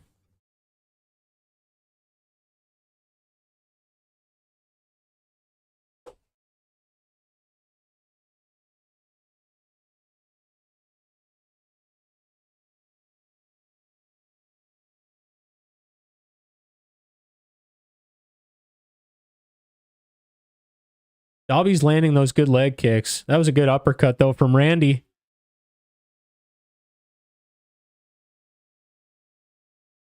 Randy is putting the pressure on him a little bit right here. Dalby's chewing up that leg, though.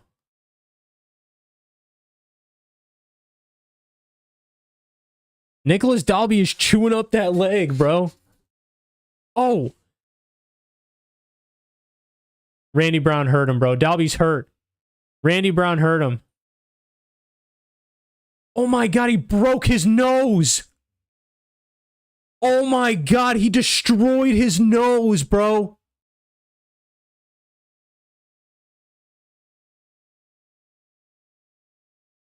Oh my God, that is horrible, bro.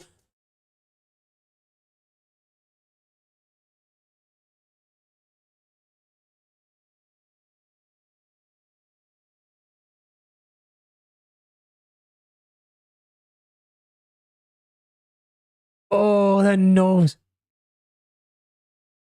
Oh my God, dude. Oh, nasty right hand.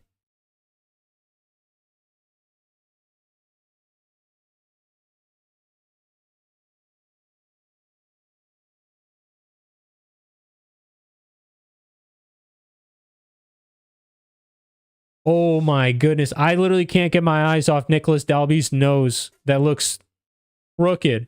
It looks like a Z right now. It looks like Merab Davalishvili's nose. Y'all ever see Merab's nose? It's not even bleeding, though.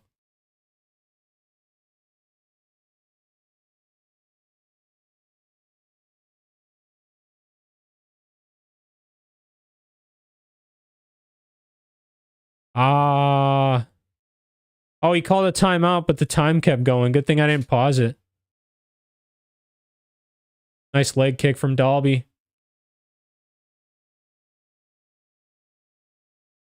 Oh, Nicolas Dalby clipped him. Oh my God. Nicolas Dalby drops Randy Brown bad. Holy crap.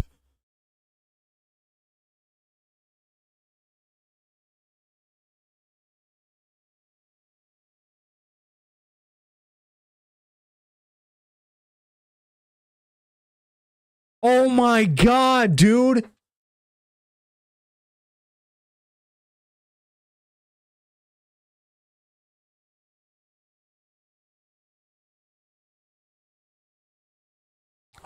Oh my God, dude. Nicolas Dalby clips him bad and drops Randy Brown.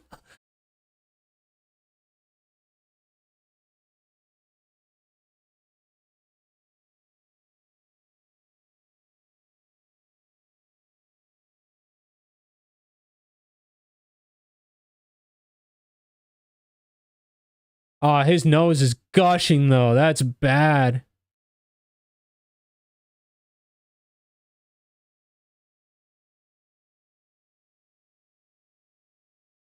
Oh, that nose is terrible, bro.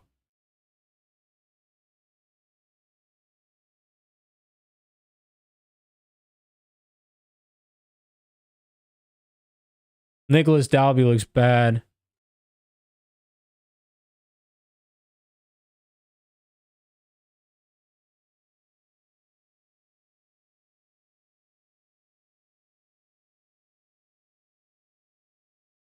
Oh, his eye is bad, too. I don't know if that's the one he got poked in.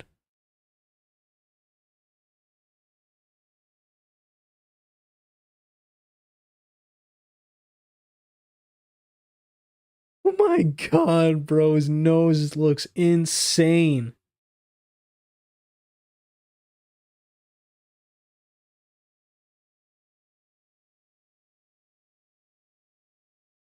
Oh my goodness, bro. I mean, I had a feeling Randy Brown was going to cook. I had a feeling Randy Brown was going to win. Did I think that he was going to destroy Nicolas Dalby's nose?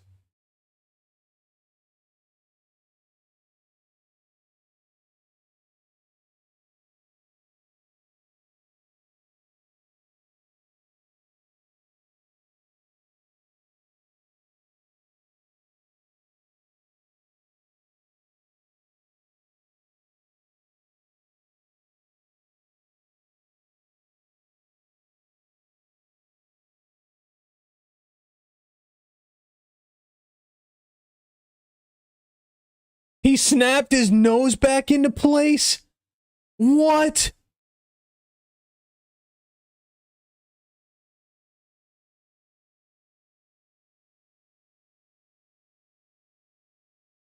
Randy Brown's looking good right now, bro.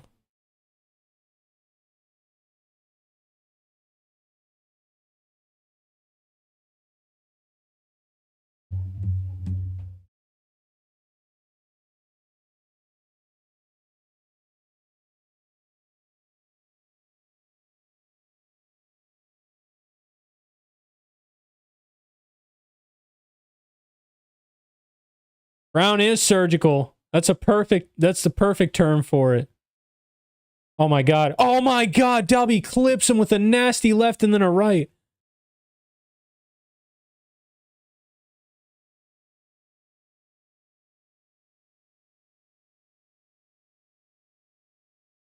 Oh, it's over. It's over. Oh my god, dude. Oh my god. He just flatlined him like fucking Justin Gaethje.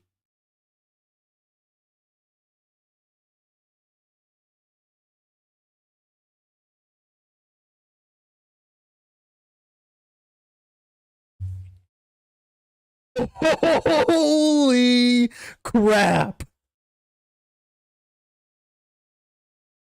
Randy Brown just flatlined Nicolas Dalby, turned him right into a fucking meme, bro.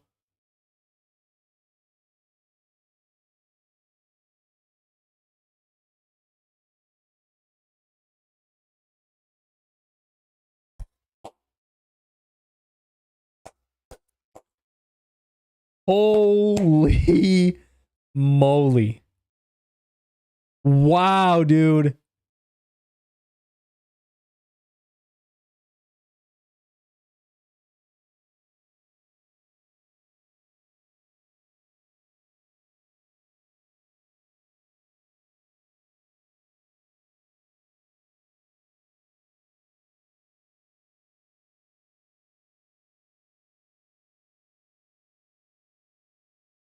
Oh my god, that uppercut that almost landed was nasty. Oh my.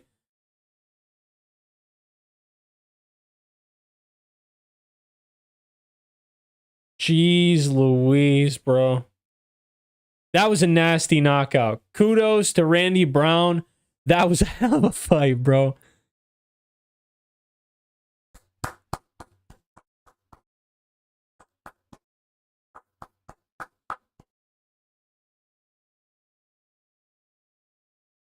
I need to see Ikram Aliskerov versus Randy Brown. I need to see Ikram Aliskerov versus Randy Brown.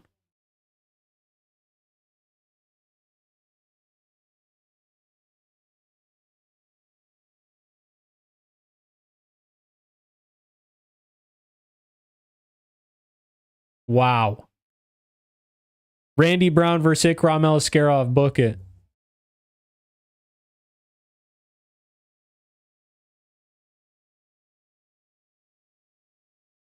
Whoever wins takes Michael Page's number 15 spot, right?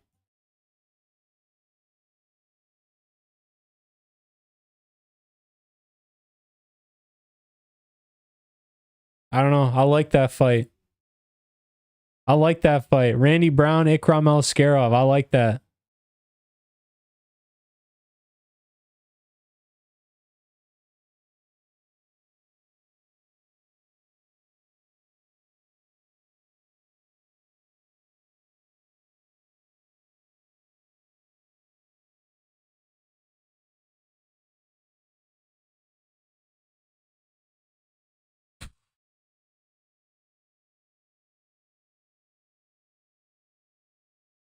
I'm mind blown. That was a nasty knockout, bro. I'm glad Nicolas Dalby was up and shaking hands with Randy Brown, because wow.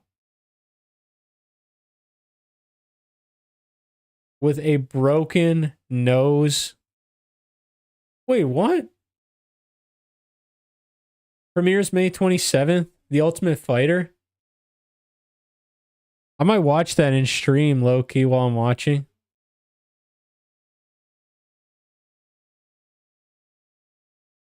Live reaction type beat.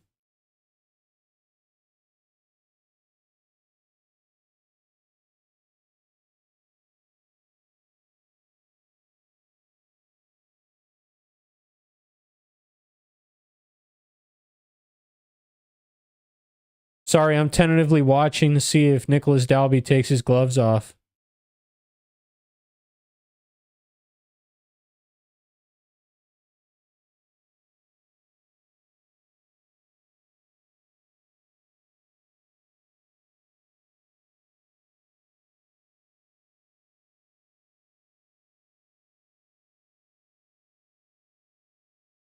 $29. 29 fights never been finished. That's insane.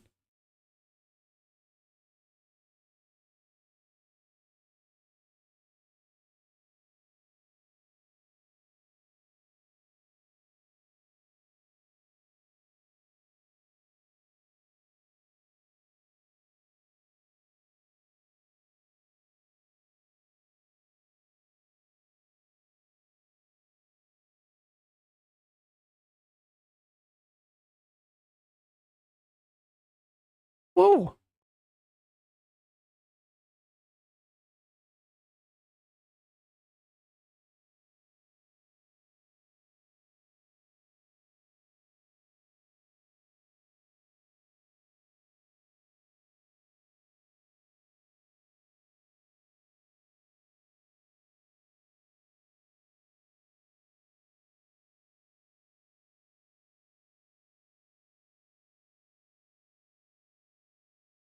He's calling out Carlos Prates. I like that, bro.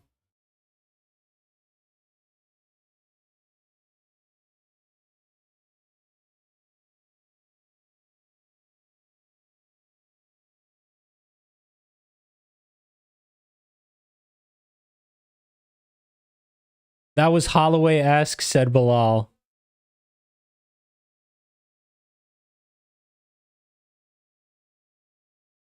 What a KO, dude. That was a war. That was a war.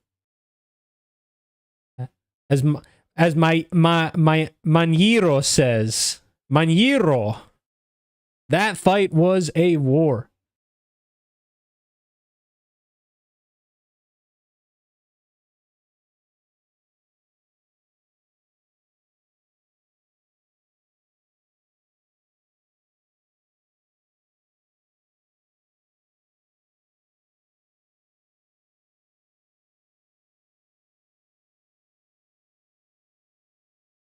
Oh my God. Next week, we got another late card. 7 p.m. Pacific time, 10 p.m. Eastern Standard Time. I will be live for that card as well. The full card. Doesn't look like as good of a card, though, next week as this week. But I mean, Bo Nickal's on there, and he's getting his first. Well, I guess it isn't his first, but a big match. A big match.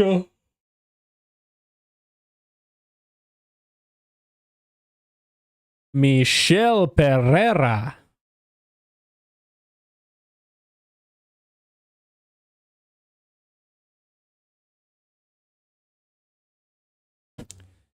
Man, this one is going to be a banger. Michel Pereira, first round knockout. Calling it right now.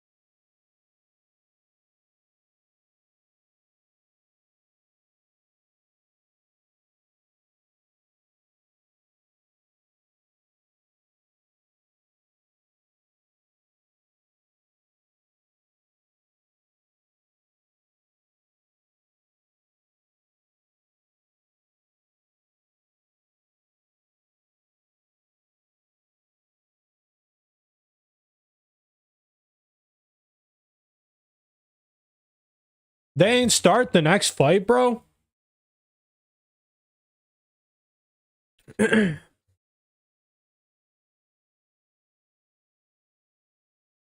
Shout out Beastie, bro. Thank you.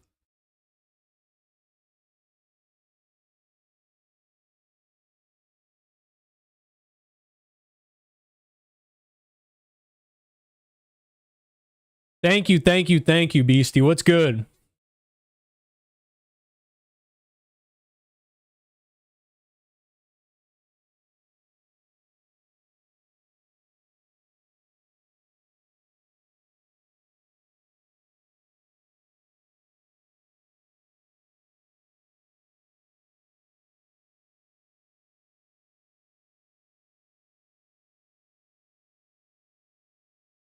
Yeah, I'm glad Randy Brown got that knockout.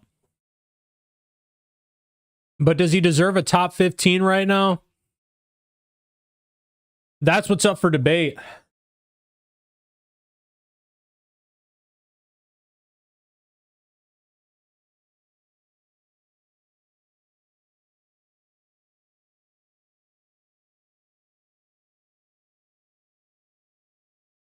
What up, Beastie?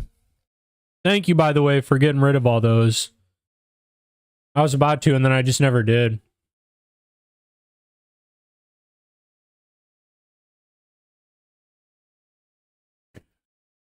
Man, that... So I'm looking at this card right now. 1, 2...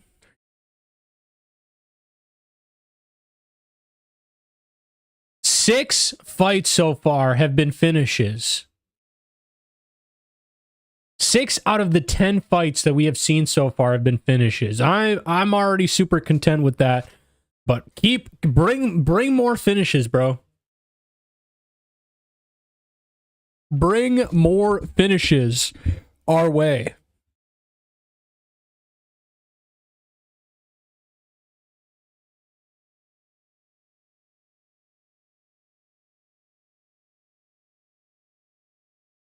Yeah, I'm thinking right now, Michael Moraes is facing... Who's Michael Moraes facing? Isn't he scheduled to fight soon?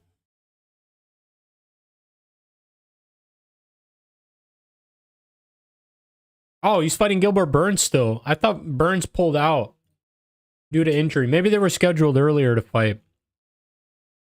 Michael and Burns. Colby Covington's available. Jeff Neal, I'm pretty sure, is injured because he had to pull out. Steven Wonderboy Thompson. Please don't feed him to any killers. Give him like Vicente Luque.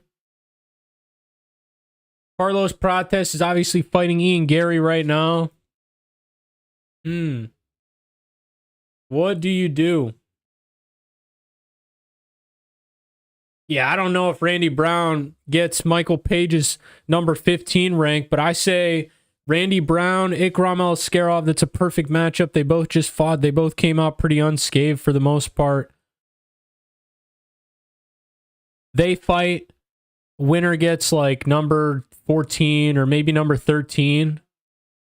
And then you drop whoever down. I mean, I don't know why Michael Page is still ranked 15 in the welterweight rankings, but I don't know. I guess he deserves it. Dude, I'm all over Ian Garry too, Beastie. Listen, I think Ian Garry is the better mixed martial artist. You're not watching right now. You're probably going to throw it on for the main event. Dude, I'm going to be honest. There have been some pretty good fights tonight. A lot of finishes too. 6 finishes out of the 10 fights.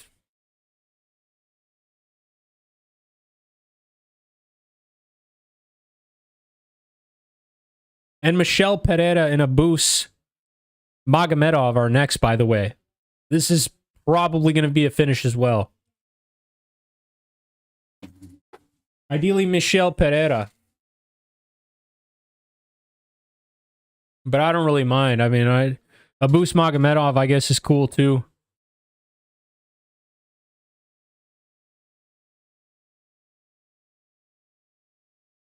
Beastie, what percentage chance do you give Anthony Smith tonight to win against Zhang Mingyang? Zhang Mingyang?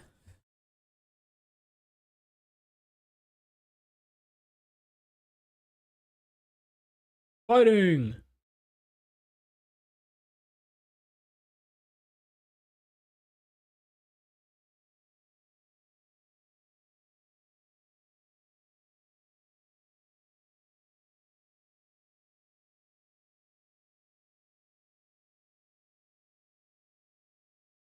Boss Magomedov.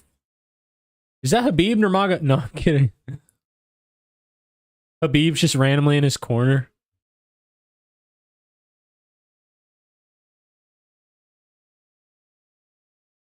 I love Michel. I love Michel Pereira, and I know for a fact that this dude has worked on his cardio.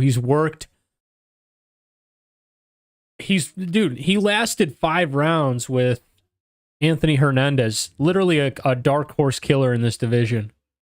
Anthony Hernandez is underrated. Underrated AF.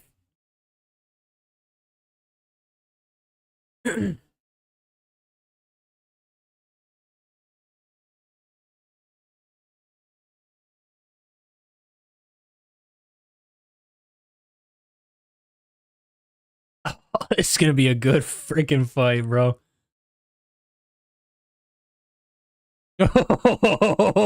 This is going to be a good fight.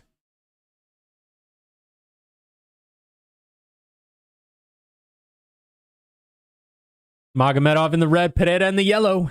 Let's get it.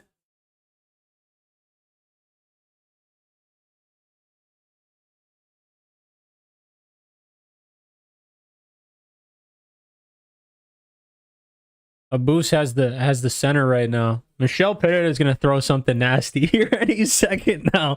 I'm waiting for the circus to begin any moment. Maybe he's fighting a little bit more conserved. Maybe he doesn't want to go all out in this first round. Abus is kind of tough to finish. I mean, Sean Strickland finished him, but Sean Strickland. Of course he's gonna finish Abus. No.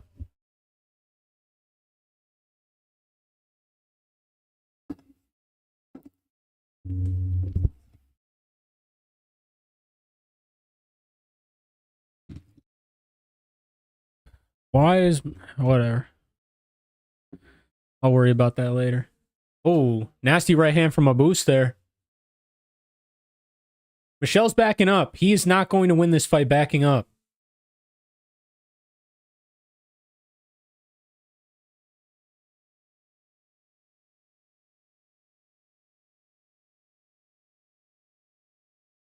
Michel's not going. He's reacting. This isn't good. Abus Magomedov might actually win this.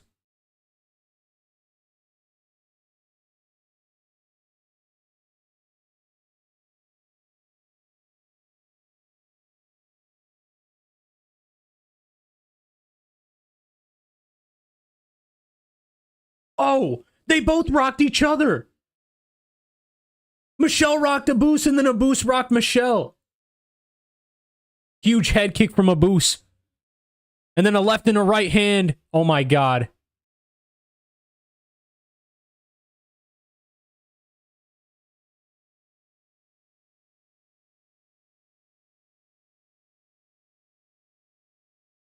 Abus hurt him, bro. Michel's in survival mode right now.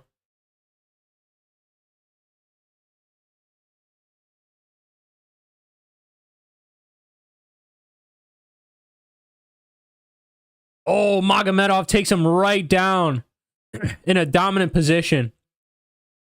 Nasty right hand, ground and pound. Michel Pereira's getting up, but Abus takes his back.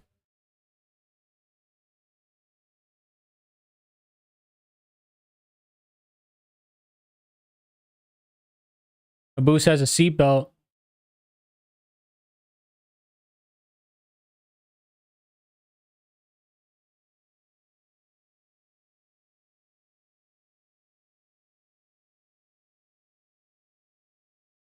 Abus is about to grab a body triangle. This is insane.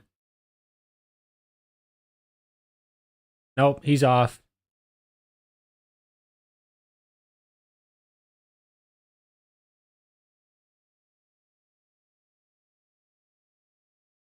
And Michel spins out of it. Yeah, Anthony Smith's probably going to get knocked out in that first round, but it'd be kind of epic to see Anthony Smith pull off a submission again. Off his back.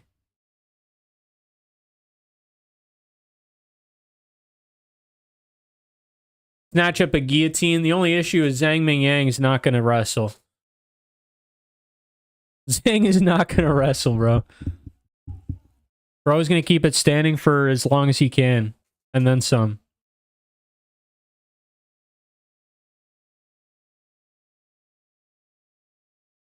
Michel Pereira's out of that first round, but he really isn't the same guy in that second round as he is in that first round, so...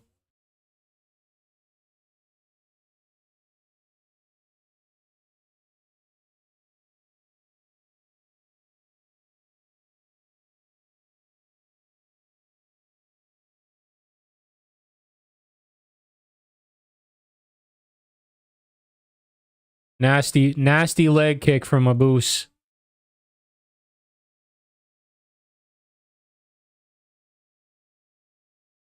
Yeah, this Michel Pereira is overrated, bro. That's what it is. Michel Pereira is overrated. Maybe he just hasn't fully recovered from that shot. Abus clipped him pretty bad.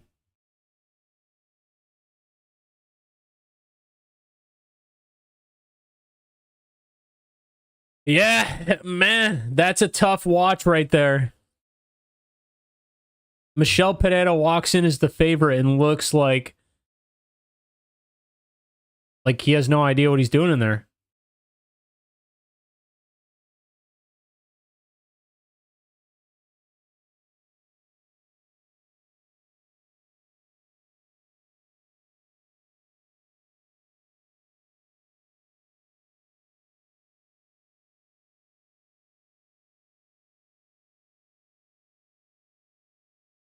Donovan Mitchell. Oh my God, you're actually on fire, bro.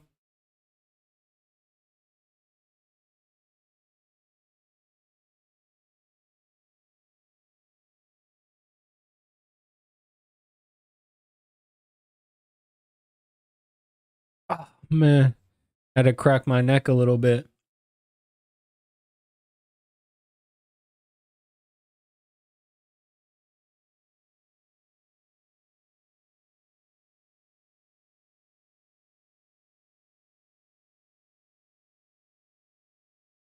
Nice. Round 2 is live.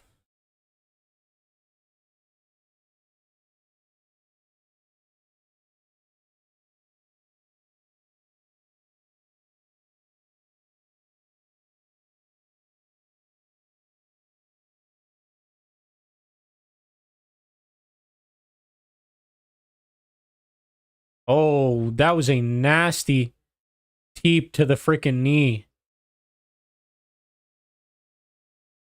I think that messed up Michel's leg, bro. I think that messed up Michel's leg.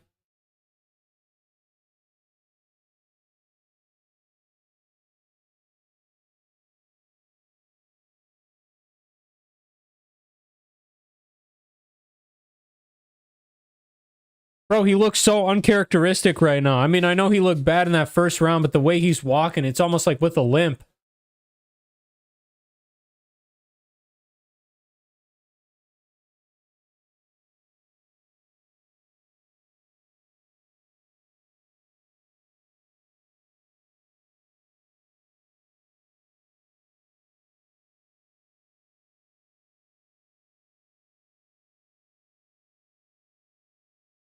That was a good knee by Michel.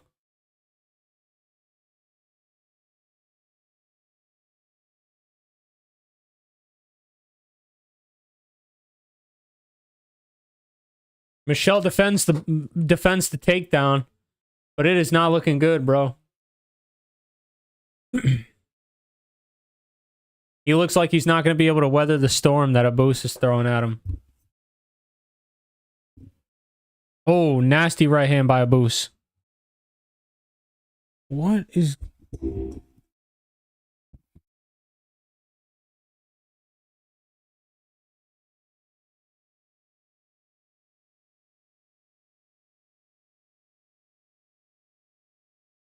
Oh, Michel gets up and under. Takes his back a little bit.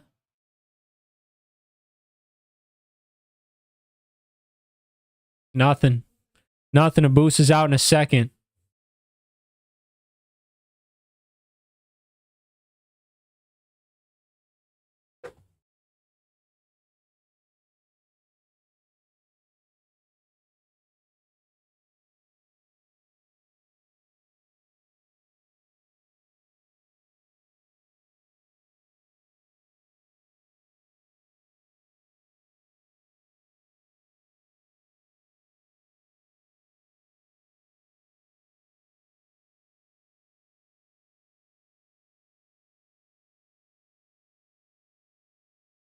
There we go. I had to adjust my mic.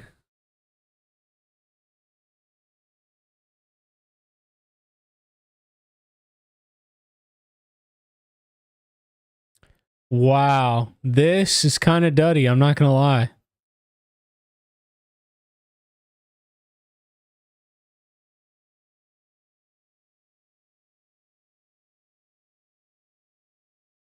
Michel needs to land something big or else he's going to lose this fight.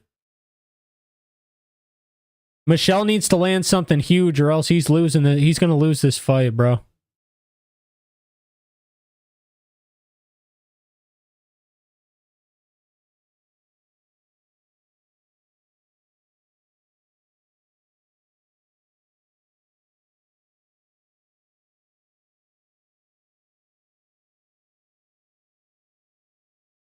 I mean, Pereira's outlanding Magomedov right now, but...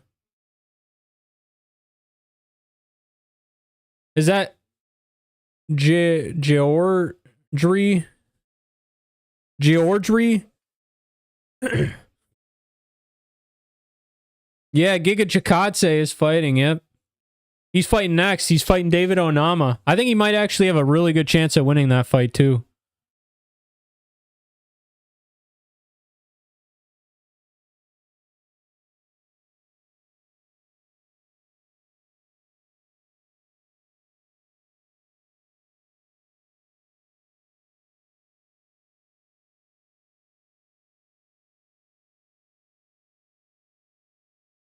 Wow, that's so crazy. What is Michel Pereira doing? This is so crazy.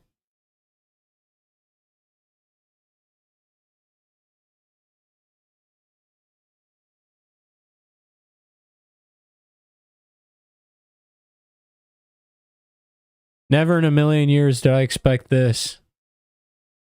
Michel Pereira to last to the third round because he's just being uncharacteristic and not throwing hard. What?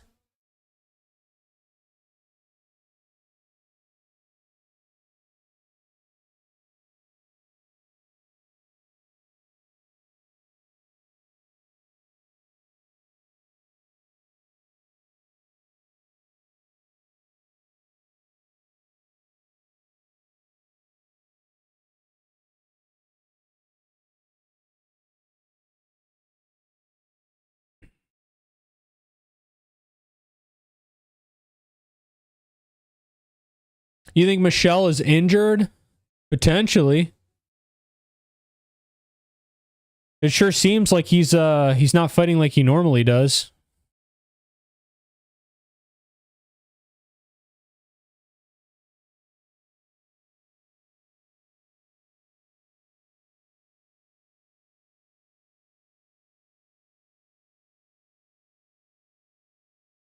Crowd's letting him have it, eh?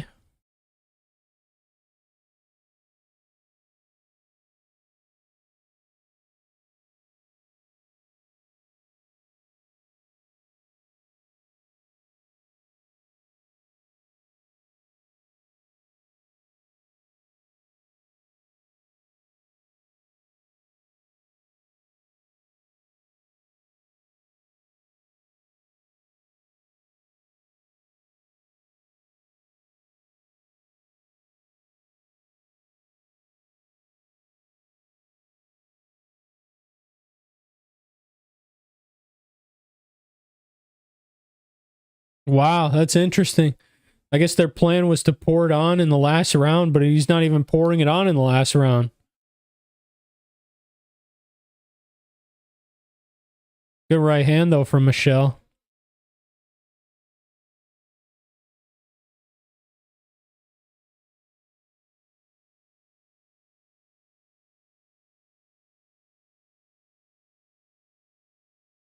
Man, I did dog crap on this card, bro, picks-wise. All I need now is Anthony Hernandez or Anthony Smith to somehow win his fight, and then Carlos Prates to win. And I would be like, that'd be like my worst card ever picked.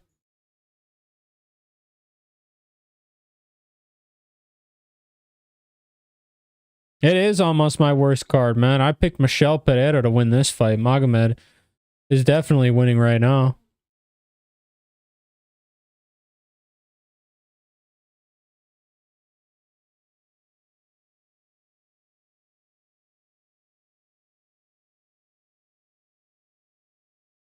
Michel threw a nasty knee there. I wish he would have thrown it harder and just knocked out Magomedov, sorry.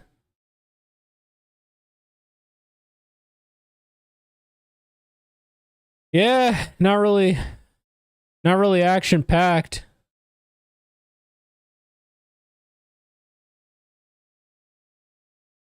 Dude, Michel's just gotta go, dog.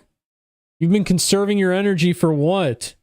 To not gas in a 3-round fight, bro. You're about to lose a 20.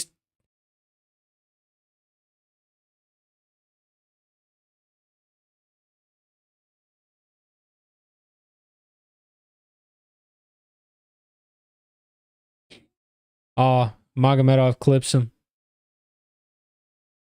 This is disgusting. He's literally touching him with his legs. Oh.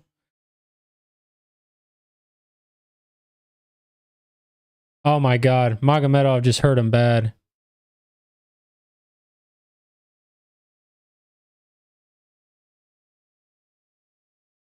Magomedov might cook him here in the last minute. Magomedov might finish him here. Michel Pereira's gassed. He's hurt.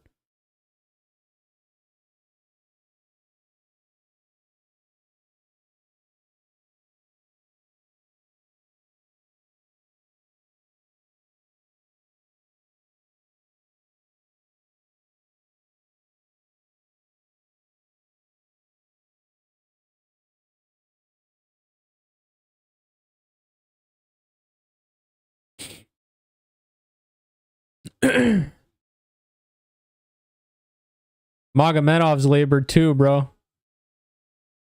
This last minute's going to be kind of nuts. Oh. Magomedov sprawls. Michel Pereira could get a submission here, potentially.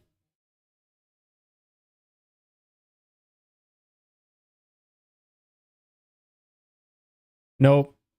Oh, he eats a left and then gives Michel a right.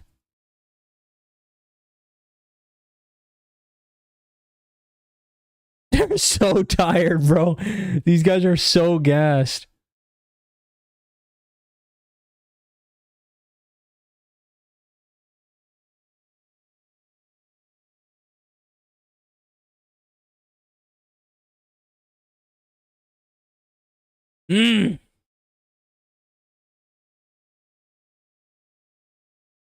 Oh my God, they're slinging. Wow. 3 rounds. Abus Magomedov and Michel Pereira go the distance.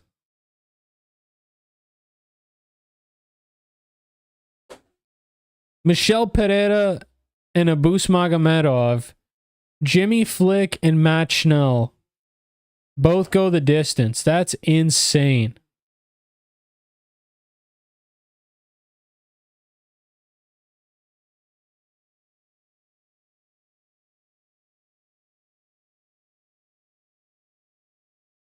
Bro. I'm disappointed.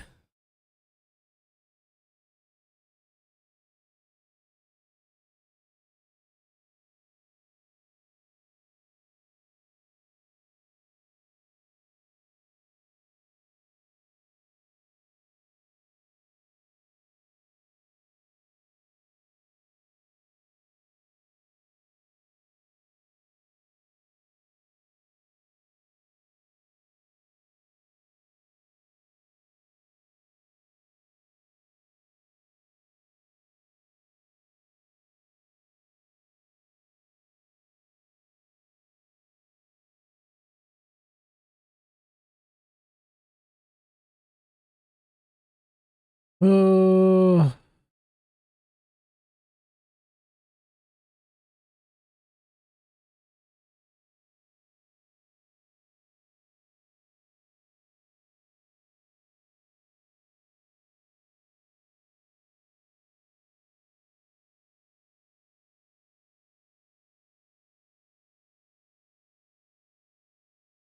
$30-27 for Abus. That is the right call. Absolutely the right call. He smoked Michel in that fight. Ah, Beast, you don't even apologize. You're good. You are absolutely good. I appreciate you.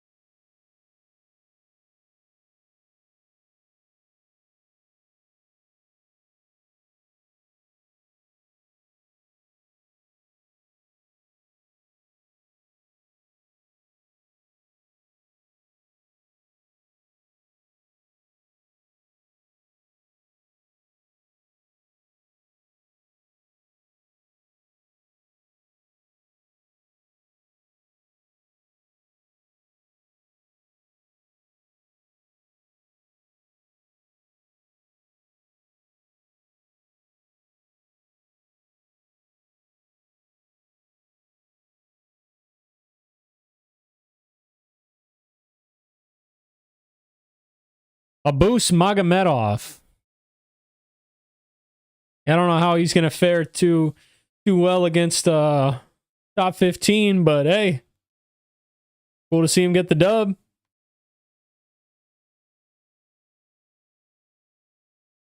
Oh my god!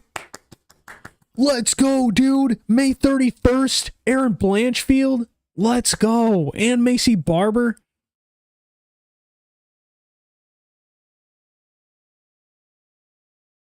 Tim Elliott's here. Let's go.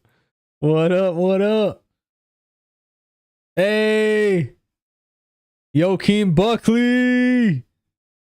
Let's go. I'm so hyped for his Kamaru Usman fight, bro. I am so hyped for that fight. Oh, man. That's going to be a banger. Kamaru Usman. Joaquin Buckley. Are you serious, bro? Oh my god, man. It's probably going to be like Israel Adesanya Nimavov too.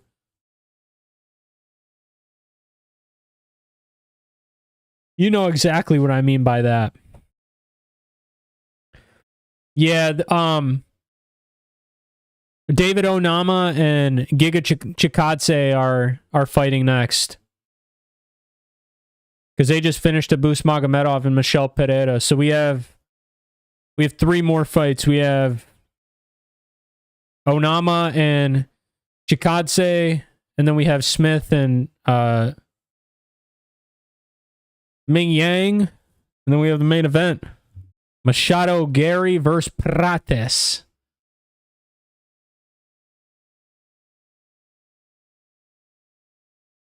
Look at that. Charles Oliveira teaching the youngins about jiu-jitsu. Hey.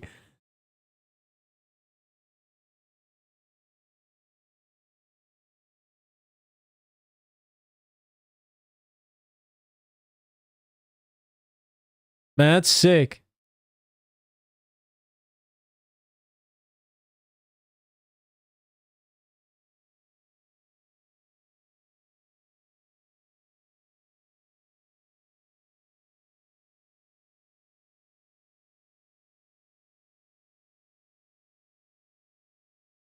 Man, dude, give Charles a shot at the belt, bro. Let's go. Charles Oliveira, UFC honors the Forrest Griffin Community Award. Goes to Du Bronx.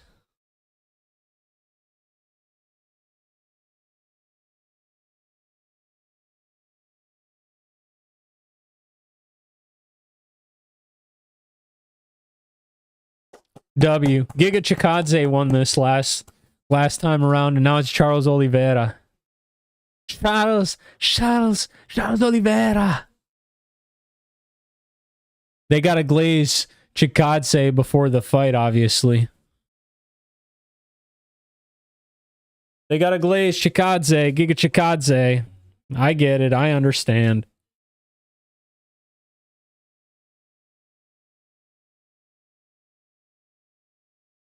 I don't see him winning, though. I think David Onama's going to win. David Onama's got a chin for it. Oh, excuse me. David Onama's got the chin for it.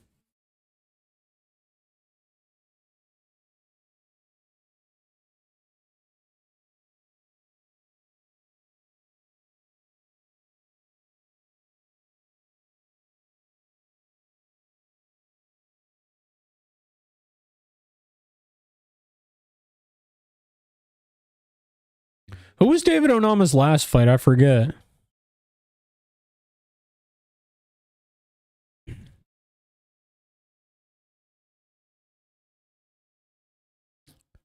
Romero, that's right. Or Roberto Romero, sorry, that's right. Man, dude, so Chikadze might actually smoke. Dude, Chikadze might actually smoke David Onama.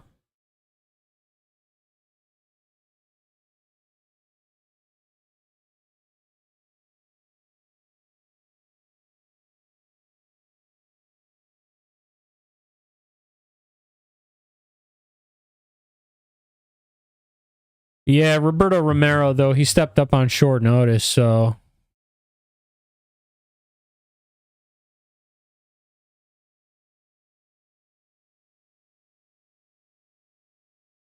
Man, Chikadze has nasty power in that first round, though.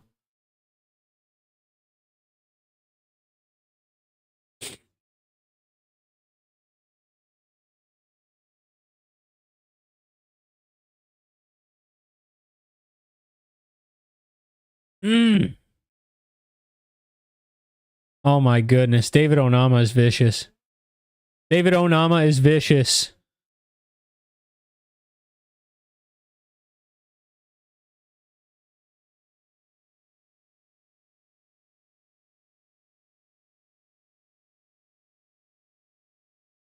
Giga! Giga! Chikadze! Do you know that 85% of the time UFC fighters with no nicknames win fight? No, I'm just kidding. That's not actually a real stat. That's not actually a real stat.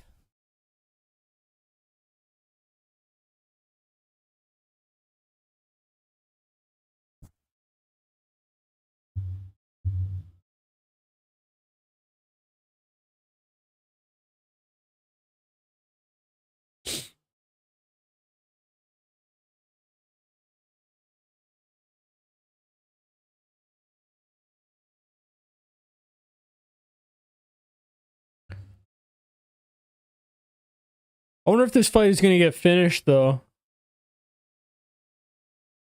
Because I have a feeling if this fight is a finish, then the main event won't be a finish. But if this fight goes to decision, then the main event will be a finish. It's just the vibe that this card is giving off.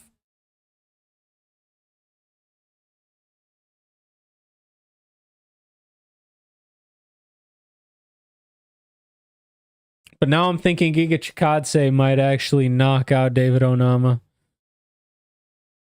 Onama lost to who? Just Nate Landwehr, right? But who has, what's his name, lost to then? Giga Chikadze's lost to Arnold Allen. He's also lost to who else? Calvin Kattar.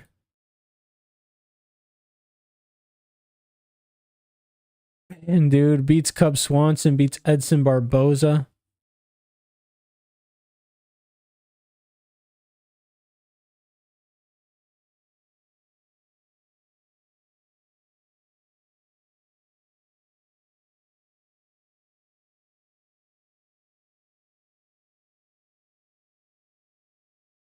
I'm not pick flipping. David Onama is the pick. David Onama is winning this fight.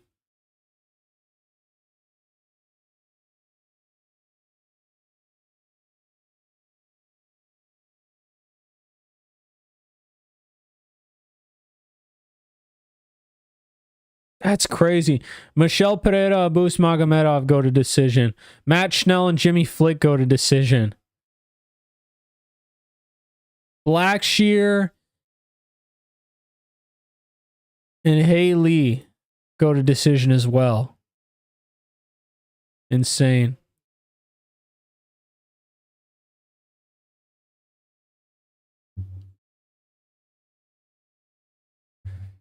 Bada bing, bada boom.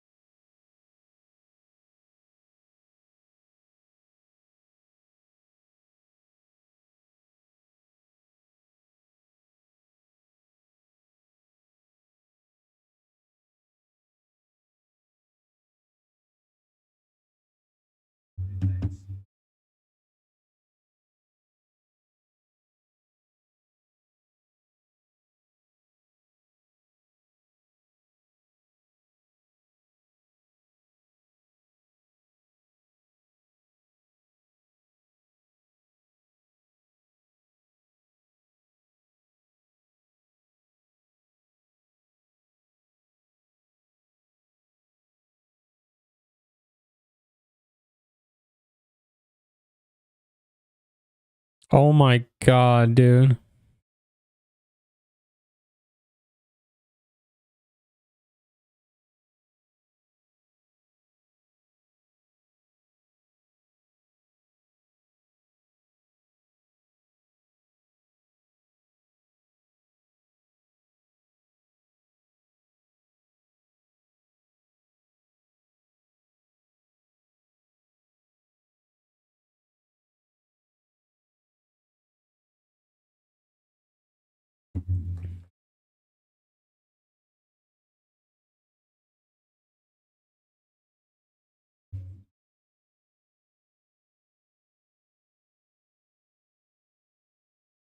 I keep wanting to check something and then I get distracted.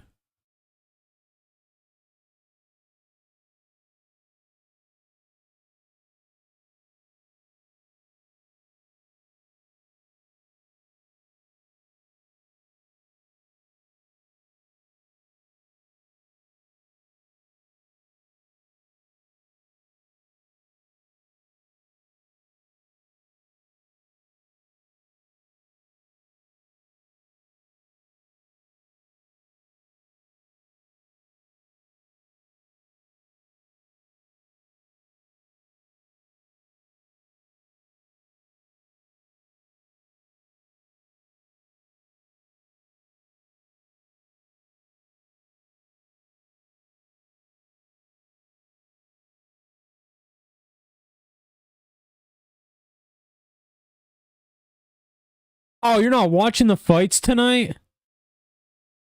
Deuces, Beastie. Thanks for tuning in and saying what's up, brother. Enjoy it. Have a great night.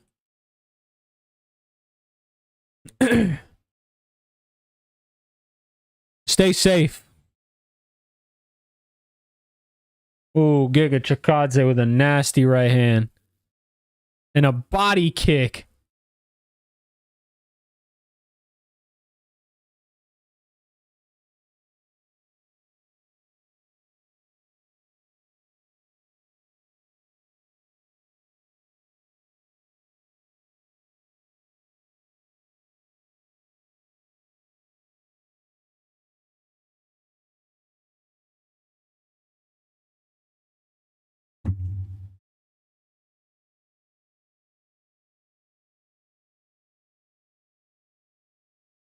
Knockout Cancer is Chikadze's handle. I didn't even know that.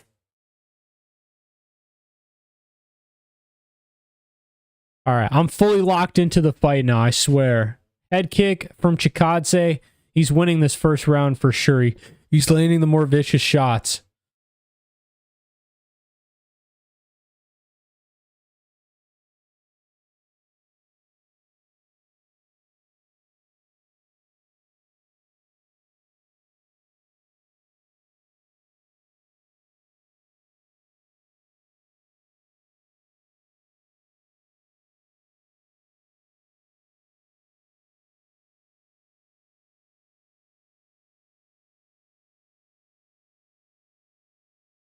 Onama with the nice little left hand.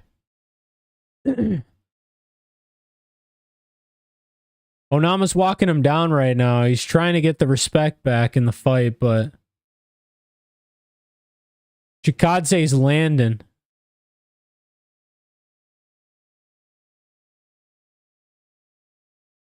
Spinning heel kick from Chikadze. Knee to the body and then a left hand. Dude, Chikadze looks good right now.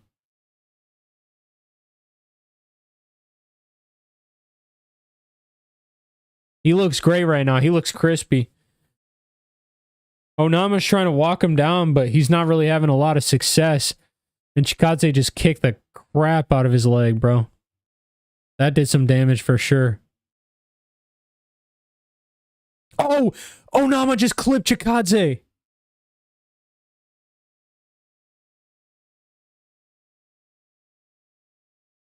Oh my god. Chikadze, I think, is back. And he clips Onama a little bit. He clips Onama right back a little bit. High kick from Chikadze.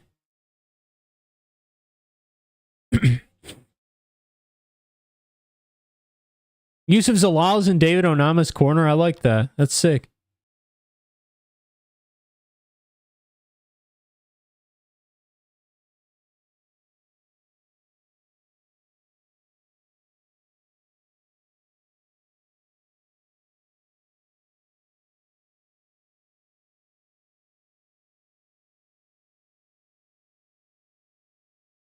I was locking in. I was listening to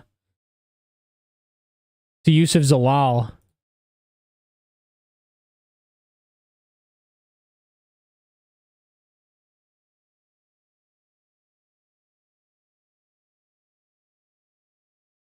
Mark Montoya.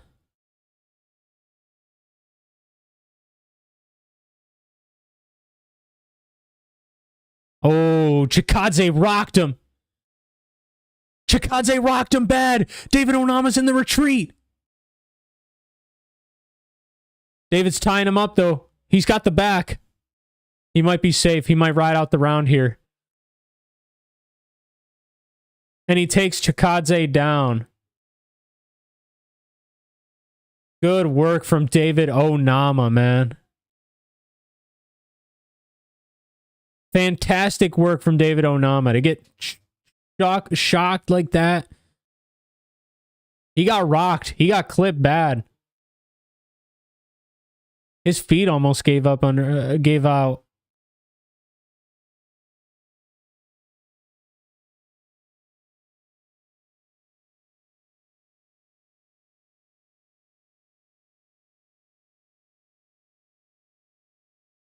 Wow. Unbelievable. I give that round to Chikadze for sure, but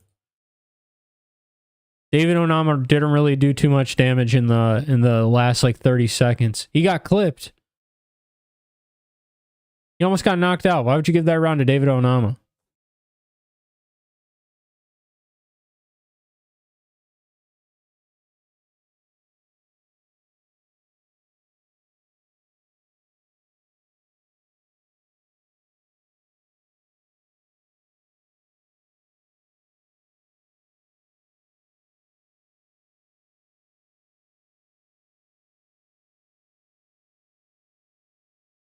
Oh, man. Oh, man.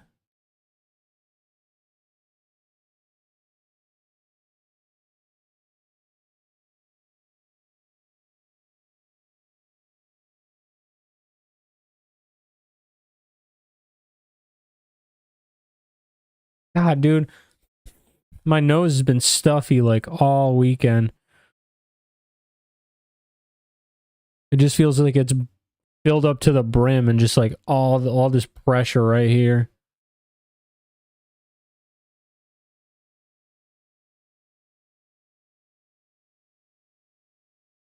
David Onama comes right back out, forcing Chikadze on the back foot, walking him, stalking him down.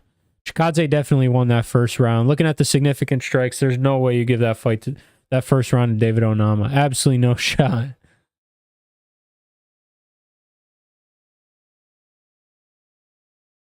Even if you're Tony Weeks, you're not fucking up the scorecard that bad and giving it to Onama.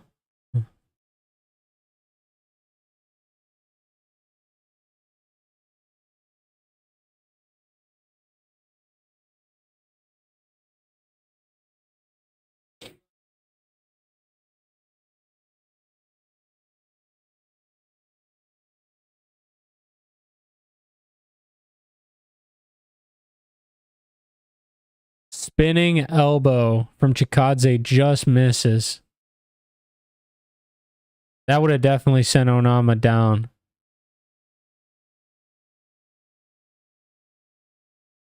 Yeah, unanimous 10-9s for Giga. Oh! Onama drops in a good combo. Nice uppercut with the left hand.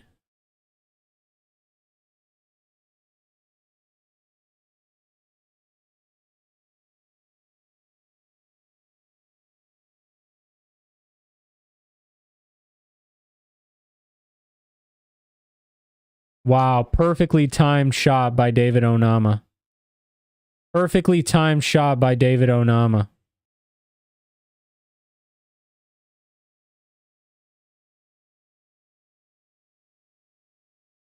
He's trying to lace up the legs. Giga's got good defense right now.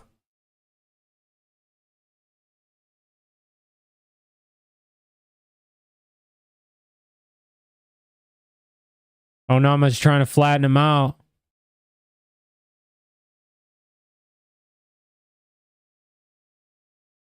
David Onama might be trying to get the mount right now.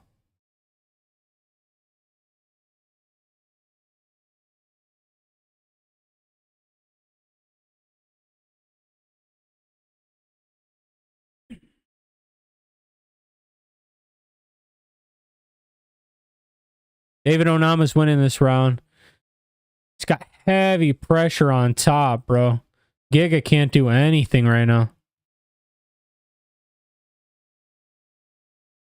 Giga's bleeding from his shin. That's weird.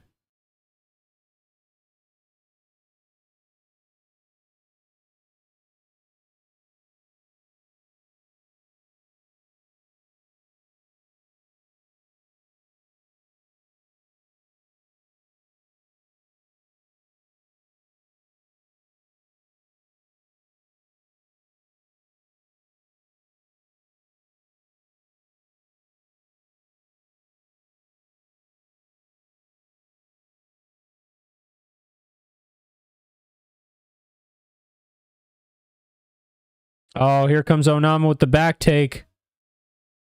Oh,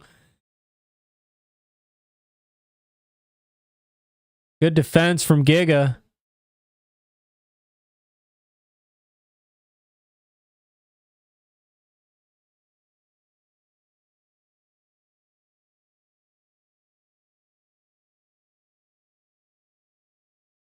Yeah, David Onama is winning the second round. He's got phenomenal control. Chikadze has nothing for him on the ground.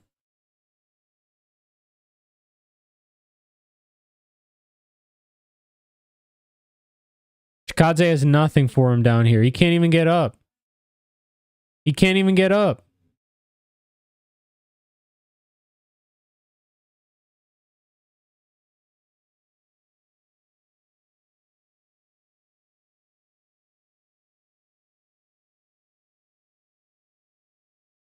What are you yapping about?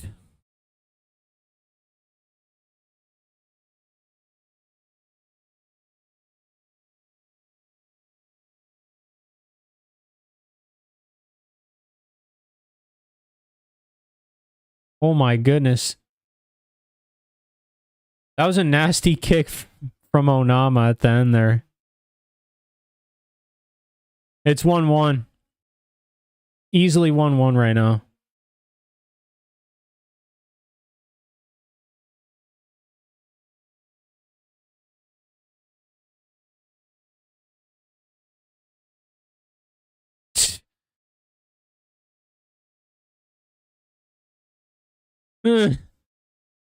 That termite commercial.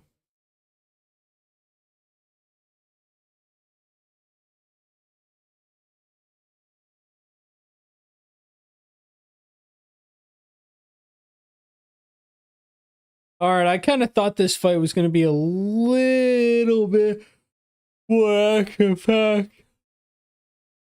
Man, I'm struggling. I need me an action-packed fight, bro.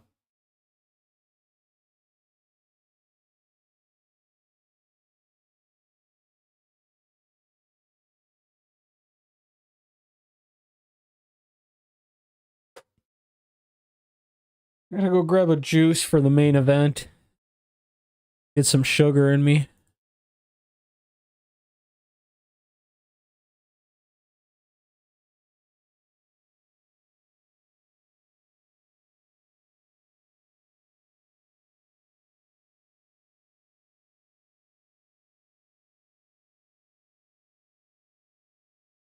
It is 1-1 for sure right now.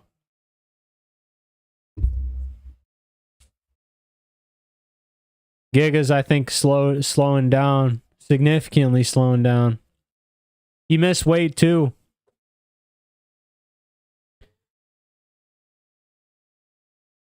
Nice straight left from Onama. And he lands another one. Oh, and Giga throws right back, bro. Giga still got power. And he cracked him a little bit. Through the guard.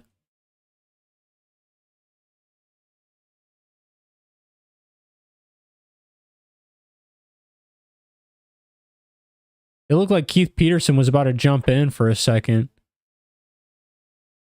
Oh yeah, Giga's landing the harder shots as Onama clips him with a right. They're both landing now.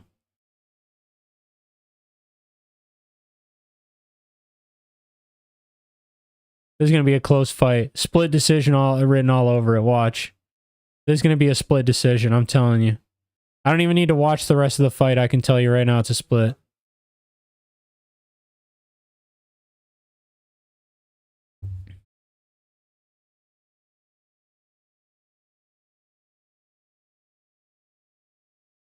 Man, Giga is powerful, bro. He tried an axe kick. Nice.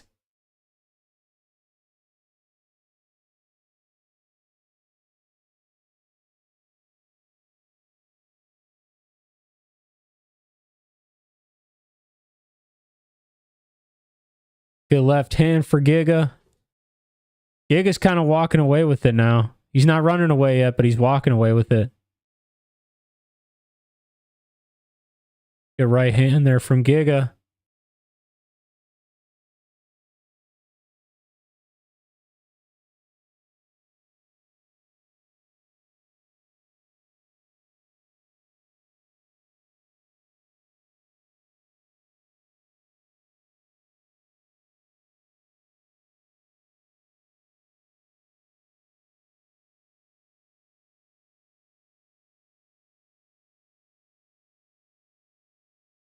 What just happened?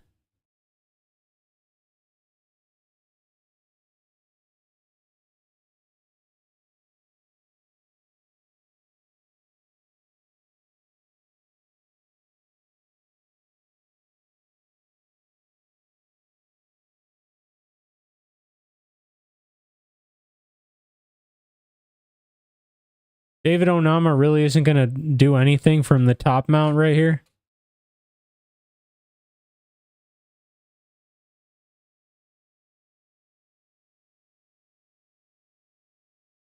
He's working his ass off. What are you talking about? He's literally not doing anything. There we go. That's the first elbow he's thrown.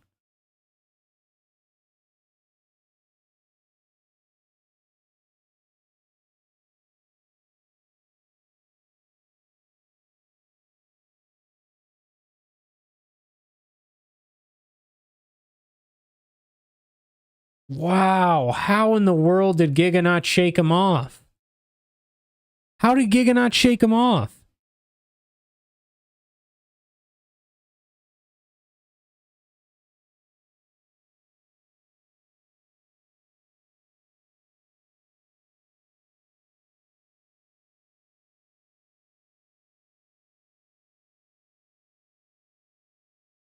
Yeah.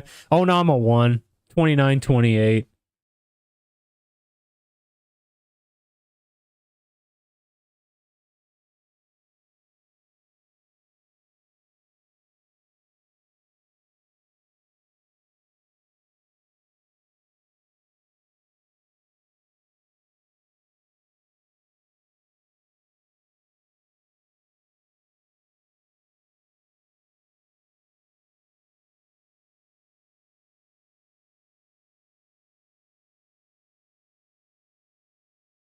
Yep.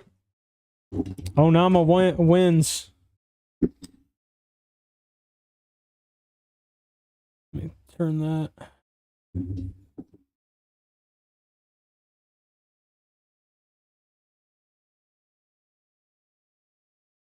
I think Giga Chikadze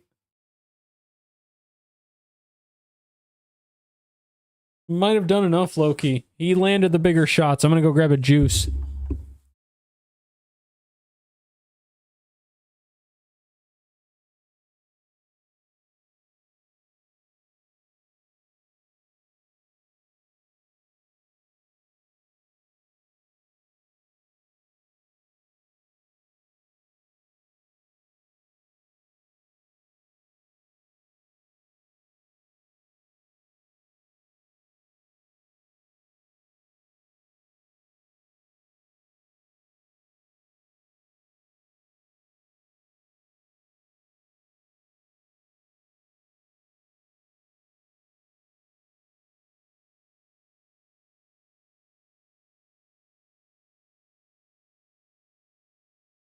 When in doubt, Sunny D it out.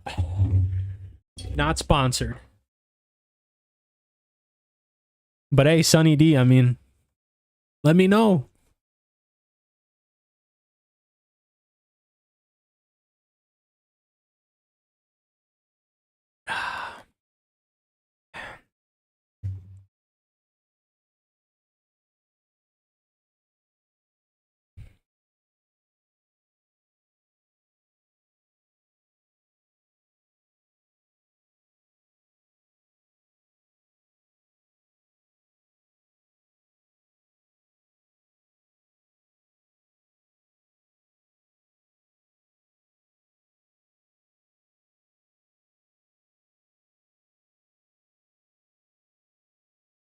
David Onama, 29-28.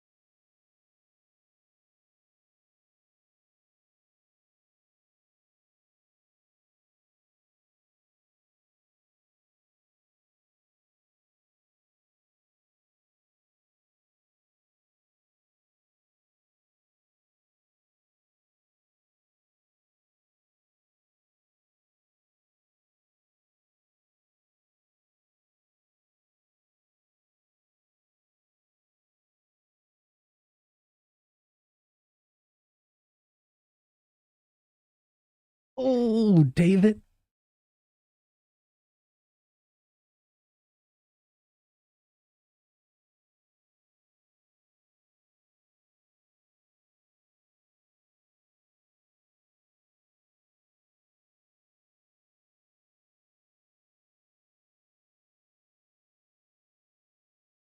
Yeah!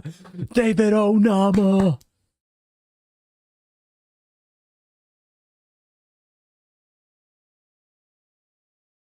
KC, Missouri.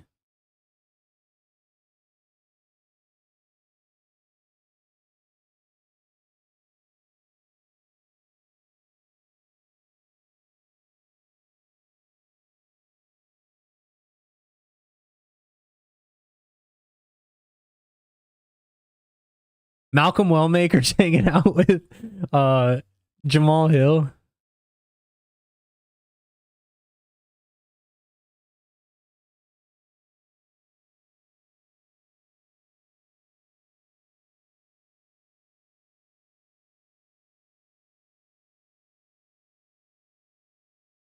Marab the Machine.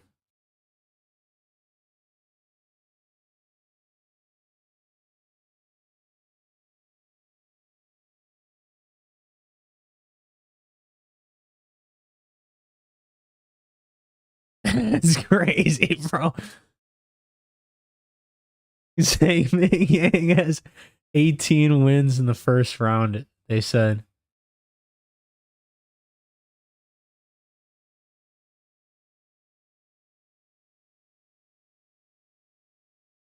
Are you serious? They're all first round.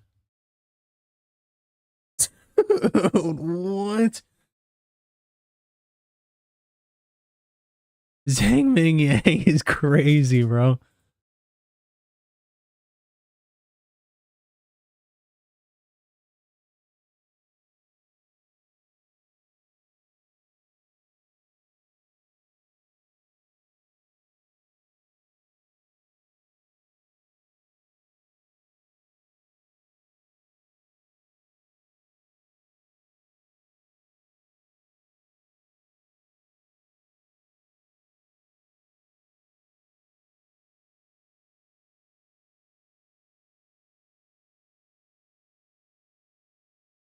R.I.P. Anthony Smith.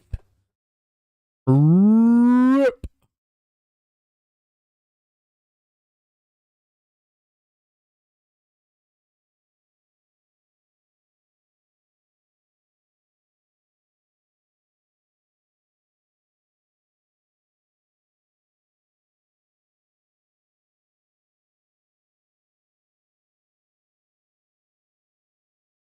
Man, I will say this has been a good fight card, but next week's going to be a pretty good fight card. And then obviously UFC 315 is going to be absolute banging.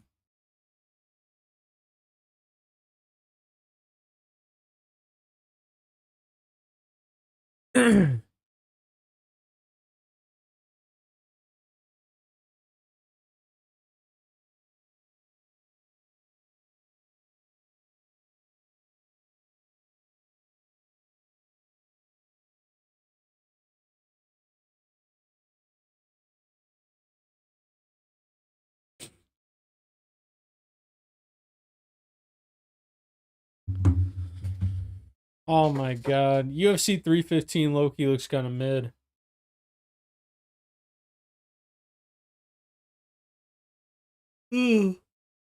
We'll see, man. Alexa Grasso and Natalia Silva. That's a prelim fight.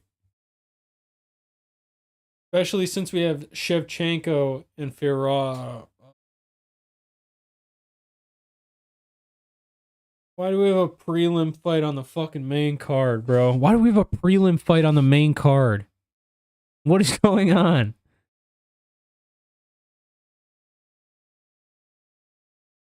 That's so annoying, bro.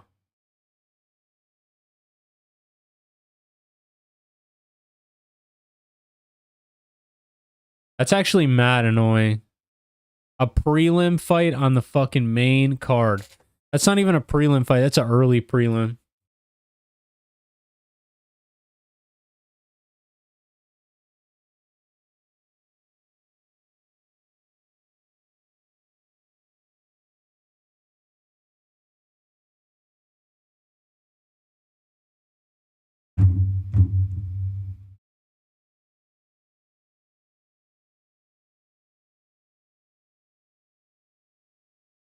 The UFC is brutal when you're retiring, bro.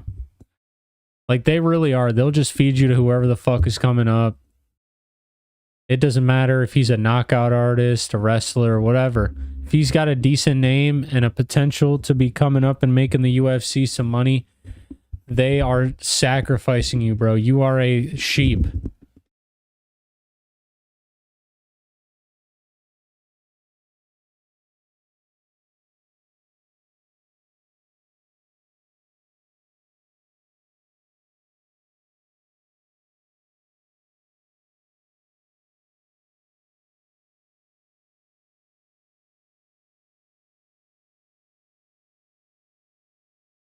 Oh my god. Anthony Smith might actually win this fight.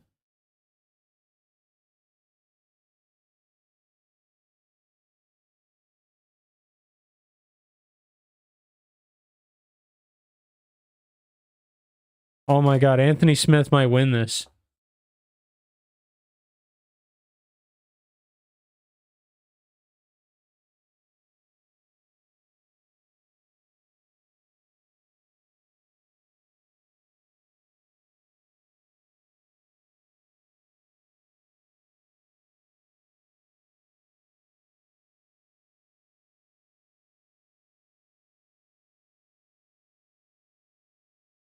Oh my God.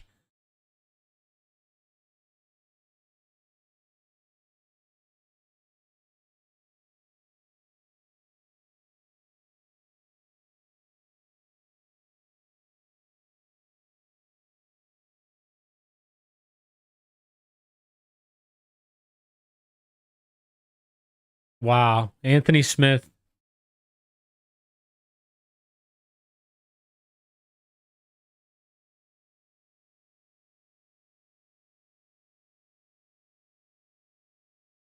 And they give him Zhang Mingyang. All of his wins are first round finishes.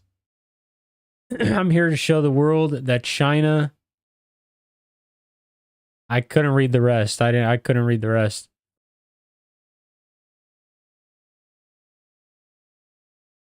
All right. I will be more impressed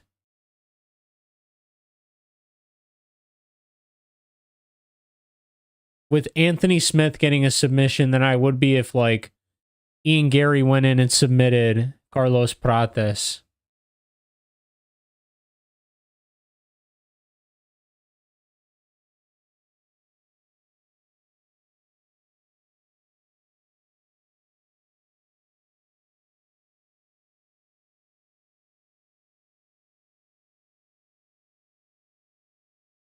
Oh, Anthony Smith might be cheating in this fight.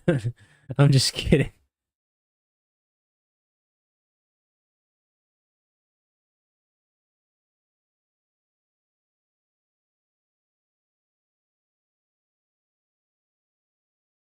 I will show my respect to him as a warrior.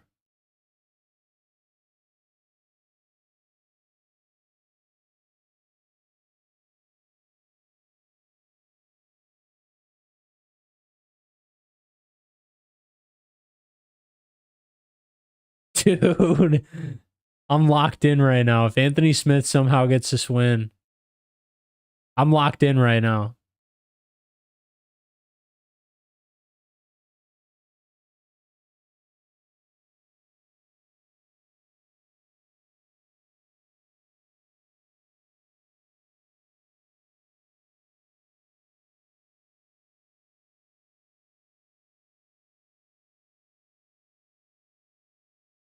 Oh, I hate listening to these commercials, so I'm not gonna listen to them. I'm just gonna sit here and yap. Yeah, Anthony Smith. It's weird the way his career's panned out because he always ends up bouncing back and winning, like finding ways to win fights, especially the ones that like he really has no business winning.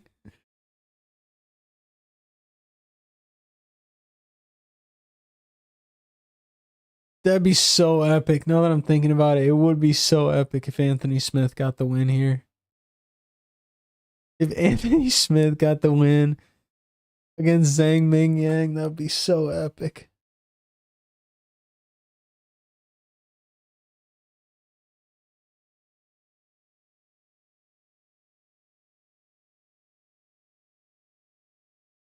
Oh man, just had to crack my neck. And they're still going with commercials. They're still going with commercials. And it's still going. And it's still going.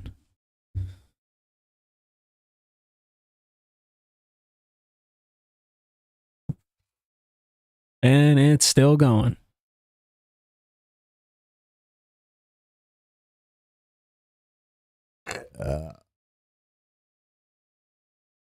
Oh.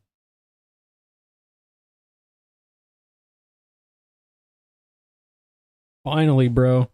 Mingyang is out.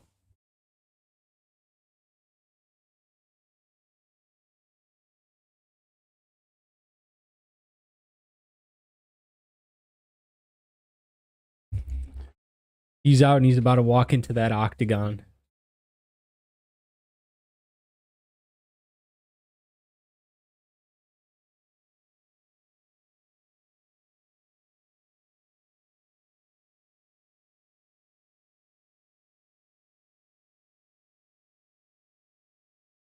What's up, Yoshima? Yeah, 4 minuta, no gosh. I like Knuch.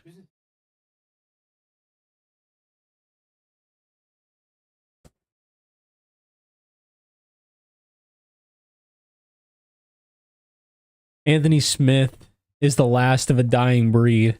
A guy many fighters look up to. Korean John.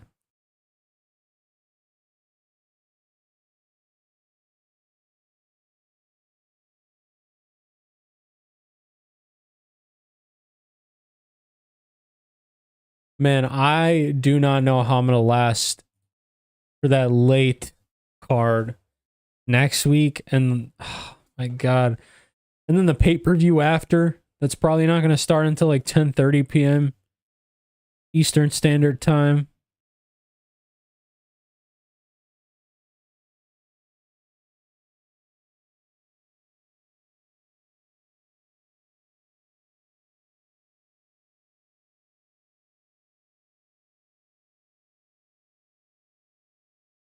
Anthony Smith taking it all in for the last time, bro.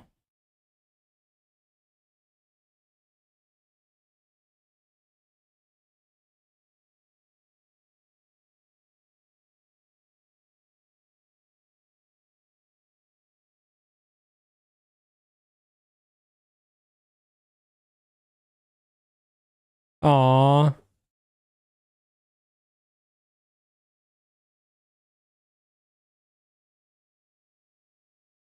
His wife and his daughters are all here.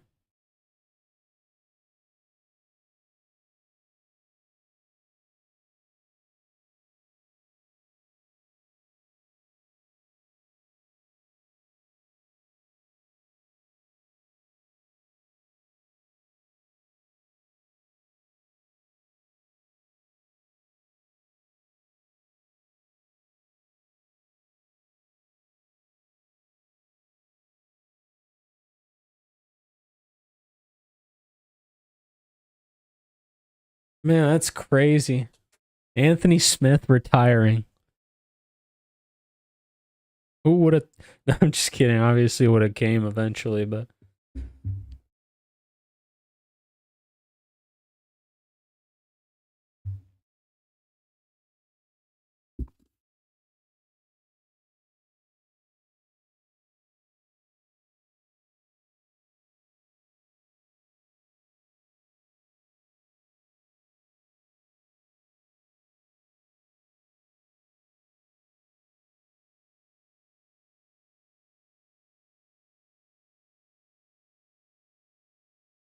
Oh, I'm hyped up for this.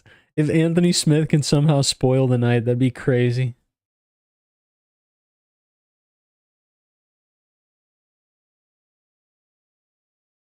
That would be so epic. If Anthony Smith could come in here and play spoiler.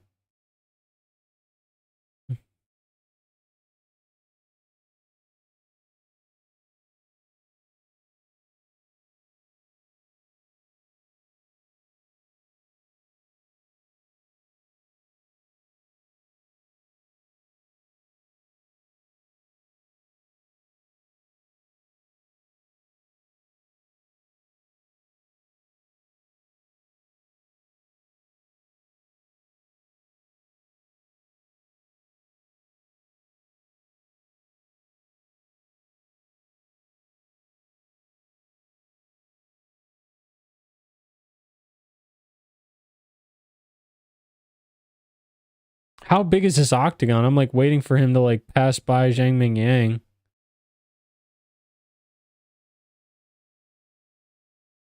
Huge. Most pro fights on the card with 59. His 60th pro fight.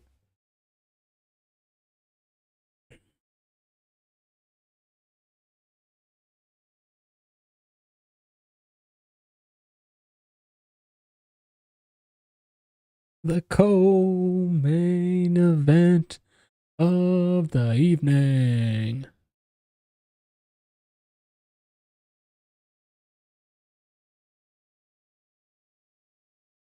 Fighting.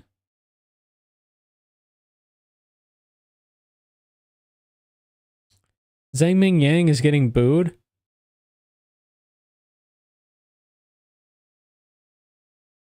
Zhang Mingyang's getting booed right now.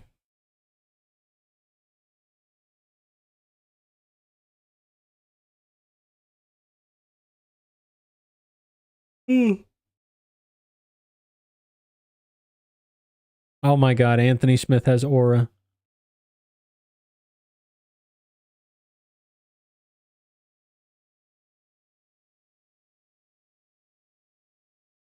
Anthony Smith has aura, bro.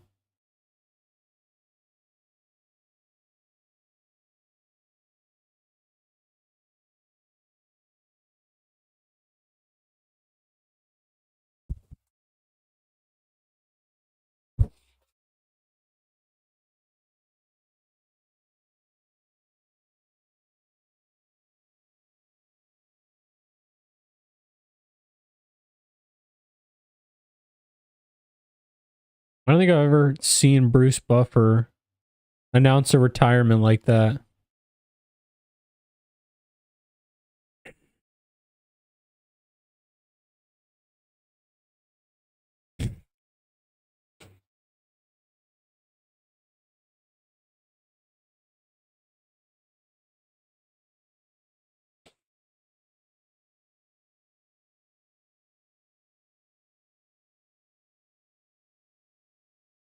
Smith didn't touch gloves with him. That's fucked.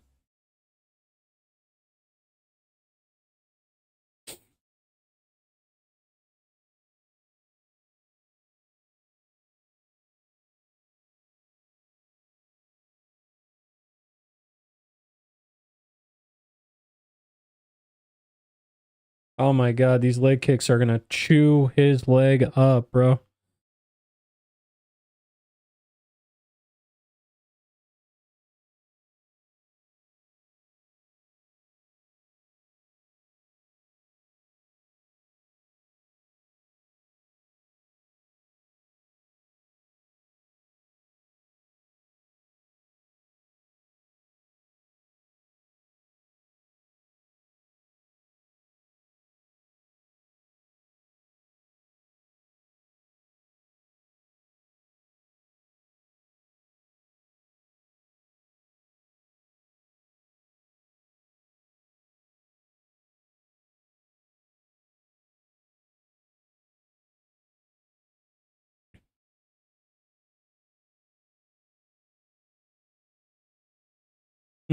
Anthony Smith just getting eaten apart right now.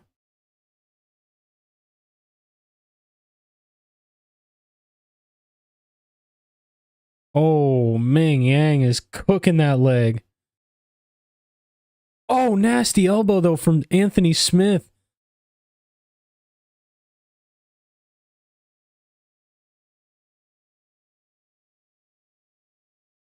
Oh, and another nasty elbow.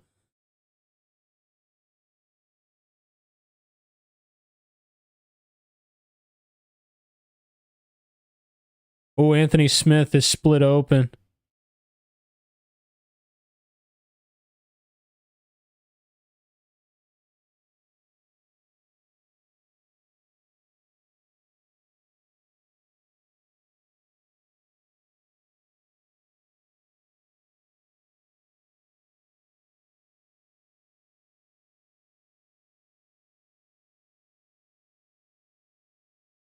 Oh my god, Anthony Smith's a warrior, bro.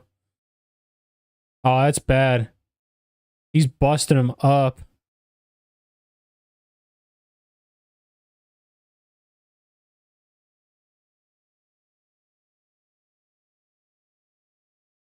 Oh, Smith. Oh, he sprawled. It's over.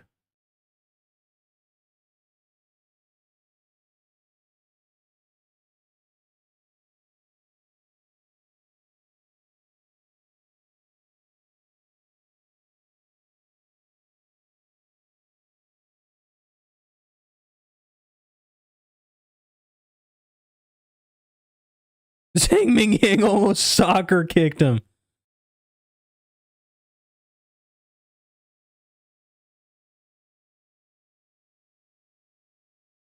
Oh my god, that's so much blood, bro.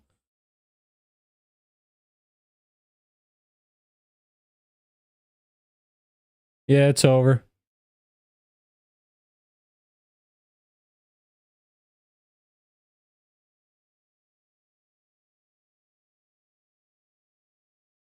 It's over. Stop it. Stop the freaking fight, bro. Stop the fucking fight, Jason.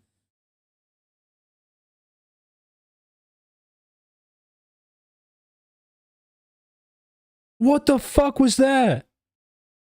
He just cut him open in the back of the head, bro.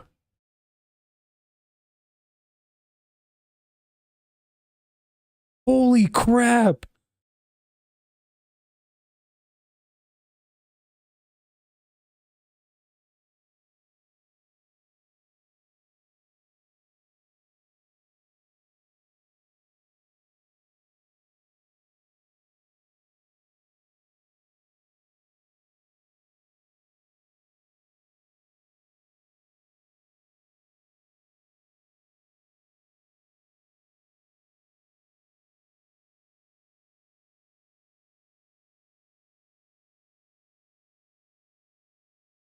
Who's he flicking off?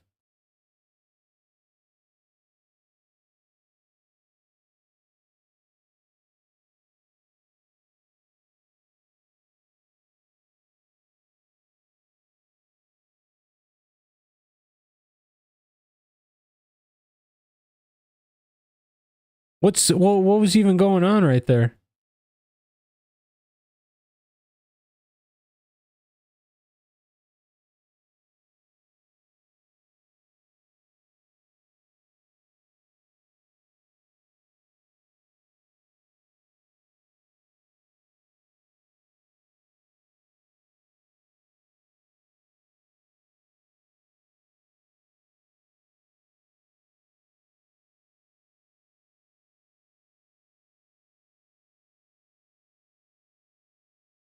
There's so many people in the freaking octagon.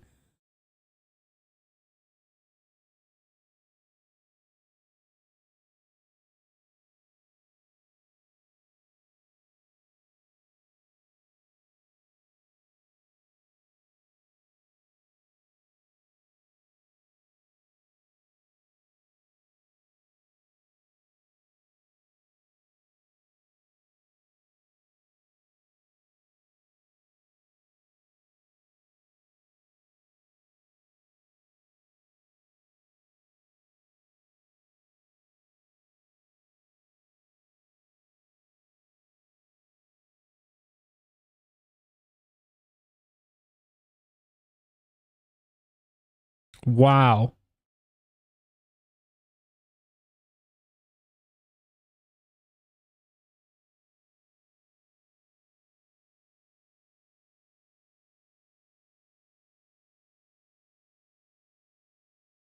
Oh, I gotta get another juice.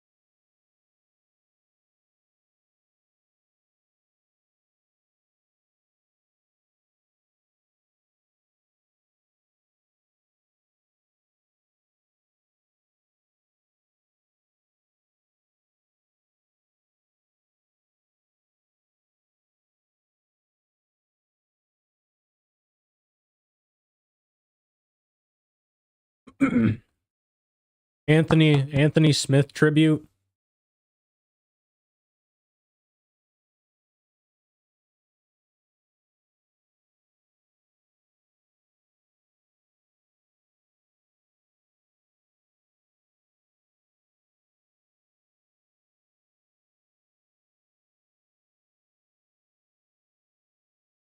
Man, enough to make a grown man tear up and cry.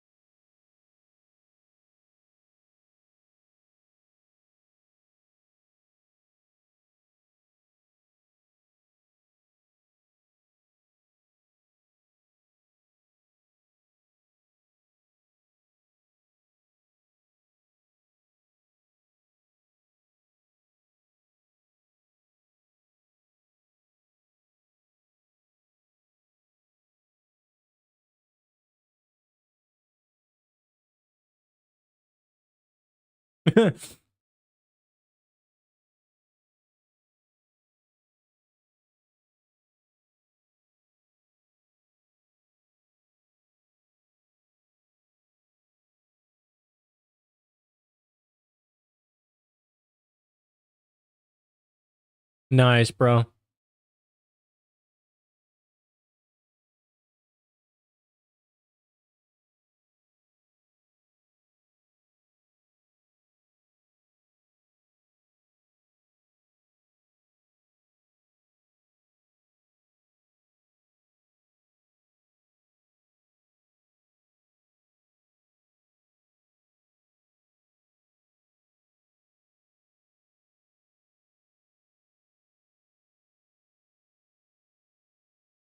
Wow, bro. Could have been the one to strip John Jones of that belt, and he didn't.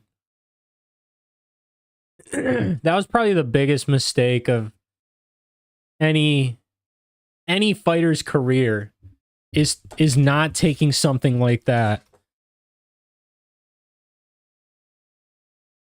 Yeah, he could have kept going, but he also could have won like 300,000 more dollars that night, and then another championship fight that he probably would have had against John Jones to get paid again. 2 big paydays against John Bones Jones. And who knows, man? Going into that second fight, we've seen Aljo in that same position where he loses and then he comes back and wins that second fight convincingly too.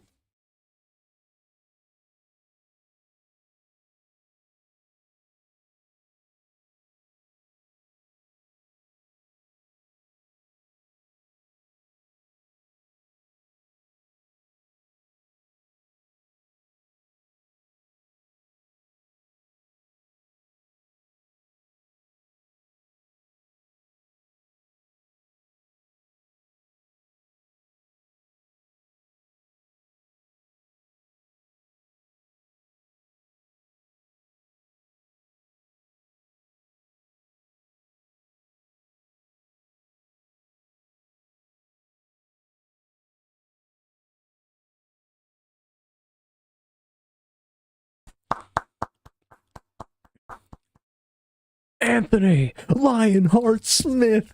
All right, and now that's over. Carlos Prates and Ian Garry.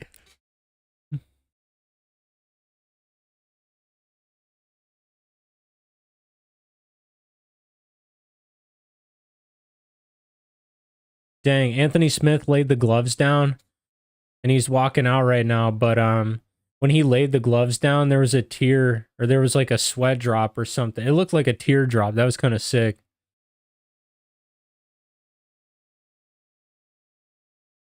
So do the gloves just stay there for the main event too, or? I'm just kidding. Oh.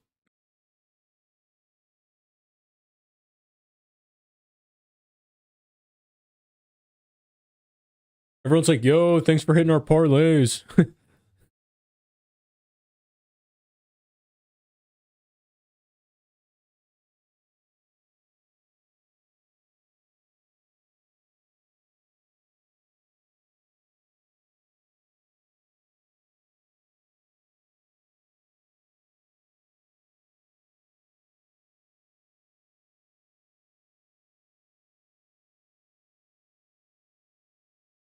Bro, I'm going to grab some more snacks. I'm hungry AF for this main event.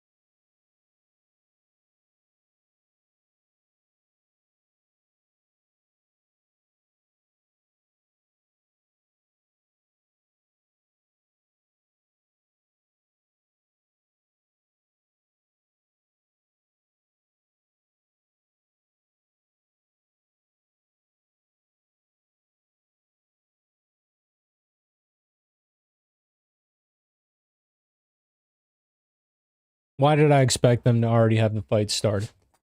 Fuck.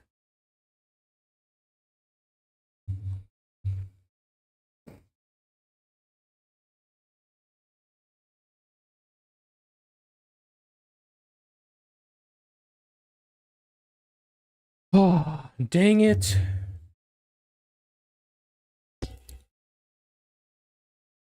Oh my god, it's finally here. Let's go.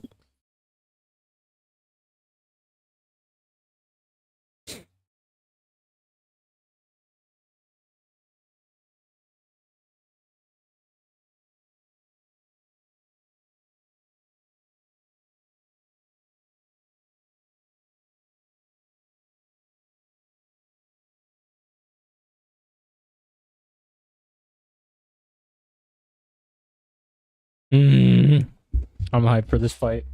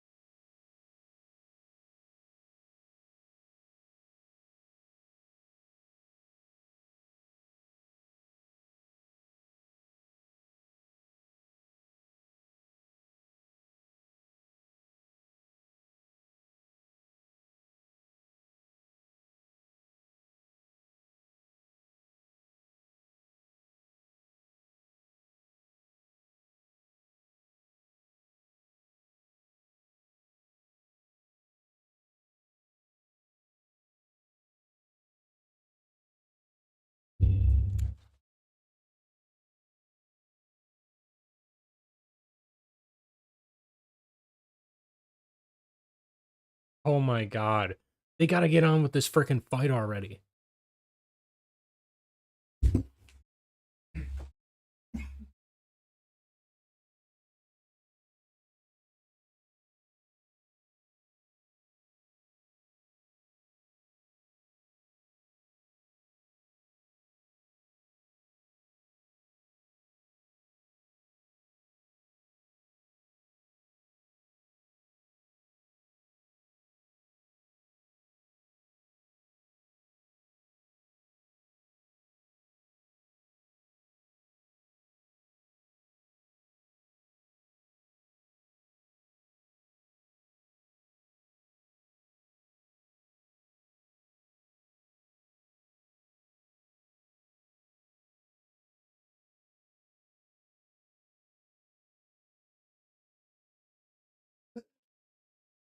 I think this might be too big of a jump for Prates, but I hope I'm wrong. Seriously, I hope I'm wrong.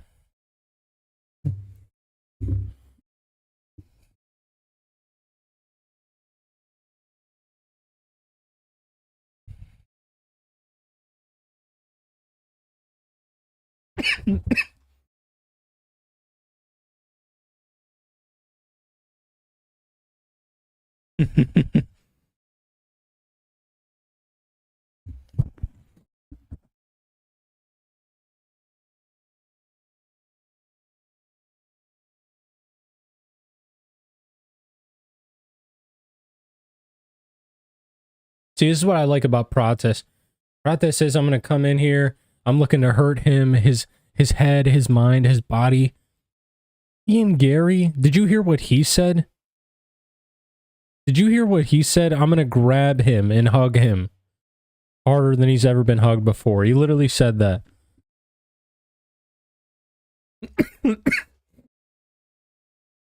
That was disgusting. I can't believe I actually heard that. This is obviously Carlos Prates walking out to this.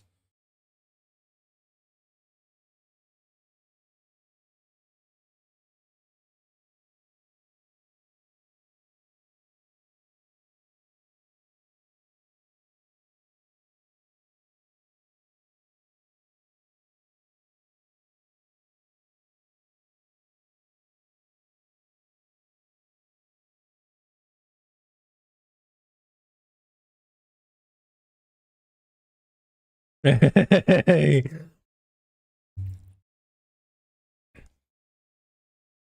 Carlos Prates making the most of his main event. Let's go.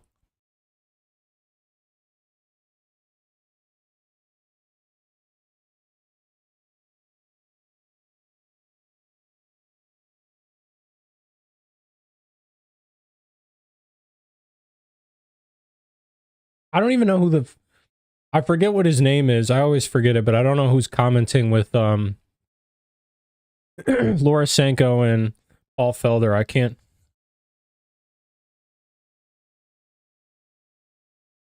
Does anyone know who that third guy is? I'm drawing a blank right now.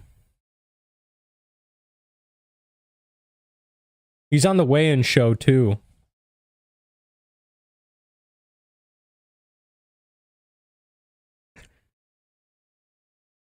It'll come to me.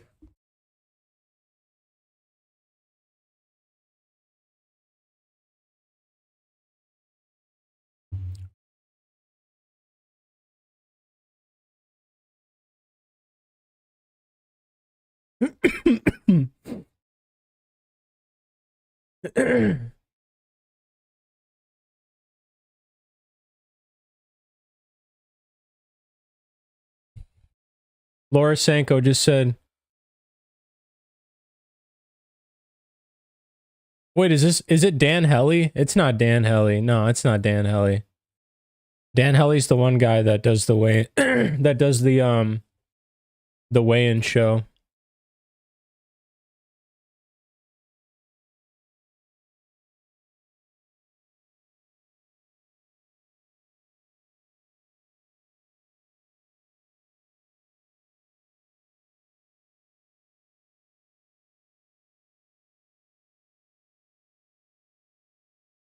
Brendan Fitzgerald.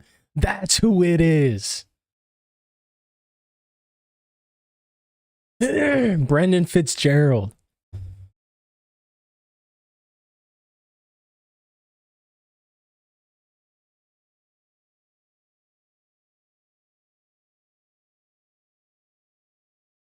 I was interested to see like what kind of reaction Ian would get.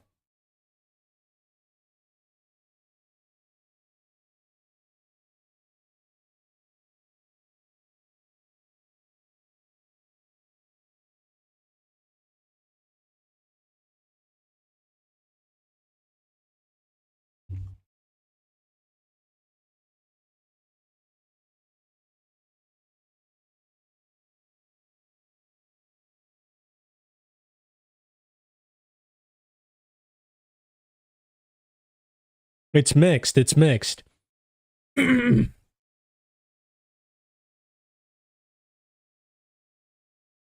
like a third of the people are just quiet, a third are cheering him on, and the other third are booing him.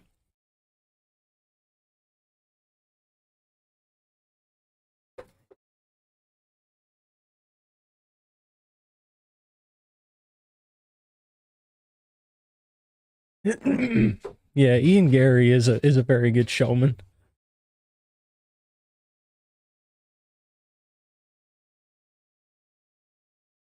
It's good to see that his wife hasn't cheated on him yet. Seriously, bro, I know a lot of people were like thinking that she was gonna do that and he was getting screwed over. Because I think she's like 40 or some shit. She's older. Or not 40, maybe like mid. Maybe, nah, she probably is 40, I think.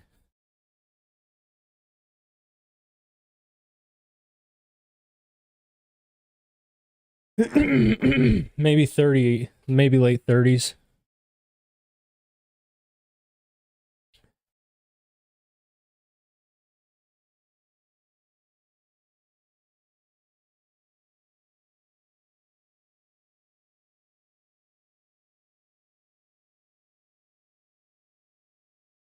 This will be an interesting fight. I'm excited for this one.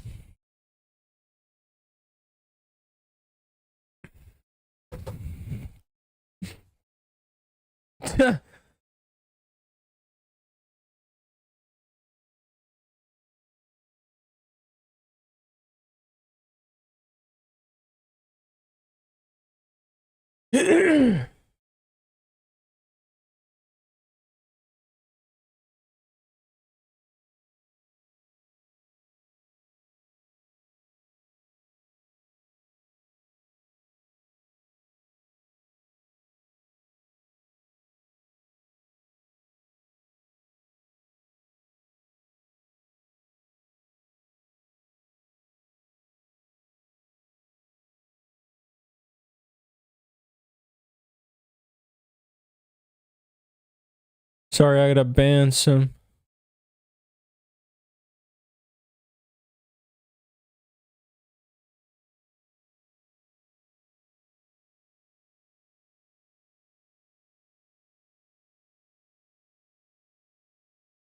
$27 old, bro. Come on, man.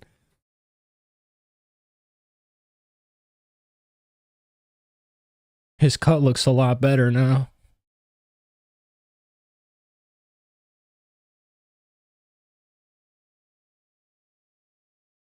Let's go, dude. Come on. This is what I've been waiting for.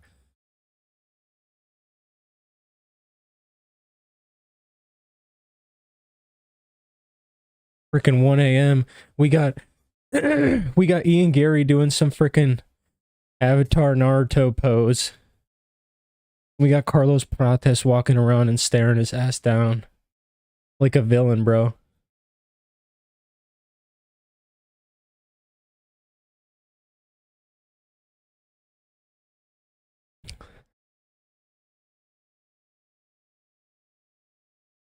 Ian Garry's animated right now. There's no way he's losing this fight. He has plot armor, I'm telling you. Look, look. Carlos is tracking him too.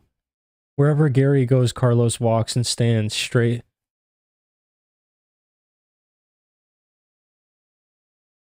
I think Carlos is kind of tweaking. Under the big lights, bro. I'm not even gonna lie. Oh my god.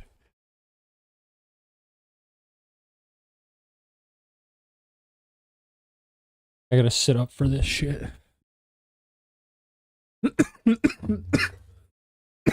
Excuse me. Alright.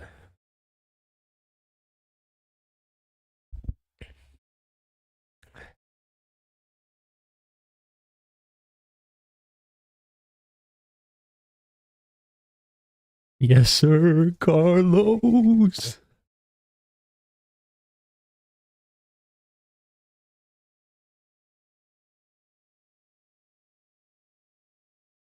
It sucks that Ian Garry gets booed like that.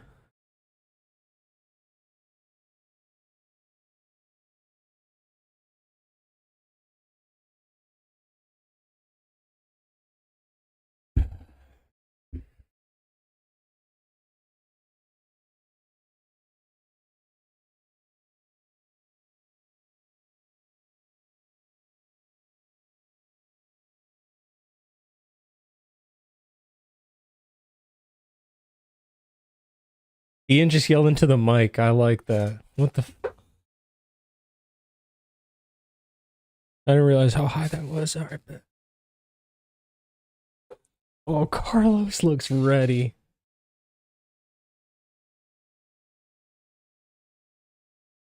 I will say Ian Garry knows how to sell a fight.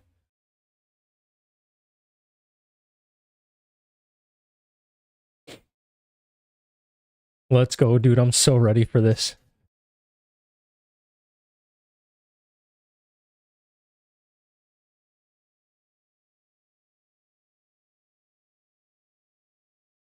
I love the purple that Ian rocks.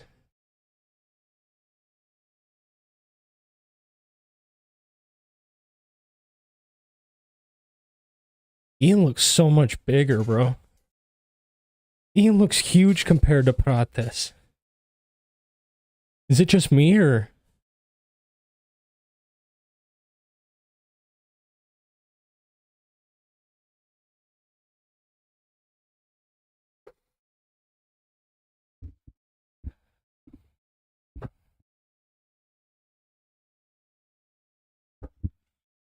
Oh, the crowd's cheering Prates on. Excuse me.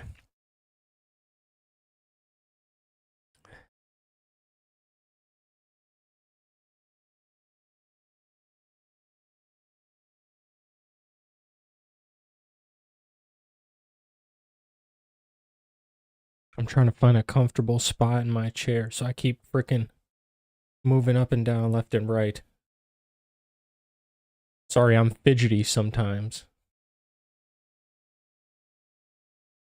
Oh, good head kick from Ian Garry. It was blocked by Prates, though, but...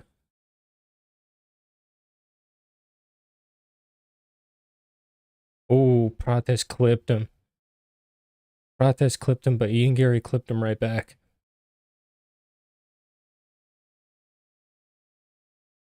Good head kick from Ian.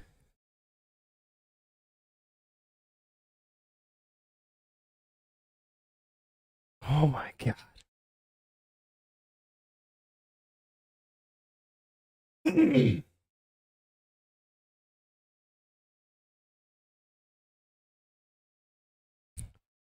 Go 1-2 head kick from Ian Garry.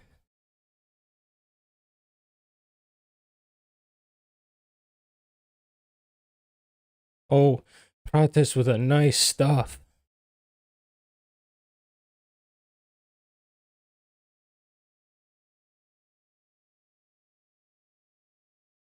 Oh, good body kick from Ian Garry.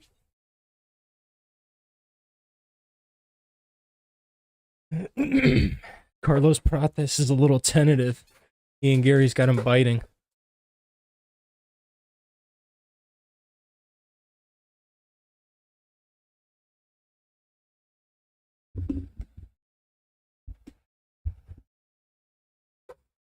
This is fairly even right now.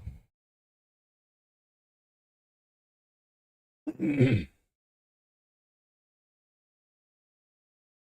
is a fairly even fight right now.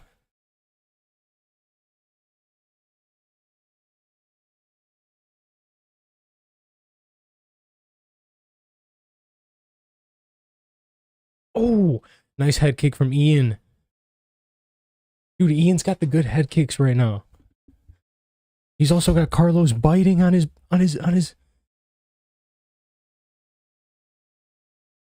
when he comes in. Nice left.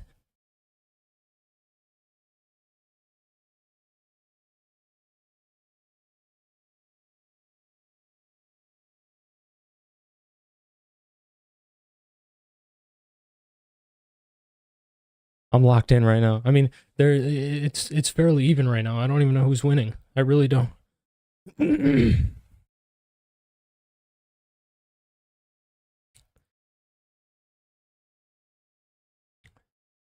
I want to say that Ian Gary's winning right now. And he's landed the bigger strikes. And he's landed more too. Oh, nice head kick.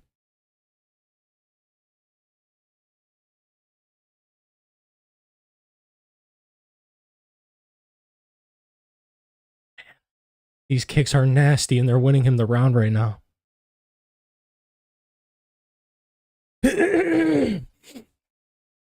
Prates is literally, yeah. Paul Felder's right. I couldn't have said it any better myself, brother.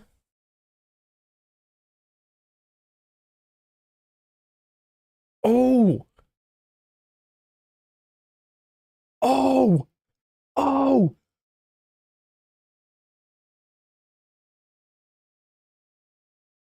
Let's go! Come on!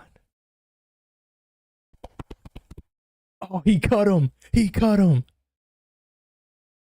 Ian Gary!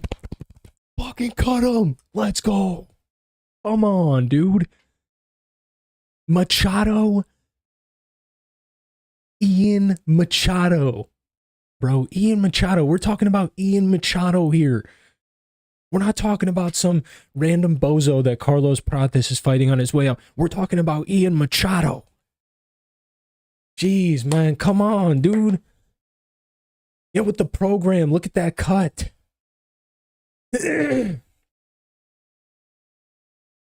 Right now, Carlos Prates, he's literally thinking about cigarettes. I swear on everything, bro. You can tell in his eyes. He usually has a darty, like, in between each round.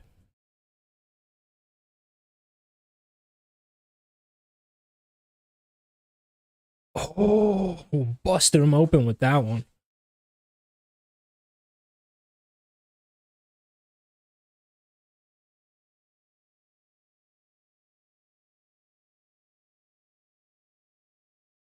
He should be fine, right? He should be fine.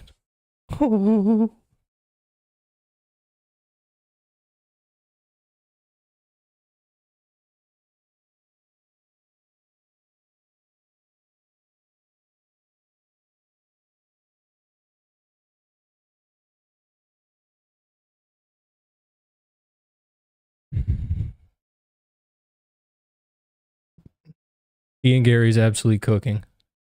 All I can say right now is he's outclassing Carlos Prates. That power that Carlos Prates possesses. Oh. Wow, Carlos Prates. Amazing takedown defense. Ian Gary dapped him up for it.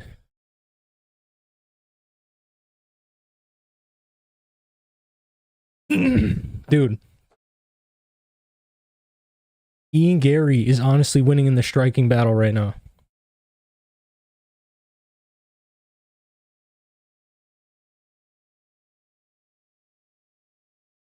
Good head kick.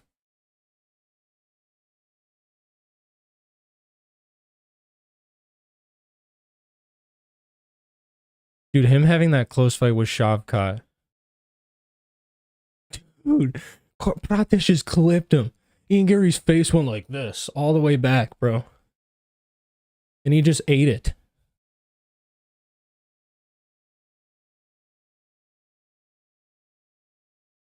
Oh!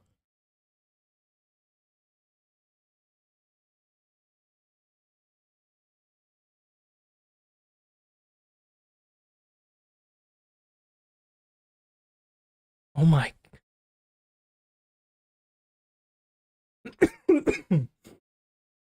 Ian Garry Masterclass.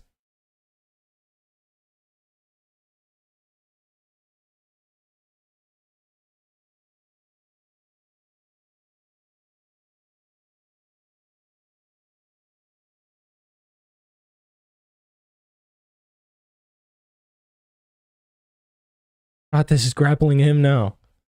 Prates is grappling him now. He's clinching him up.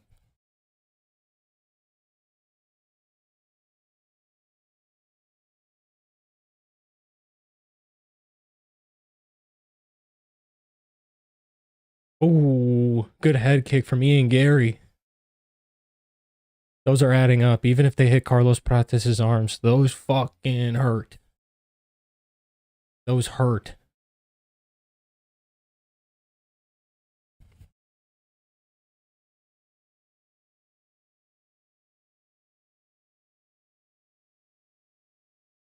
Oh, good check by Ian. Oh! Nice right hand from Ian Garry.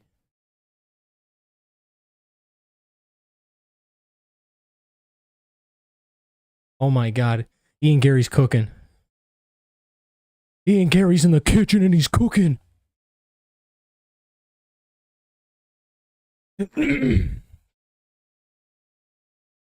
Carlos Prates.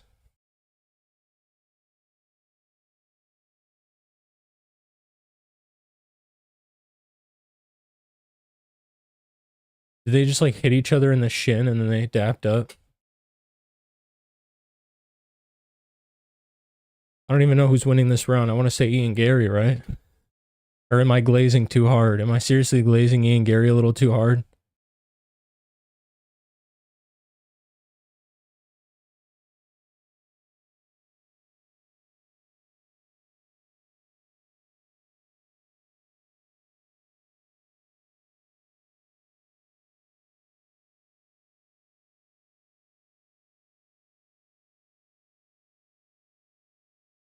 Oh, nasty head kick from Ian Garry.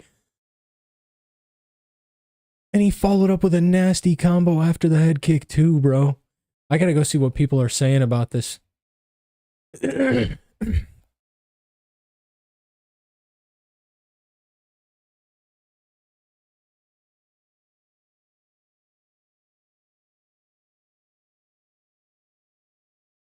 if Ian Garry finishes this... Oh!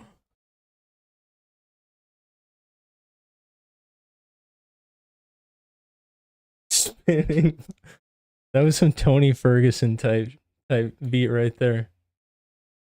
Machado Garry with a Tony Ferg type beat right there.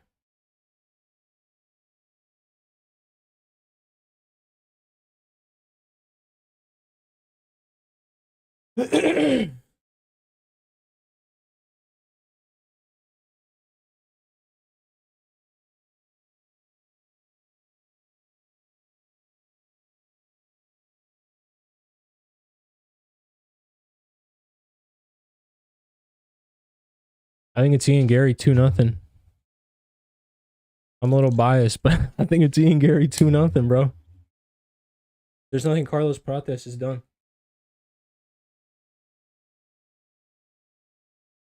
Except like he's the one moving forward, but Ian Garry's literally doubling his significant strikes each round. And he's done more damage.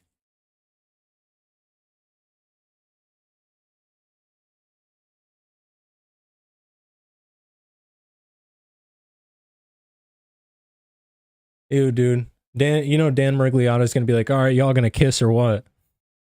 He's gonna say some weird shit at the end of this fight. Because they've dapped up like 3 times. Ian Garry just respects all his opponents, so he just like... he's like John Silva. Carlos Prates understands because he literally trains with Zhang. Prates isn't that type of guy, but Jean Silva is. Like, Jean Silva will dap you up and then knock you out, like, 30 seconds later. Ooh, good body kick by Prates. Ooh.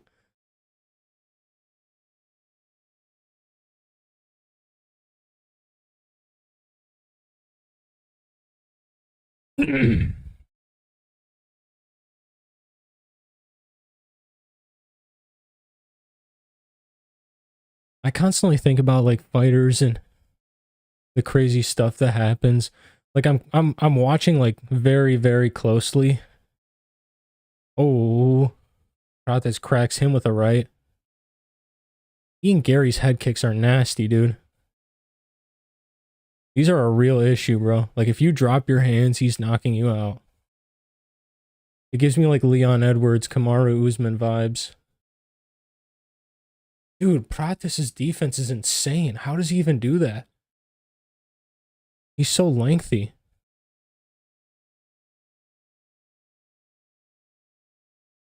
Ian Gary needs to double leg his ass.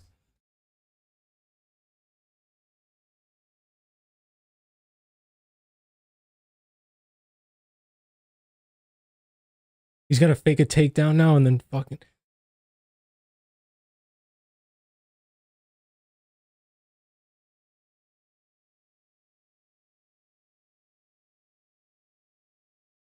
Ian keeps tapping him up, just like I'm telling you, it's like exactly like Jean said. Oh, big uppercut. Prates is on the recover, or on the retreat. Oh my god, I'm stumbling my words. Jesus. Let's go. Come on. Machado Garry with a nasty uppercut again. Breaks through the guard of Prates. Good head kick from Ian.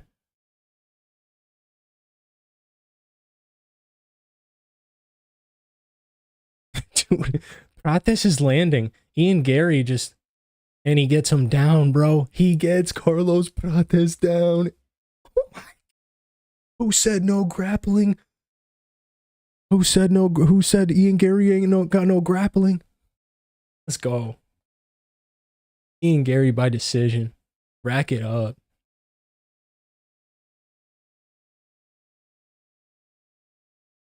Now, hopefully he TKOs him, honestly. I want Ian Gary to get a good win.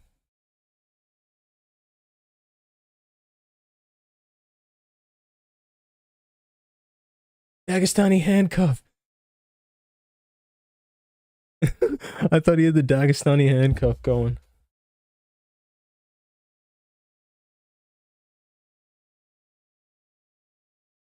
Oh. He's making Prates work.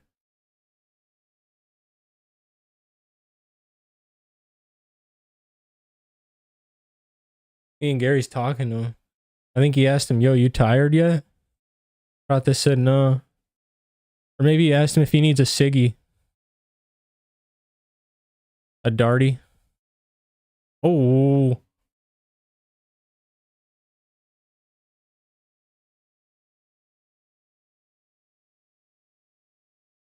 Prates still has power. Prates still has power.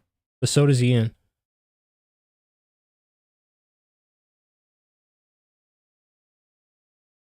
That's crazy, bro. People really thought Prates was going to come in and beat Ian Gary. What a takedown, bro. What a takedown, dog. Ooh. Ian Gary cruising to a decision.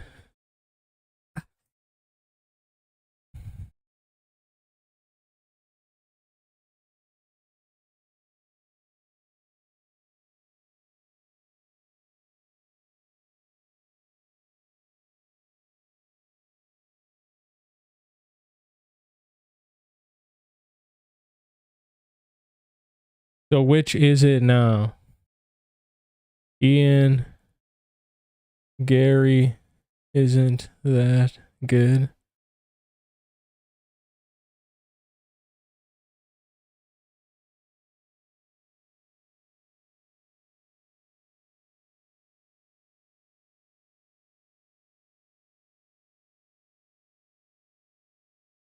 So which is it now? Ian Garry isn't that good and Carlos Prates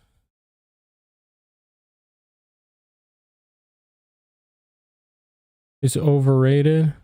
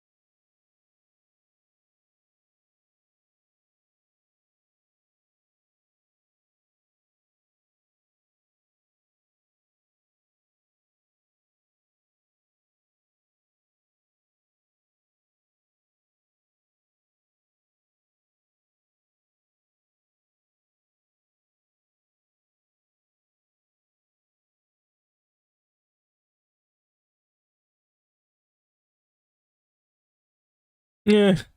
I just had to tweet out Ian Garry masterclass. Maybe smoking cigs is not the best base for MMA. That's crazy.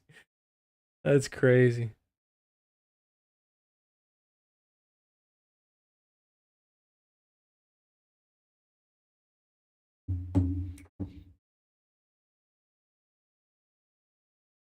Hey, you never know. Prates might carry that power throughout all 5 rounds.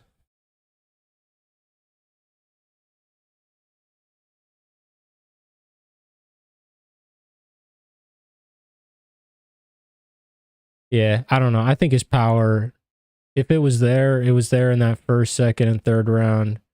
I think his power is diminished quite significantly. I mean, you can see it in his shots too.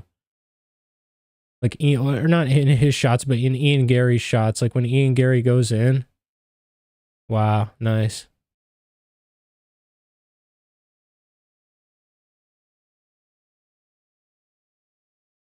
High level. High level. This is Khabib Nurmagomedov.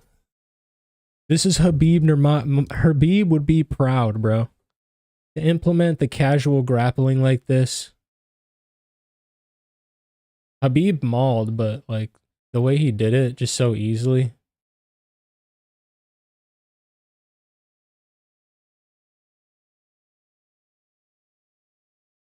Jump on his back, Ian. Jump on his back right now.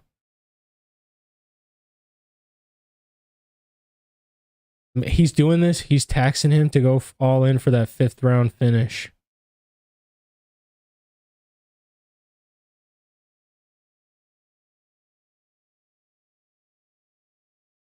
Oh my goodness.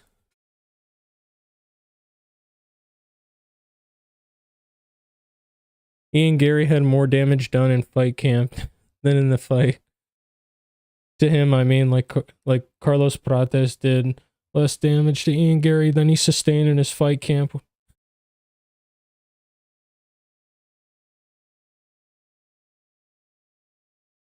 What do they just dap up for? Why do they keep dapping up every 30 seconds? Come on. Throw strikes. Prates has only landed 23.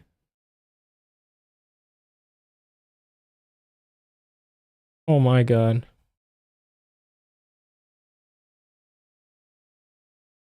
Oh! Ian Garry's clipping him now because Prates is tired.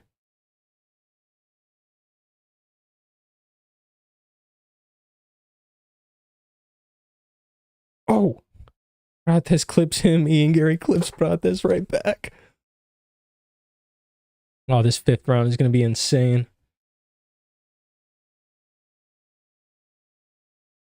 This 5th round is going to be insane.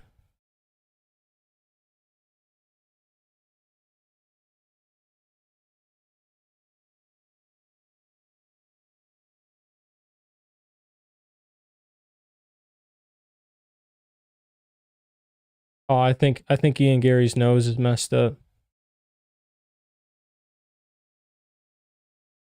Yeah, Ian Gary's nose is busted up.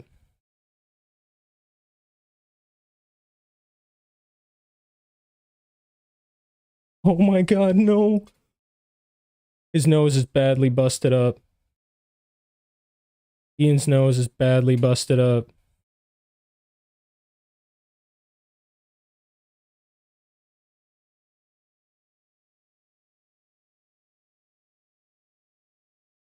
Oh my god, dude, Ian Gary might be cooked in this last round, dude. Prates is stalking him down like an animal. Oh my goodness, bro. Oh my goodness.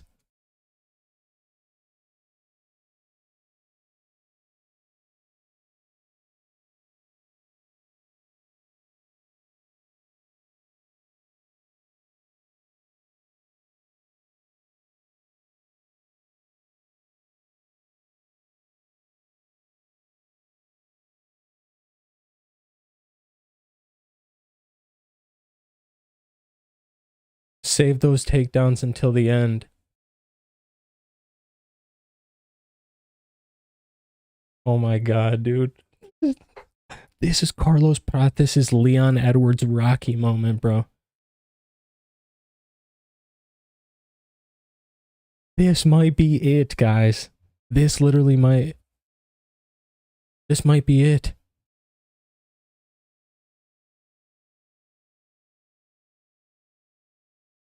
Oh my god, Carlos Prates is hyping up the crowd. He's about to fuck Ian Gary up, I think.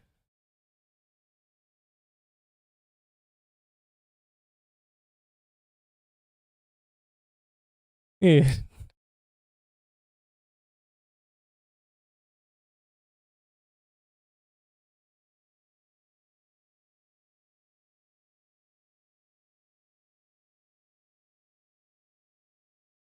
Ian's just gonna be on his bike the whole fight. Oh no, until like the last 2 minutes.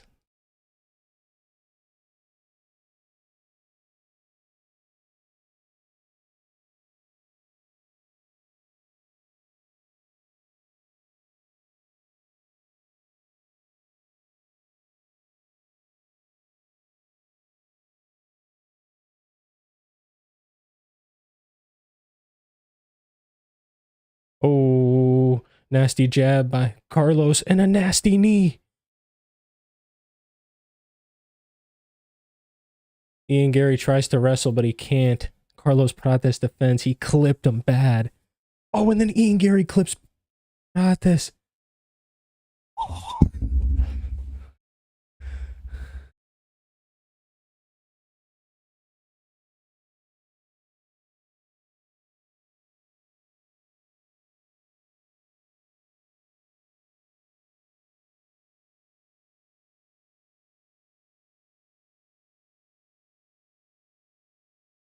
Oh my god, Ian's arm might be broken, I think.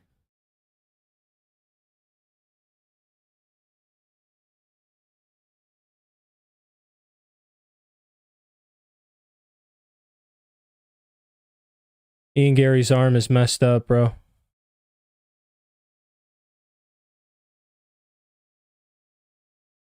I think it's his right. I think it's his right arm that's broken.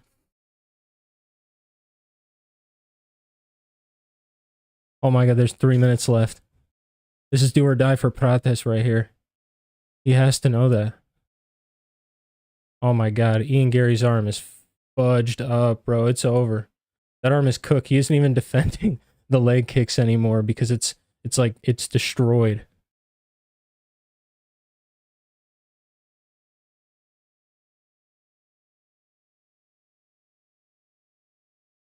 People are chanting F Ian Gary. Oh, nasty uppercut. Oh, and Ian Gary clips him with his right hand.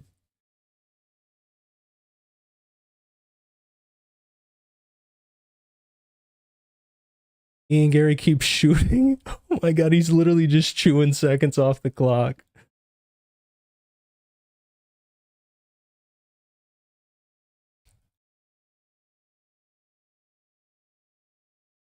Why doesn't Prates go for a choke? Doesn't he have a black belt?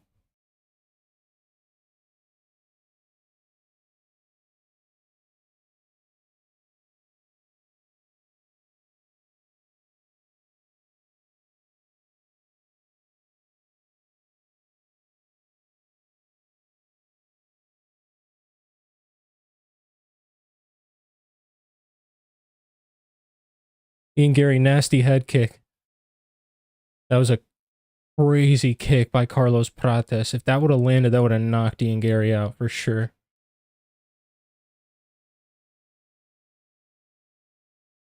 Oh my god.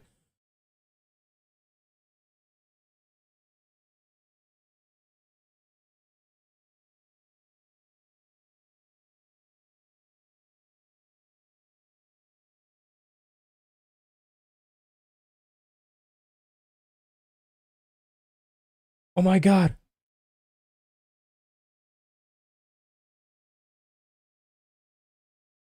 Oh my god, Carlos Prates.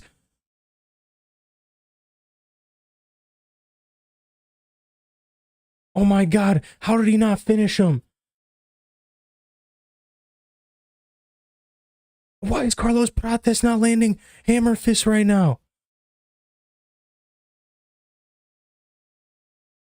What is Carlos Prates doing? Is he stupid?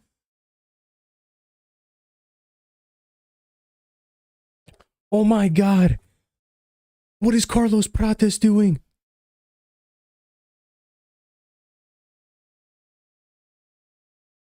He backs off. What is going on? What is going on? Carlos Prates just lost the fight.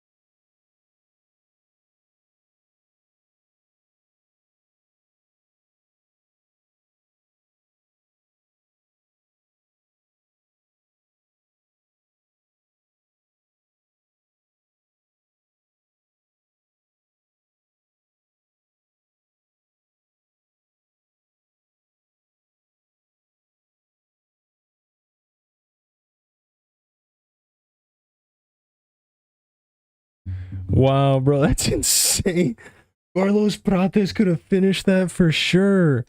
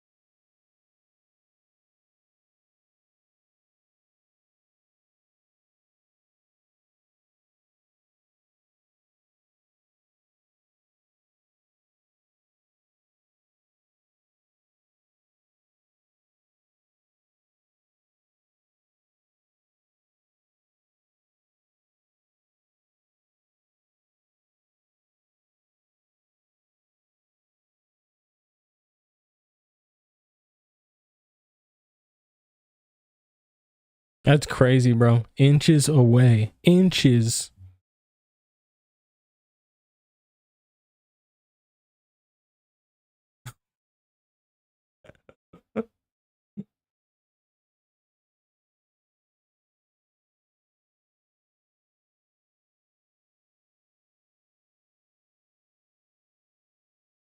Just how good is Shavkat Rakhmonov?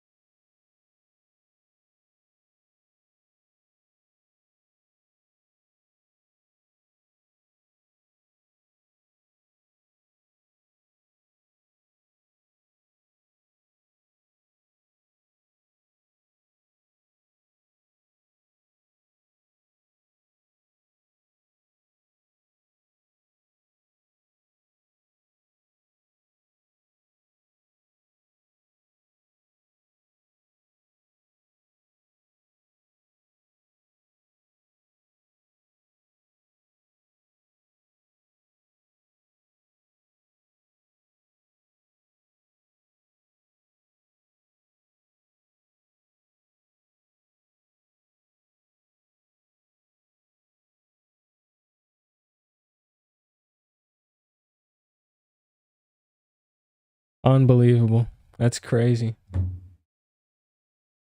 Holy crap.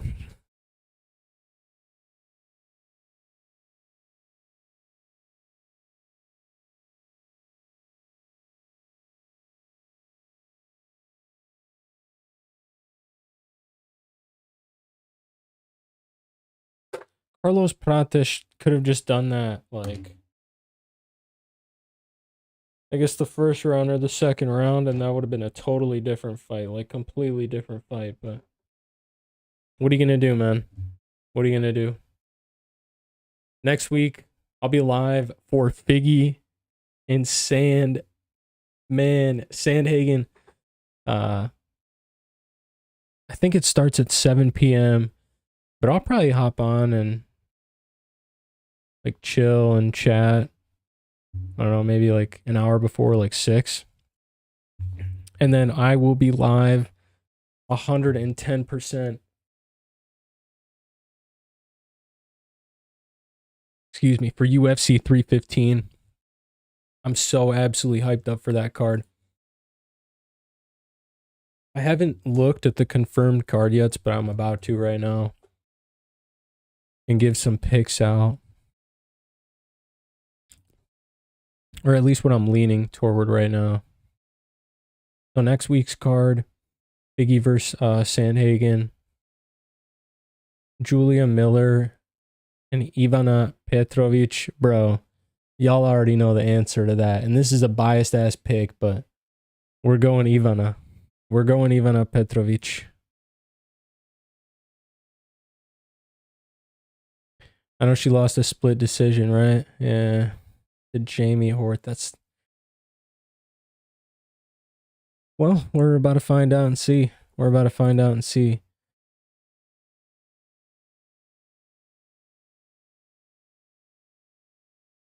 Yeah. So Ivana, Tom Peterson, and Dontel Mays. Off first bat. I want to say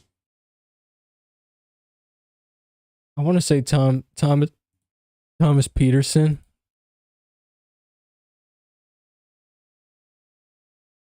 But he lost to Jamal Pogues.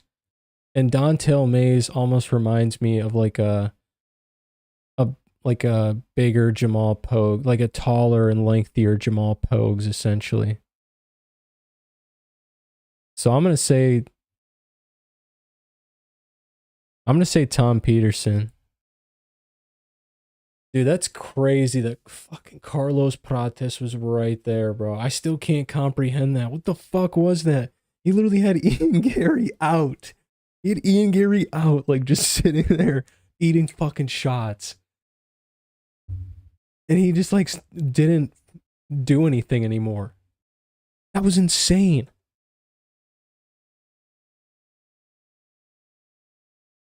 I get it though. I mean, 5 rounds, when you're in the 5th round of an already fucking crazy war where you've lost at least a majority of the rounds leading up to that point, or at least half of the rounds leading up to that point, You're going to be gassed. I get it. But, man, I bet, I'm telling you right now, it's the Siggies. If Prates was off the darties and did not literally have on like every other, training round or whatever, sparring round, I'm telling you, this guy would be mental. This guy would be insane.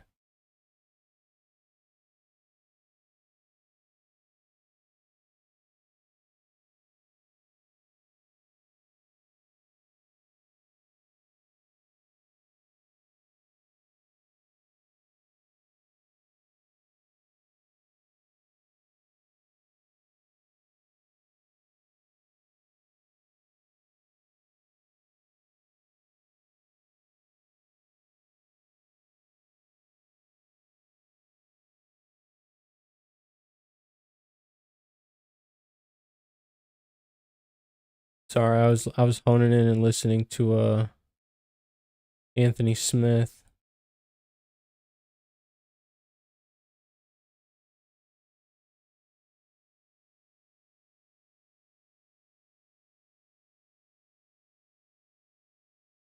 Yeah, it was a cool moment for Anthony Smith. I like that. I like that they gave him that.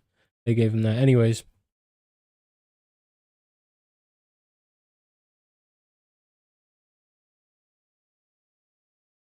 I'm gonna tell you right now, I might pick flip to Dontel Mays, but right now I'm picking Thomas Peterson. Bolanos versus Wang Li.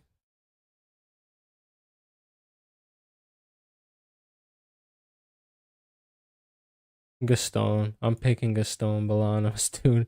He has too much power, bro. Wang Li is not going to come in here and submit this guy. There's absolutely no way.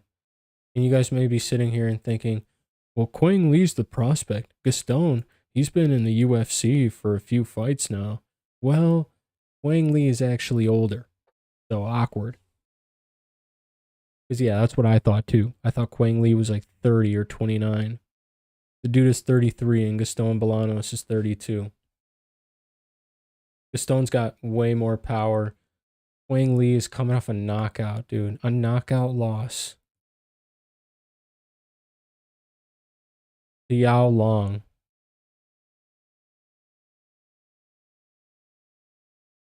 That's all you need to know, dude. Gaston Bolanos is knocking him out. Give me Gaston by KO, dude. Marina Rodriguez versus Gillian Robertson. Give me Gillian Robertson to submit her, bro. Gillian is going to cook in this matchup. I don't even need to look into it any further. And by the way, I don't have odds for any of these, so I'm telling you right now, this is ball. This is ball. Write this down. This is ball. Ryan Loader versus Azamat Bekoyev. I'm not even going to lie. I kind of like Azamat. He's still relatively new to the UFC, but so is Ryan Loader. But Ryan Loader's like fairly good wrestler, and Azamat is also, I mean, he's a good, you could argue, I guess, that he's a better wrestler, but I would say he has better striking. Sure. He's going to have an advantage in the stand-up. There's not even a need, I think, for him to take it to the ground. He should be able to knock out Ryan Loader, potentially. He might be able to, bro. We'll see, but I'm taking Bekoyev to win that fight. Wait, what? Miesha Tate?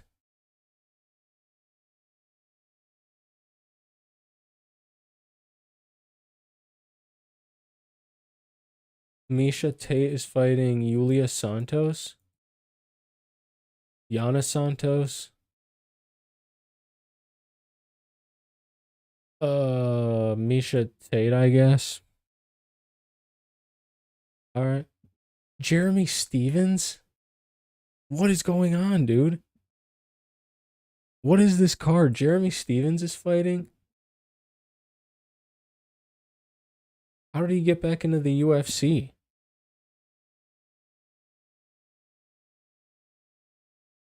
How did he get back into the UFC? That's interesting. All right. Interesting. Give me the guy that he's facing. I don't know who this is either. Mason Jones. He's coming in from Cage Warriors. Apparently he was in the UFC before and went on, well, he lost to Mike Davis.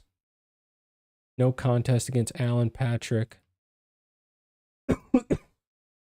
Beats David Onama, which is a good win, and then loses to Ludovic Klein. Dude, you can't cut a guy for something like that, bro. That's crazy. Those are not bad losses at all.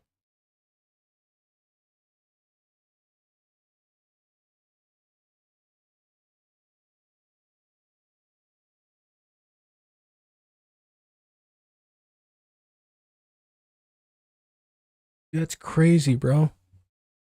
They cut this man for losing to Ludovic Klein and Mike Davis. Well, that's harsh.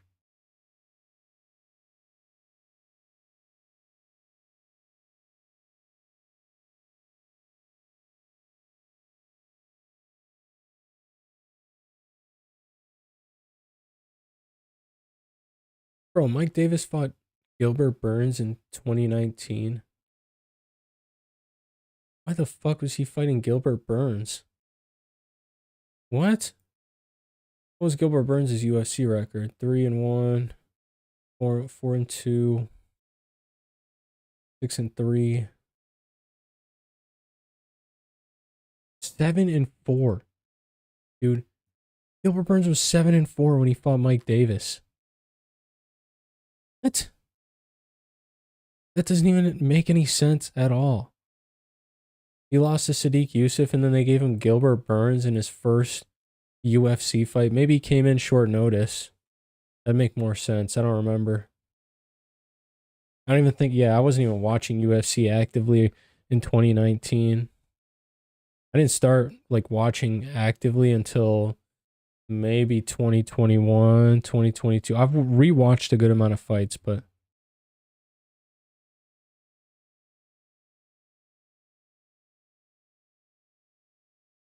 very, very, very interesting.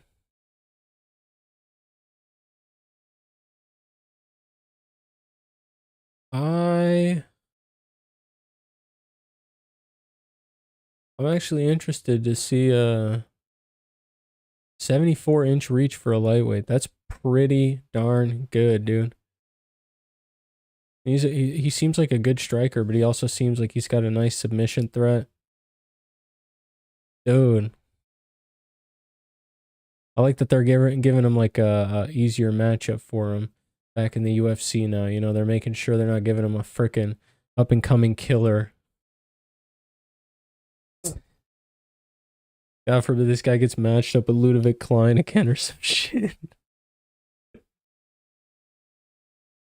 They give him fucking Ilia Topuria. It's Ilia Topuria's debut fight. Poor dude steps up on short notice. That'd be hilarious, bro. That'd be insane.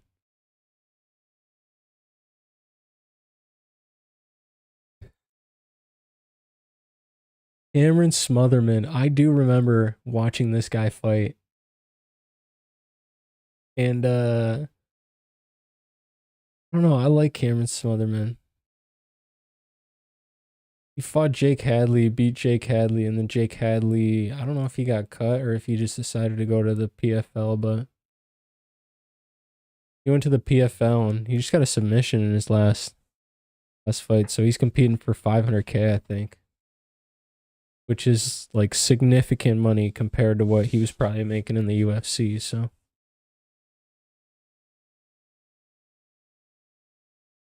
And these fighters get like base contracts, if I'm not mistaken, for every fight. Like they don't just go in and not get paid, you know. But majority of it, I'm sure, goes into fees and whatnot. Oh my God. Cameron Smotherman is cooked, bro. He's going up against Siri City. Siri City. Oh my goodness, bro. Series City is very, very good. I know his record may not state it, but bro, Ramon Tavares, he's he's he's a dog, bro. He's a dog, dude.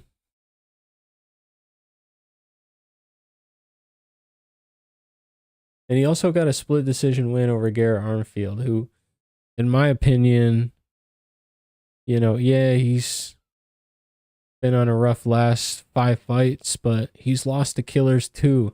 David Onama is not a bad loss. Brady Heastan, that is not a bad loss at all. I'm excited to see Brady back in the octagon again, bro. Brady is going to be like Brady. Who else earlier today fought that was super young? Not Malcolm. I forget now. But all these younger guys, like I can't wait. I can't wait until they start hitting their primes, 27, 28, 29 years old, and they just start like you see them start racking up like crazy win streaks. Brady is one of them to keep an eye out for.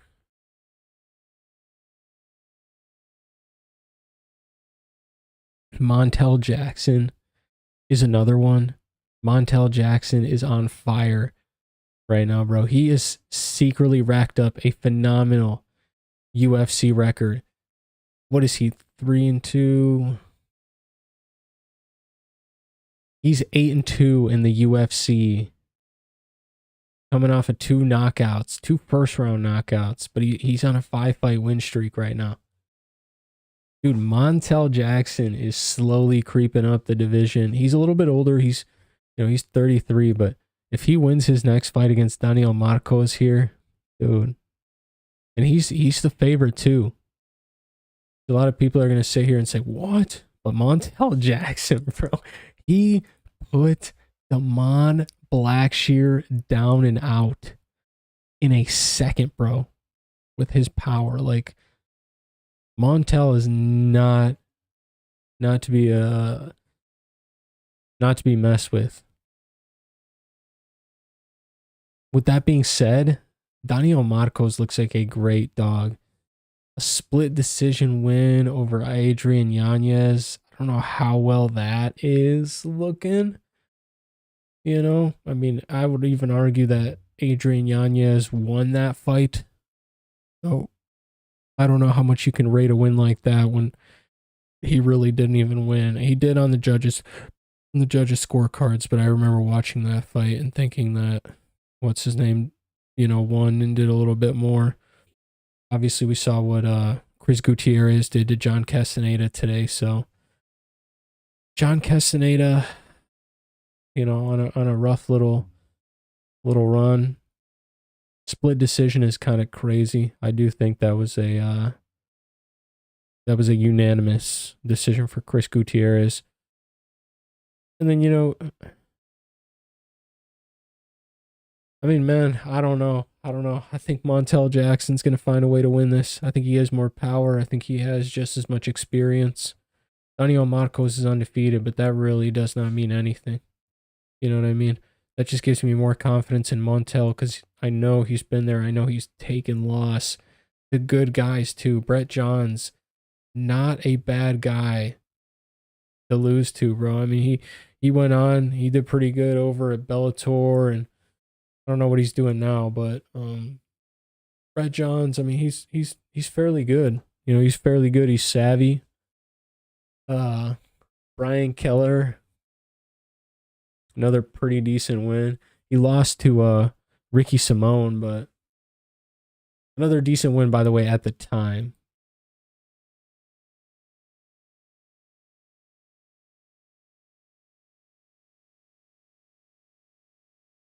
Yeah, maybe I'm hyping that up a little bit too much because now I'm looking at the resume. I'm like, JP Buys? Who's that? Who is this? JP Bias. Wow. Bro's 0-4 in the UFC. He's probably not in the UFC. Dang, he's 28 though. I thought he was a little bit older. 28, bro. Fuck. I mean, he's faced killers too. Bruno Silva's a killer. Marcus McGee's a killer. Cody Durden. Even Cody Durden, bro. He's a dog. Wow, man. Yeah, I'm taking Montel Jackson for sure in this fight, though. Santiago Ponzinibbio versus Daniel Rodriguez. I'm taking Daniel Rodriguez. I think he is more in this fight. He's had a rough run, you know, the past couple of fights. The Ian Machado Garry loss, Kelvin Gastelum. Obviously, we know how good Ian Machado Garry is now, especially after tonight. But the Kelvin Gastelum loss, Kelvin is good. Kelvin is good, and by no means is he getting out of his, you know, age and kind of gatekeeping zone. Kelvin Gastelum will be like an Anthony Smith. You know what I mean? He's a dog that'll fight anyone as long as he's cool with the weight cut. If not, it's going to be a different story. But yeah, I'm going to take Santiago Ponzinibbio is coming off a nice knockout win over who? Carlston Harris, who's been knocked out 4 times. Yeah, I'm gonna go ahead and take Daniel Rodriguez. Bo Nickel versus Reiner de Ritter. I'm taking Bo Nickel. I'm taking Bo Nickel, bro. And then Corey Sandman Sandhagen versus Davison Figueiredo. Look, you can look at Figgy and say he's 37 years old. The Brazilians don't age. The Brazilians literally don't age for some reason. I don't know how the fuck they do it, but they don't age. So if you're going to look at Figgy and tell me he's too old, no, he's not. No, he's not. Trust me, he is not. With all that being said, I do think Corey Sandhagen is going to be the more technical striker, the better counter wrestler, and potentially even offensive wrestler in this game. I think Corey Sandhagen is going to be slightly quicker too. Biggie is a flyweight coming into the bantamweight division, but by no means is Figgy. I mean, Figgy takes a little bit of time to get kick-started too into fights and to settle in. Corey is going to be making reads on reads on reads and already starting, you know, throwing in stuff, the fundamentals, the switching it up, the going in for a takedown. He's going to do exactly what Ian Garry did tonight. Okay. He's going to savvy his way to a win, however he needs to. He might actually be more alive for a finish, though. So, yeah, Corey Sandhagen should win 100% for sure. 100% for sure. And the odds reflect it too, but man, I don't want to count Figgy out, but I just don't think this is a weight class, man. And he's getting up there in age too. Like I said, the Brazilians, they don't really age, but he's been in the UFC for a fat minute. 8-9 years now. He's been fighting for 12. And he's 37. 37.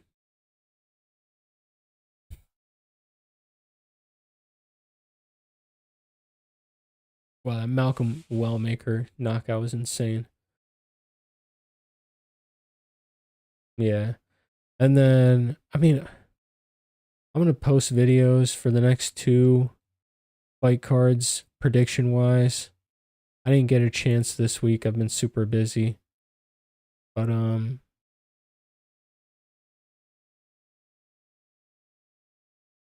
yeah. I'll get those posted ASAP and make sure that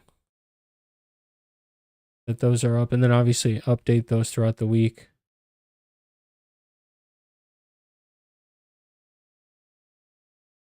Sandhagen.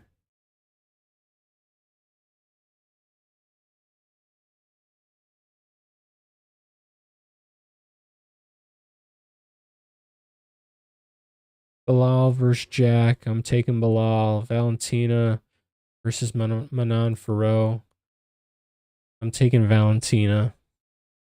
Jose Aldo versus Ayman Zahabi. I'm taking Jose Aldo. Actually, finally a favorable matchup for Jose. Alexa Grasso versus Natalia Silva. I'm taking Natalia Silva. I think she's going to be able to beat Alexa Grasso. Benoit Saint Denis versus Joel Alvarez. Who the fuck did this? Who did this matchmaking? Are you serious? BSD and Joel Alvarez fight?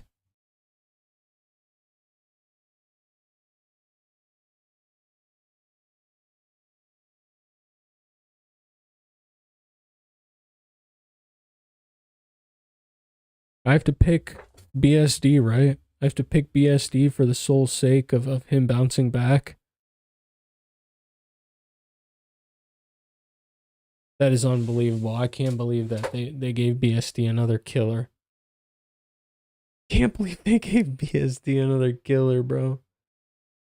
Joel Alvarez, are you serious? It's fucked up, bro.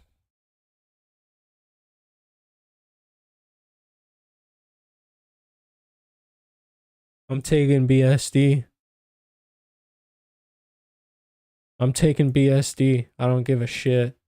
He's going to be a huge underdog in this fight. I know for a fact, coming off that bad loss to Renato Moicano and Dustin Poirier, Joel Alvarez is going to murk nah. BSD is going to murk Joel Alvarez. God of War. He's coming back. He's coming back with vengeance. September. Fuck, man. BSD doesn't take enough time off, bro. He got whooped in March. Then he took 6 months. 5.5. Took 5.5 months off, and then Renato did. God, bro. Now he's doing the exact same thing.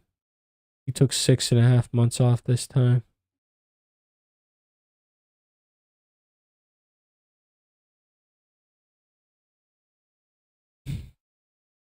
This is not getting any easier or any better for BSD, dude. His level of competition is actually insane.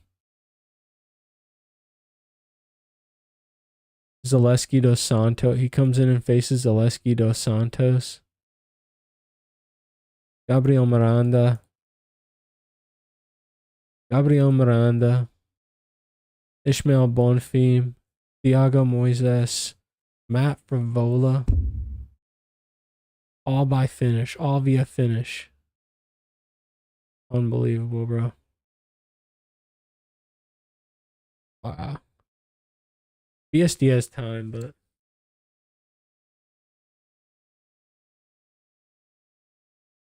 yeah, I think I'm sticking with BSD. Mike Mallet, Charles Radke.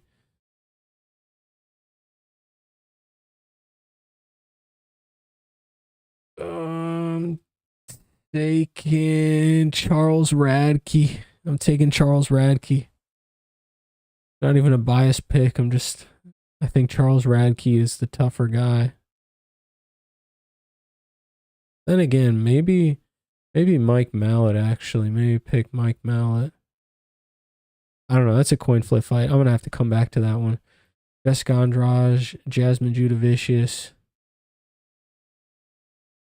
Give me Andrade.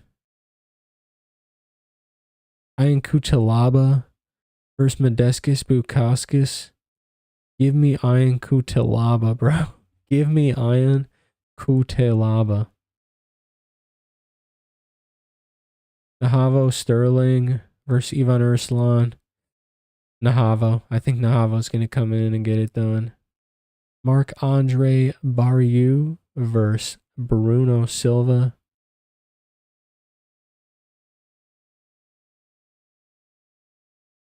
It's the Chris Weidman. Fuck.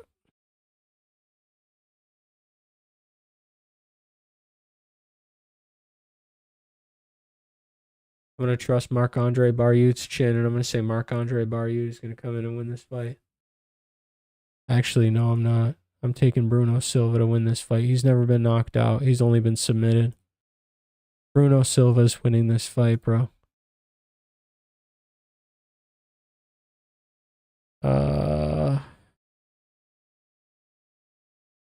Gavin Tucker versus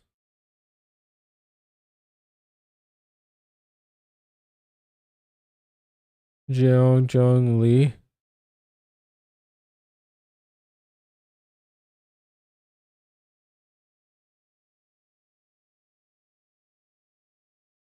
Interesting.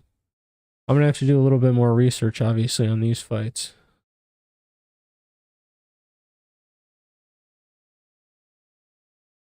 I'm just going to pick Lee just because for the sole sake that he's a whole lot younger than Gavin Tucker. He's got a reach advantage. He's got a height advantage. And he looks like a little less active, but that's about it. And then we have Brad Katona versus Beksat Almakan. And I'm taking Beksat actually in this fight. First Brad Katona. I think Beksat is going to win this. I truly do. He's actually pretty good. I mean, to come in and I know a lot of people say I hate when you're like trying to vouch for someone by saying like, yo, they came in and you know they lost to this guy, but they showed like a little bit of promise in the fight. You know what I mean? It's like, because he did get dominated by Umar, but yeah, maybe he's not going to have that much success against Brad Katona, but he is dangerous. He is dangerous, and he dropped Umar. So,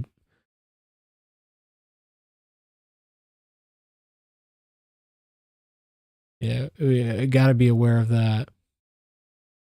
For now, I am going to pick Almakan, just because I think Brad Katona's luck is running out. I think Brad Katona is about wrapping it up for his second UFC stint. Because last time he was in the UFC, he went 1-3 all decision, and they cut him. This time around, he got in with a split decision on the Ultimate Fighter, beats Cody Gibson, loses to Garrett Armfield, beats Jesse Butler, and then loses to Gene Masamoto. This is a make it or break it fight for Brad for sure. That might be something to keep an eye out for, but I still think Mikoyev is gonna come in, and he probably learned a lot from that Umar loss. And he's good. I mean, he's not like, obviously he's not championship level yet. He's still super young and still fairly new to the game. So getting thrown at an Umar Nurmagomedov is kind of insane, especially on short notice too. But he's going to be able to train for Katona. I think he's going to be ready. I think he's going to come in and beat Katona. Probably by a decision, like 29-28. Anyways, man, I'm getting up on out of here. The Kansas City card is over.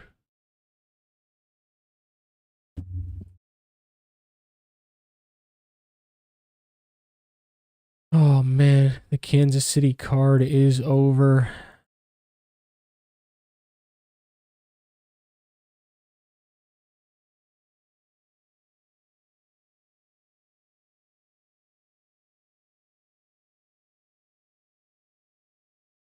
What's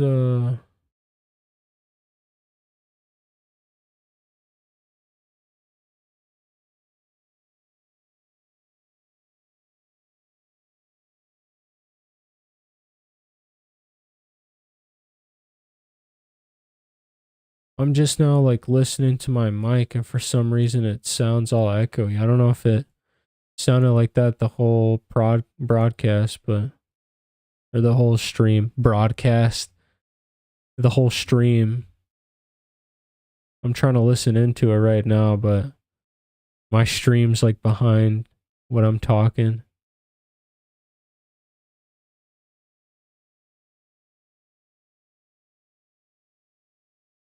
Oh no, it's fine. It's fine. It's fine. Anyways, yeah, thank you all for chilling, for yapping it up, for tuning in. I mean, it was a phenomenal fight card. All I gotta say is it was a phenomenal fight card. Had a good time, man. There was plenty of finishes. You love to see it. Thank you guys so much for tuning in. I will be uploading a little bit more this week. I will be streaming next week's card. The week after that, we are going back to back to back weekend streaming, okay? And I'm going to be live for PFL because PFL has, let me see real quick before we tootle up on out of here.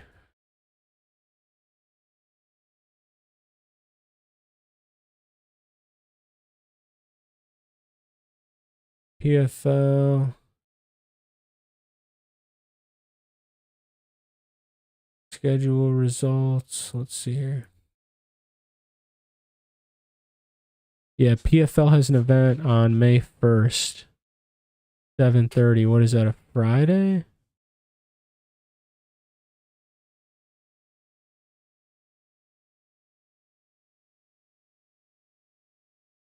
Yeah. I'll be live for that. I'll be live for PFL. It doesn't look like a crazy card. Oleg Popov is fighting Abraham Bradley, Alex Polizzi, Alexander Romanov. Oh, the UFC cut Alexander. Valentin Medevsky, Rob Wilkinson, also another guy who the UFC originally had, but I think he didn't. I don't think he got cut. I think he just went over because he got a better opportunity. It was kind of crazy that they cut Romanov, but maybe he wasn't active enough, or maybe he wanted to be cut and just go over here, try and earn more money, you know? So, anyways, yeah, thank you guys so much. I will be live for PFL first, then the UFC card, obviously, after that. UFC is... Oh, wait, no. PFL is actually going to be Thursday.